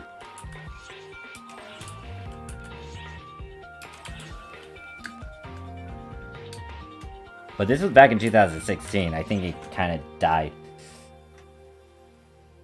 Trophy and publicity. So apparently this one is like a trophy. Team points acquired 513,400, rank 4. Back in, I think that's the month, July 2016. This one, same year, rank 8 for rare item collection. Rankings, team points acquired is, that's a million, isn't it? Or is that 17? That is 17,100,825. X has never played on NA, but seems like a crazy play. I know, right? Hearing these stories is like, wow. Apparently, this was back in April 2016. They're rank 8 for the rare item collection. It was, what, 7,741,501. And did this thing... What the heck? This is like a rank. This is like, I don't know what order this is going in. 3 2016, rank 7, 365,650. 7 2016, rank 10, 347,950. 7 26, rank 9. 11,653,242. 3 2016, rank 6. What is it? 12,953,134. 1 2016. What the heck? These numbers. Rank 10. Yeah, I got these many points. Oh, this was back in 2015. Jesus. Yeah. When was this team created? Like this is one of the teams that I knew people in. This was created back in 2014. Damn, this is old. 9/26/2014. So they did earn a reputation like throughout the years getting some trophies. That's a lot of trophies though. I hear that top few alliances have drama in the past, but haven't seen anything yet global. Because like essentially with reputation you can track a lot of pro with you is the idea, I think. Yeah, that's the thing. When I was like, you'll get perks and benefits just for just kind of being up there. And if people realize what you can do and stuff, they'll want you. I got like Ignition to scout me out once, and then I started to know a lot of people. I knew the leader that ran this team, for example, and a lot of my pals in the particular blocks I was in, they were in this team too. So I started to get like a lot of contacts. Night Arcs, for example, over here. Night Arcs was in the ship too. Or the Japanese PSO2. I knew a couple people from them. I could have applied for them, but I didn't. I think one of my pals did, but then they left just because they wanted to do it. They got in and then they get out. And they were like, yeah, nope, I'm not joining you lot.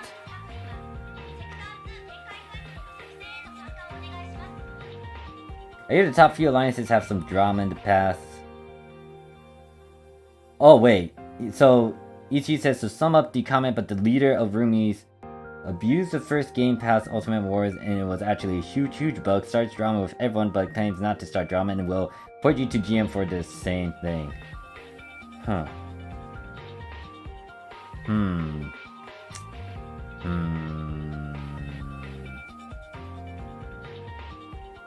True, and then John's like, trophy in the Alliance room back in SEA, they gave you AC 2 for the top 10. Okay, that one might be a bit of a reason to go all nuts and crazy and do dumb stuff.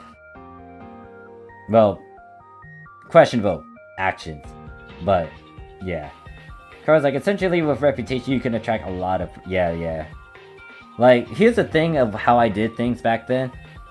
Especially if I'm not in a team, I do team hopping. Now that in itself is a bit weird, but I just wanted to do it.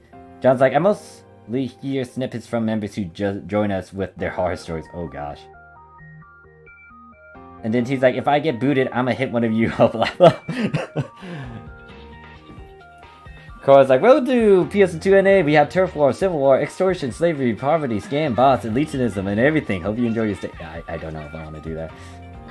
And then John's like, you forgot Curse the Fix car and floor game. Curse fashion, oh god. Inflation too, oh. John's like, also waiting for NGS gang, and lots of bad advice being spread. Car's like, naked gang. Oh god, don't tell me people are running around with nothing on. Edic says, are you on ship 2? Your name sounds familiar. Oh yeah, Trap Gang 2. I am on ship 2 global. What's the main block you're on? B32, not saying alliance name? Okay, that's fine. Your name just looked very familiar. My alliance will kill me if I do. Oh. John's like, people saying holding shift Kuko. What? Phantom was. Are you talking about the machine gun shooty thingy?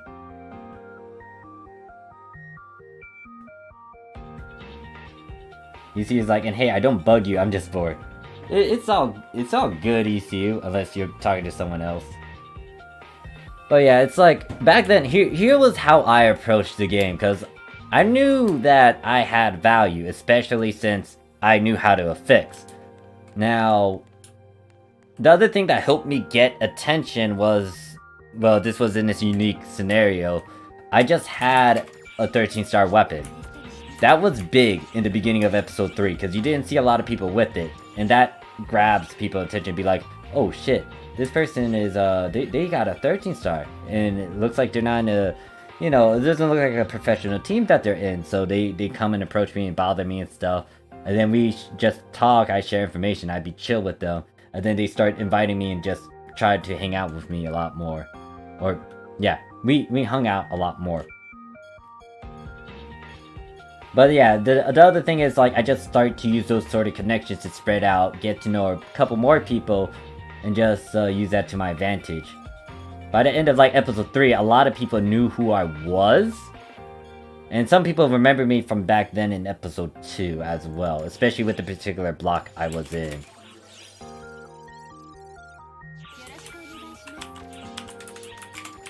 I was kind of a freelance mercenary sort of deal.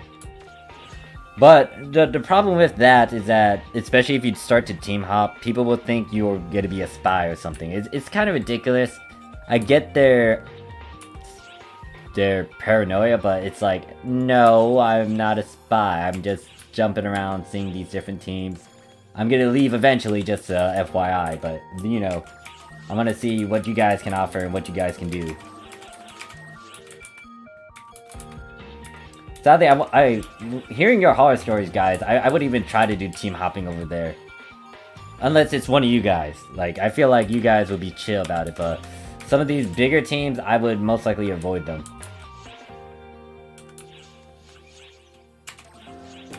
I don't have a key. Actually, we can actually hit 100 with this.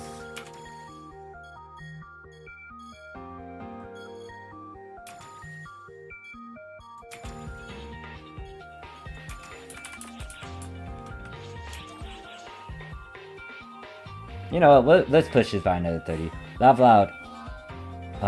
I block is floor, wait.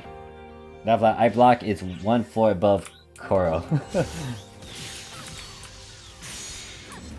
Yeah, let's see. Any other stories you guys want to share to me? Man, these team stories though.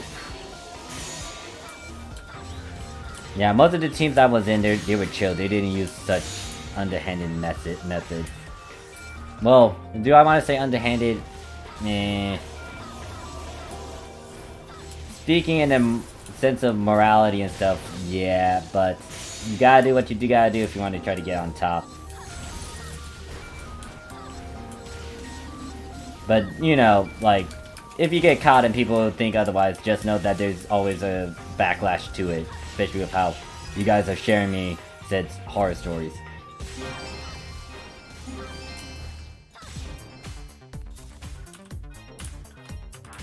Cause and effect. Yeah, cause and effect.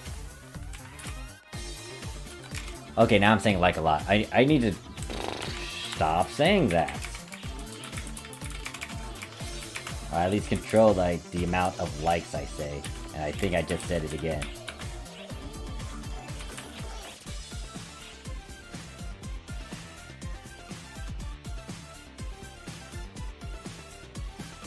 No, I'm talking to you. Bro, it's so funny story.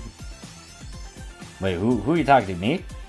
Easy's like, we had an alliance called Rising Dawn come to B42 to try and steal my alliance because we don't have female members. What? Wait, what? What? Wait, what? EC, what the heck did that mean? Hey there, Blaze. Welcome back, kind of. How you doing? Right now we're just going through keys and you guys are just sharing me like all these things that's going on. Let's talk about positivity. Alright, let's hear. There's an alliance in ship to contain of cosplays. Even the names would be like Matoi and they will look exactly like Matoi. I mean, you'll see a lot of those sort of cosplays. We have a couple of those over on Japanese as well. I mean, there was a huge rise of Shivas left and right. Me being in that group, apparently.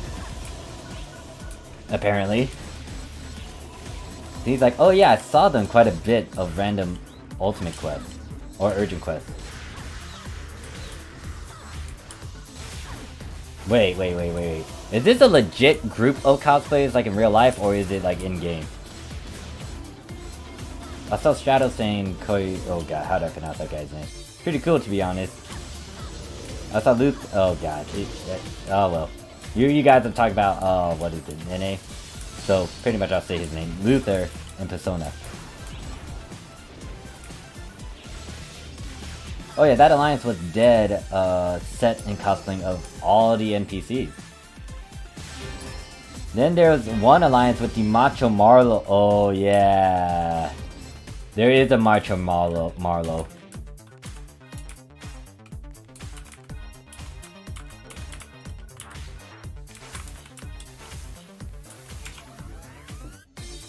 In-game cosplaying using fashion. Gotcha. Yeah, we have a couple of people on the Japanese PSO2 that do that, but I don't think there's a... Is there a team for that? Maybe. There might be a team. For cosplaying stuff. I still have... I don't know if I can actually achieve it, but... You know... It could be possible. Could be possible. Might be possible. Can be somewhat done. If you got a bunch of Shivas to beat up Shiva, that'll be funny. I'm actually looking forward to see, like, an invasion of Shivas in NGS. X says, how does that even work at ECU?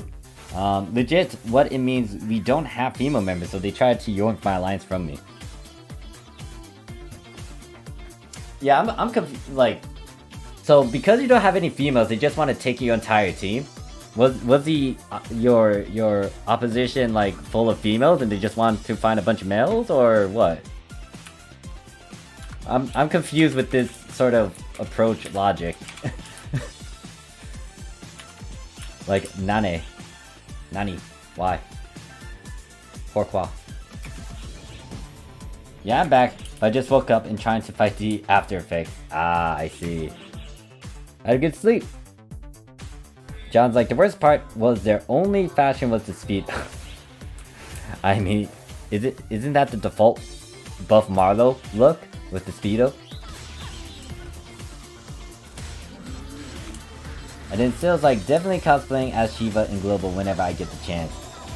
Pray to the RNG with the Star Gem scratch, or just hoard a bunch of Star Gem currency. Lobby actions are pretty cool though, you would definitely want to get them.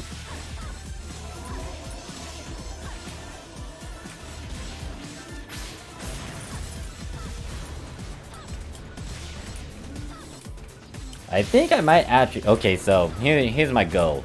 To get to 100 with this character. And then I'll end the stream.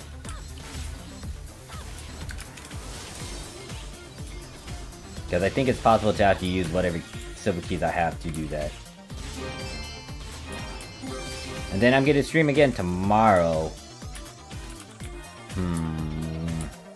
But if I'm gonna do keys...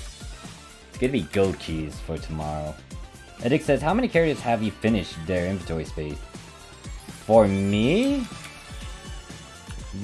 I didn't actually get the entire inventory space to be full.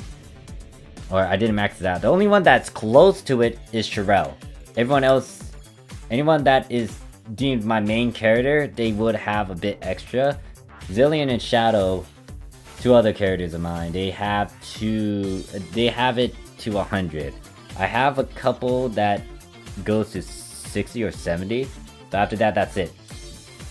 So only 3 characters actually have like a bigger inventory than normal.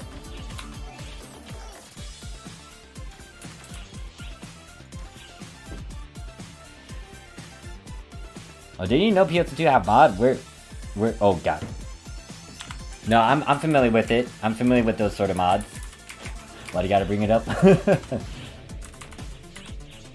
Yeah, apparently there's also a mod for basic lobby actions that can actually show certain other things. Yeah, I'm informed about it. I know some people on the Japanese side use it.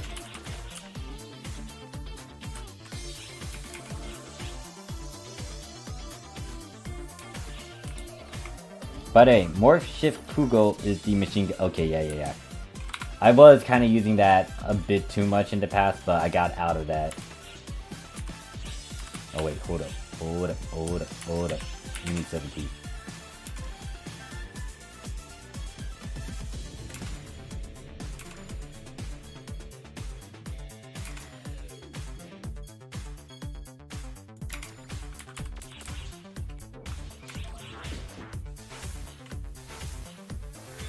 Yeah, that is a thing.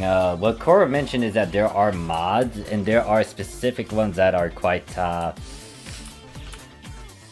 explicit and not safe for work. I'm familiar with a couple of them, but do I use them? Nope.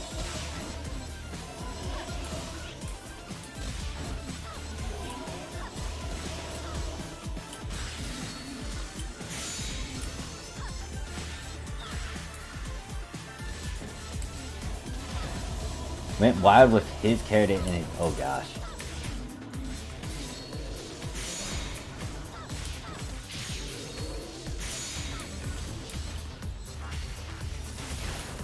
John's like, it's tough to play PSO2 on a phone.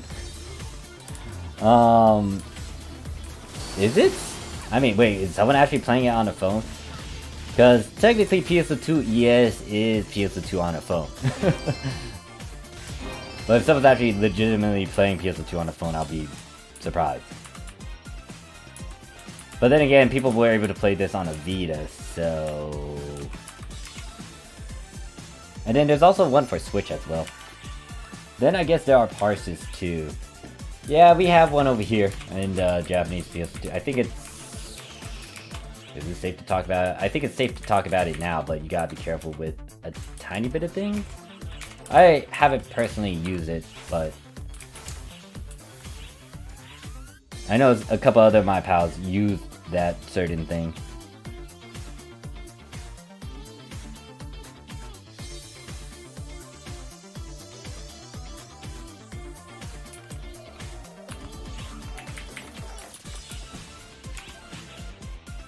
And now I'm on more access on my phone while watching more. Stuck at the family bakery waiting for people to pick up their cakes. Okay, that is a minute. Let us rush through this and see if I can kill them all.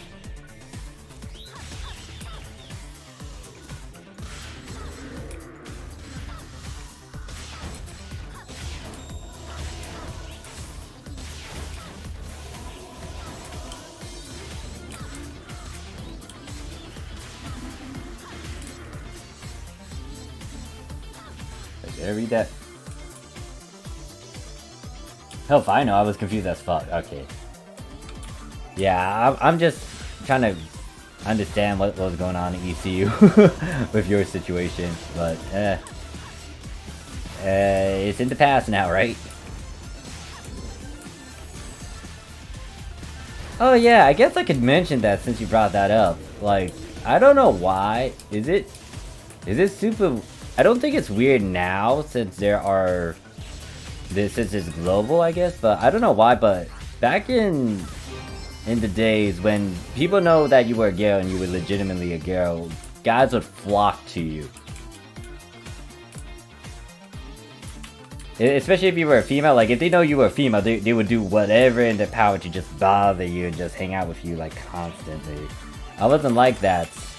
And some people just kept their identity hidden, their gender hidden, and just pretend they were like a dude. And then I learned like later on, like some of them were actually chicks. And then there's still some that I'm still questioning and saying, were they a guy or were they a girl? I can't tell because people are telling me one thing, and then another one is another thing. I don't know. But the ones that I know were definitely a female, like a lot of guys would bother them. And I'm just sitting here scratching my head saying, really? Really?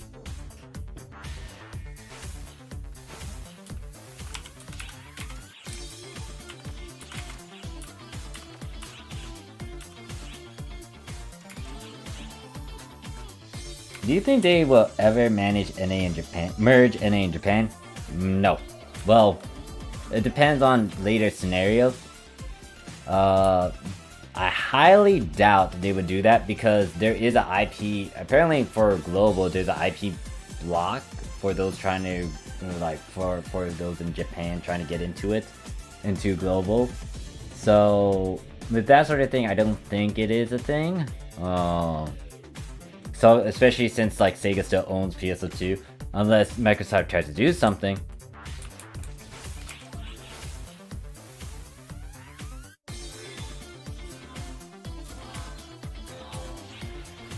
So Morph, how far away is your thoughts on NA after hearing all that?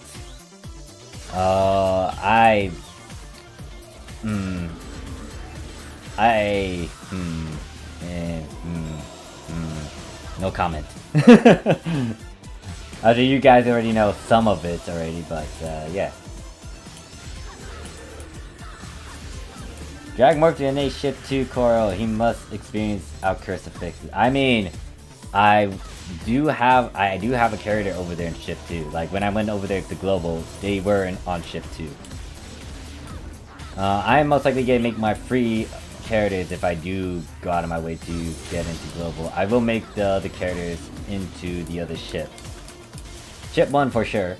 And then the other one would be, I don't know, ship 4 maybe?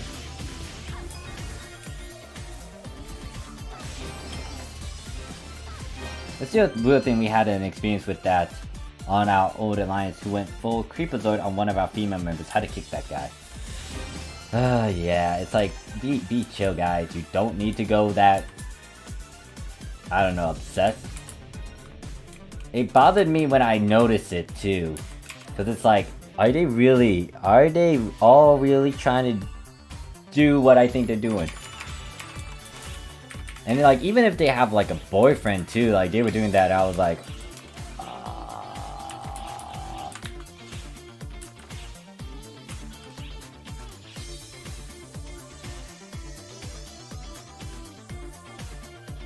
Girl was like, well, any of you Japanese consider starting anew in NA when NGS come out or stay because you have fashion stocked up? For me, I'm most likely gonna stay here. I know one person who's an OD of mine. They are moving to NGS, the global NGS, because of all the things that have happened on there, and so it's a bit sad because I do know this individual through all the times that we went through, like. They were there ever since episode 2, and they were also in that block that helped me get better in the game and also just change as a person. So it sucks that they're moving over to global. Like they helped me a lot, I helped them a lot, we farmed a lot. It's just that all the people that he knew in-game on the Japanese PS2 either blocked him, left him. But yeah, like, he's not motivated to stay here anymore. So he's moving. So I'll respect his decision. It's just that it sucks that one of the ODs way back then is moving. Yeah, they're simping. They are simping. He's like, off to bed night, everyone. Alright, thanks for chilling with us, staying with us, T. It looks like I'm about to hit that level 100. So we will most likely end in a couple minutes. But yeah, it is what it is. Like a good chunk of my pals that did invest in this game, they spent years in this game. They're not moving.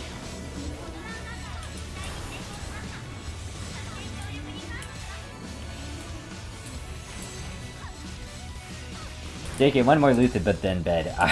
Alright, gotcha, Chief.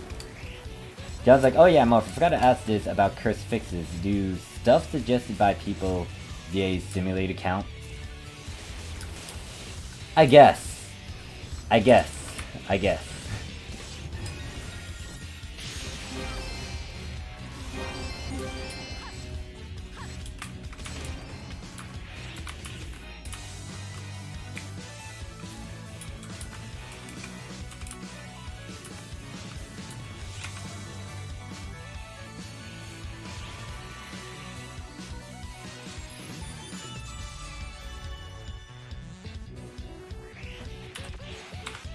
I feel like one more key is able to get this overdone with. I still have a lot of keys. I have a lot of keys. Look at all these keys. Look at all these goddamn keys. I think some people actually have one of the character storage like filled with keys. But this is a nightmare to stare at. Look at all these keys. And then what's worse is that I have gold keys down here. And I think it's like 22 of them.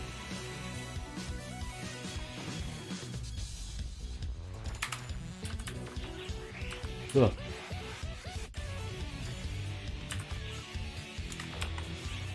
So he's like, this Honkai music is making me miss how much I love Honkai back in the day. Dude! Or do that. Like, or insert said pronoun here. When it comes to Honkai, I remember playing it on the Southeast Asian translated version, and it was like, it got me into it. I liked the characters. I was familiar with the characters from Gun Girl Z, and I started to play it, and then once I got used to it, I did back out of it. Problem was, the moment I backed out from the game, it started to get a bit... No, it started to add more to it. It got a bit difficult, and it just got a bit interesting, and I was like, great, why did I leave this game? And the only reason why it's like an on and off switch for me is just because I had to be active on that. Like, there's a lot of games that I played on my phone, and most of them are gachas, and they have an auto function where it runs itself. Honkai is that one game where I had to be physical with it, and sometimes when I'm doing certain projects and works, I don't have the time to do that. And then there's also me playing on PSO2, so it's like I can't multitask.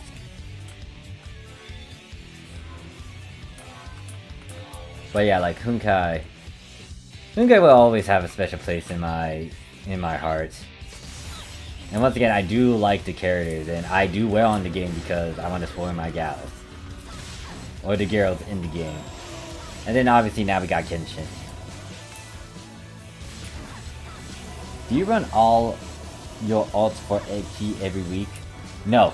The only reason why I would do it, Edic, would be because of a boost. We got a 300% going on right now in the Japanese PSO2. It's gonna last until the 27th, I think. But because of this passive boost, that is a 300% XP gain, I want to take full advantage of it. Because if I don't do it, then I'm not gonna have that 300% boost. Now, with PSO2 Day coming around too, guess what? You can increase that 300% with what, 100% on top of it. So now it's 400, and then you have your boosters. You can further push it without having to spend as many resources. But the thing is, do I have enough keys to actually do some power level stuff? And right now, I'm currently trying to push a lot of my characters to 100 so I can just get it over and done with. Crew's like, when I was at the gym earlier, I saw some people doing half reps and then calling it a day. I cried a little inside. Day Shodens. they gotta push. Why are they there? Blaze says, yeah, like Honkai, you can't leave it because it's very hard to get back into. Wait, that was confusing, Blaze. I'm guessing you're saying like if you like Honkai, and you leave it, but you can't really read it. Wait, no. Like, ah, oh, fuck. Please, can you correct your sentence? It's making me say it a bunch. I'm having a hard time reading it. Just like, I stopped Honkai because I didn't get the Teresa I wanted. Also filled for her share of reason. Oof. Yeah, Teresa, Bronya, actually, most of the girls I like. Himiko, she's okay. What's her name? The one with glasses. I can't pronounce her name for the life of me. Yeah, I don't. She's okay as well.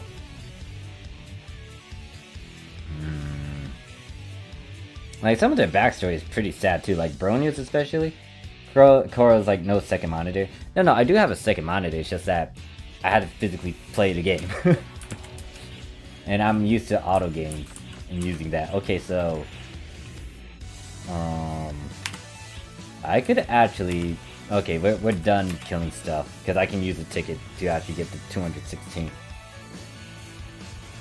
Nina's like, I think this is Skydance Boon run. I think this is my Skydance Boon one. I got 2 rainbows already. Still wave 3. Kiana.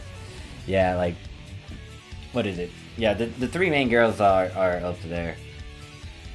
In terms of like who I like the oh god, I can't even say who I like the most because I do like Kiana, but I also love God Kiana. I like Bronya because of her backstory and stuff. I do like the ships with the particular gals. Teresa, definitely I like her.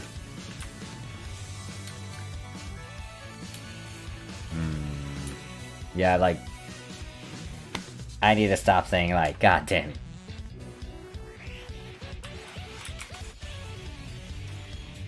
And by ships, I'm referring to like the pairings. Reasons. For science-ish. Or it's kind of canon-ish. Anyways, we reach 100. Wait, why am I not at 100 yet? I need... You're fucking joking. Fine.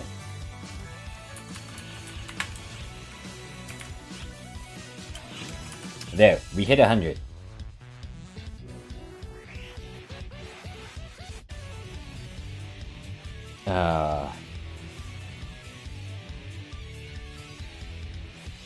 But it's like, Honkai is that one game where if you leave the game, it's hard to come back to the game because of the progression. Yeah, I mean... yeah, that is true, that is true. Especially if you moved away from it and you're playing other games. Like... You know what, I might do a challenge where it's like... The moment you recognize how many times you say like. It's like, if I have alcohol, I'll chug it every time I say that. So with Honkai, it's just an active game. You want to be active, you want to try to get on point with a lot of things so you can stay on par with the meta. For me personally, I don't have any issues with it.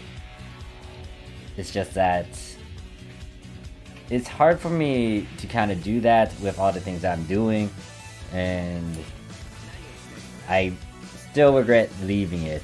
I still play it every now and then, but it's not like I'm as active. I try to sometimes, and then it's like, oh, I forget about it, or it's like, I'm too busy. Then there's also that Evangelion collab that's going on right now, where you can actually get Ahsoka over there, and a bit of costumes with that particular collab. But yeah, I just like the gals, the designs, the themes, the story. And once again, I played the prior game too, so I do have a bit of feels towards it. Especially with what their couples are like, or their ships. What were your title rewards for hitting 100? Yeah, you get 10 augment passes. So if I go over here, talk to this person, I get ultimate dauntless hero. If I look for that, it will give me ability transfer passes. Apparently I can get ability transfer passes for this too. So I did hit 100. And apparently I get a 50% for 4 or more level 10 class level titles. But yeah, we are gonna do more power level sessions tomorrow. I still need to use the sword and beat the shit out of almost everything. And with tomorrow as well, I'm gonna do this off stream, but I'm gonna be collecting these other keys as well. So I'm about to get my daily mission or my weekly gold keys. So I'm gonna work on these and then collect this. I'm not gonna stream in the morning or afternoon. I'll stream again later at night, like the time I start. This guy's like, oh god, I'll die. Because I'll be putting a lot on almost every work.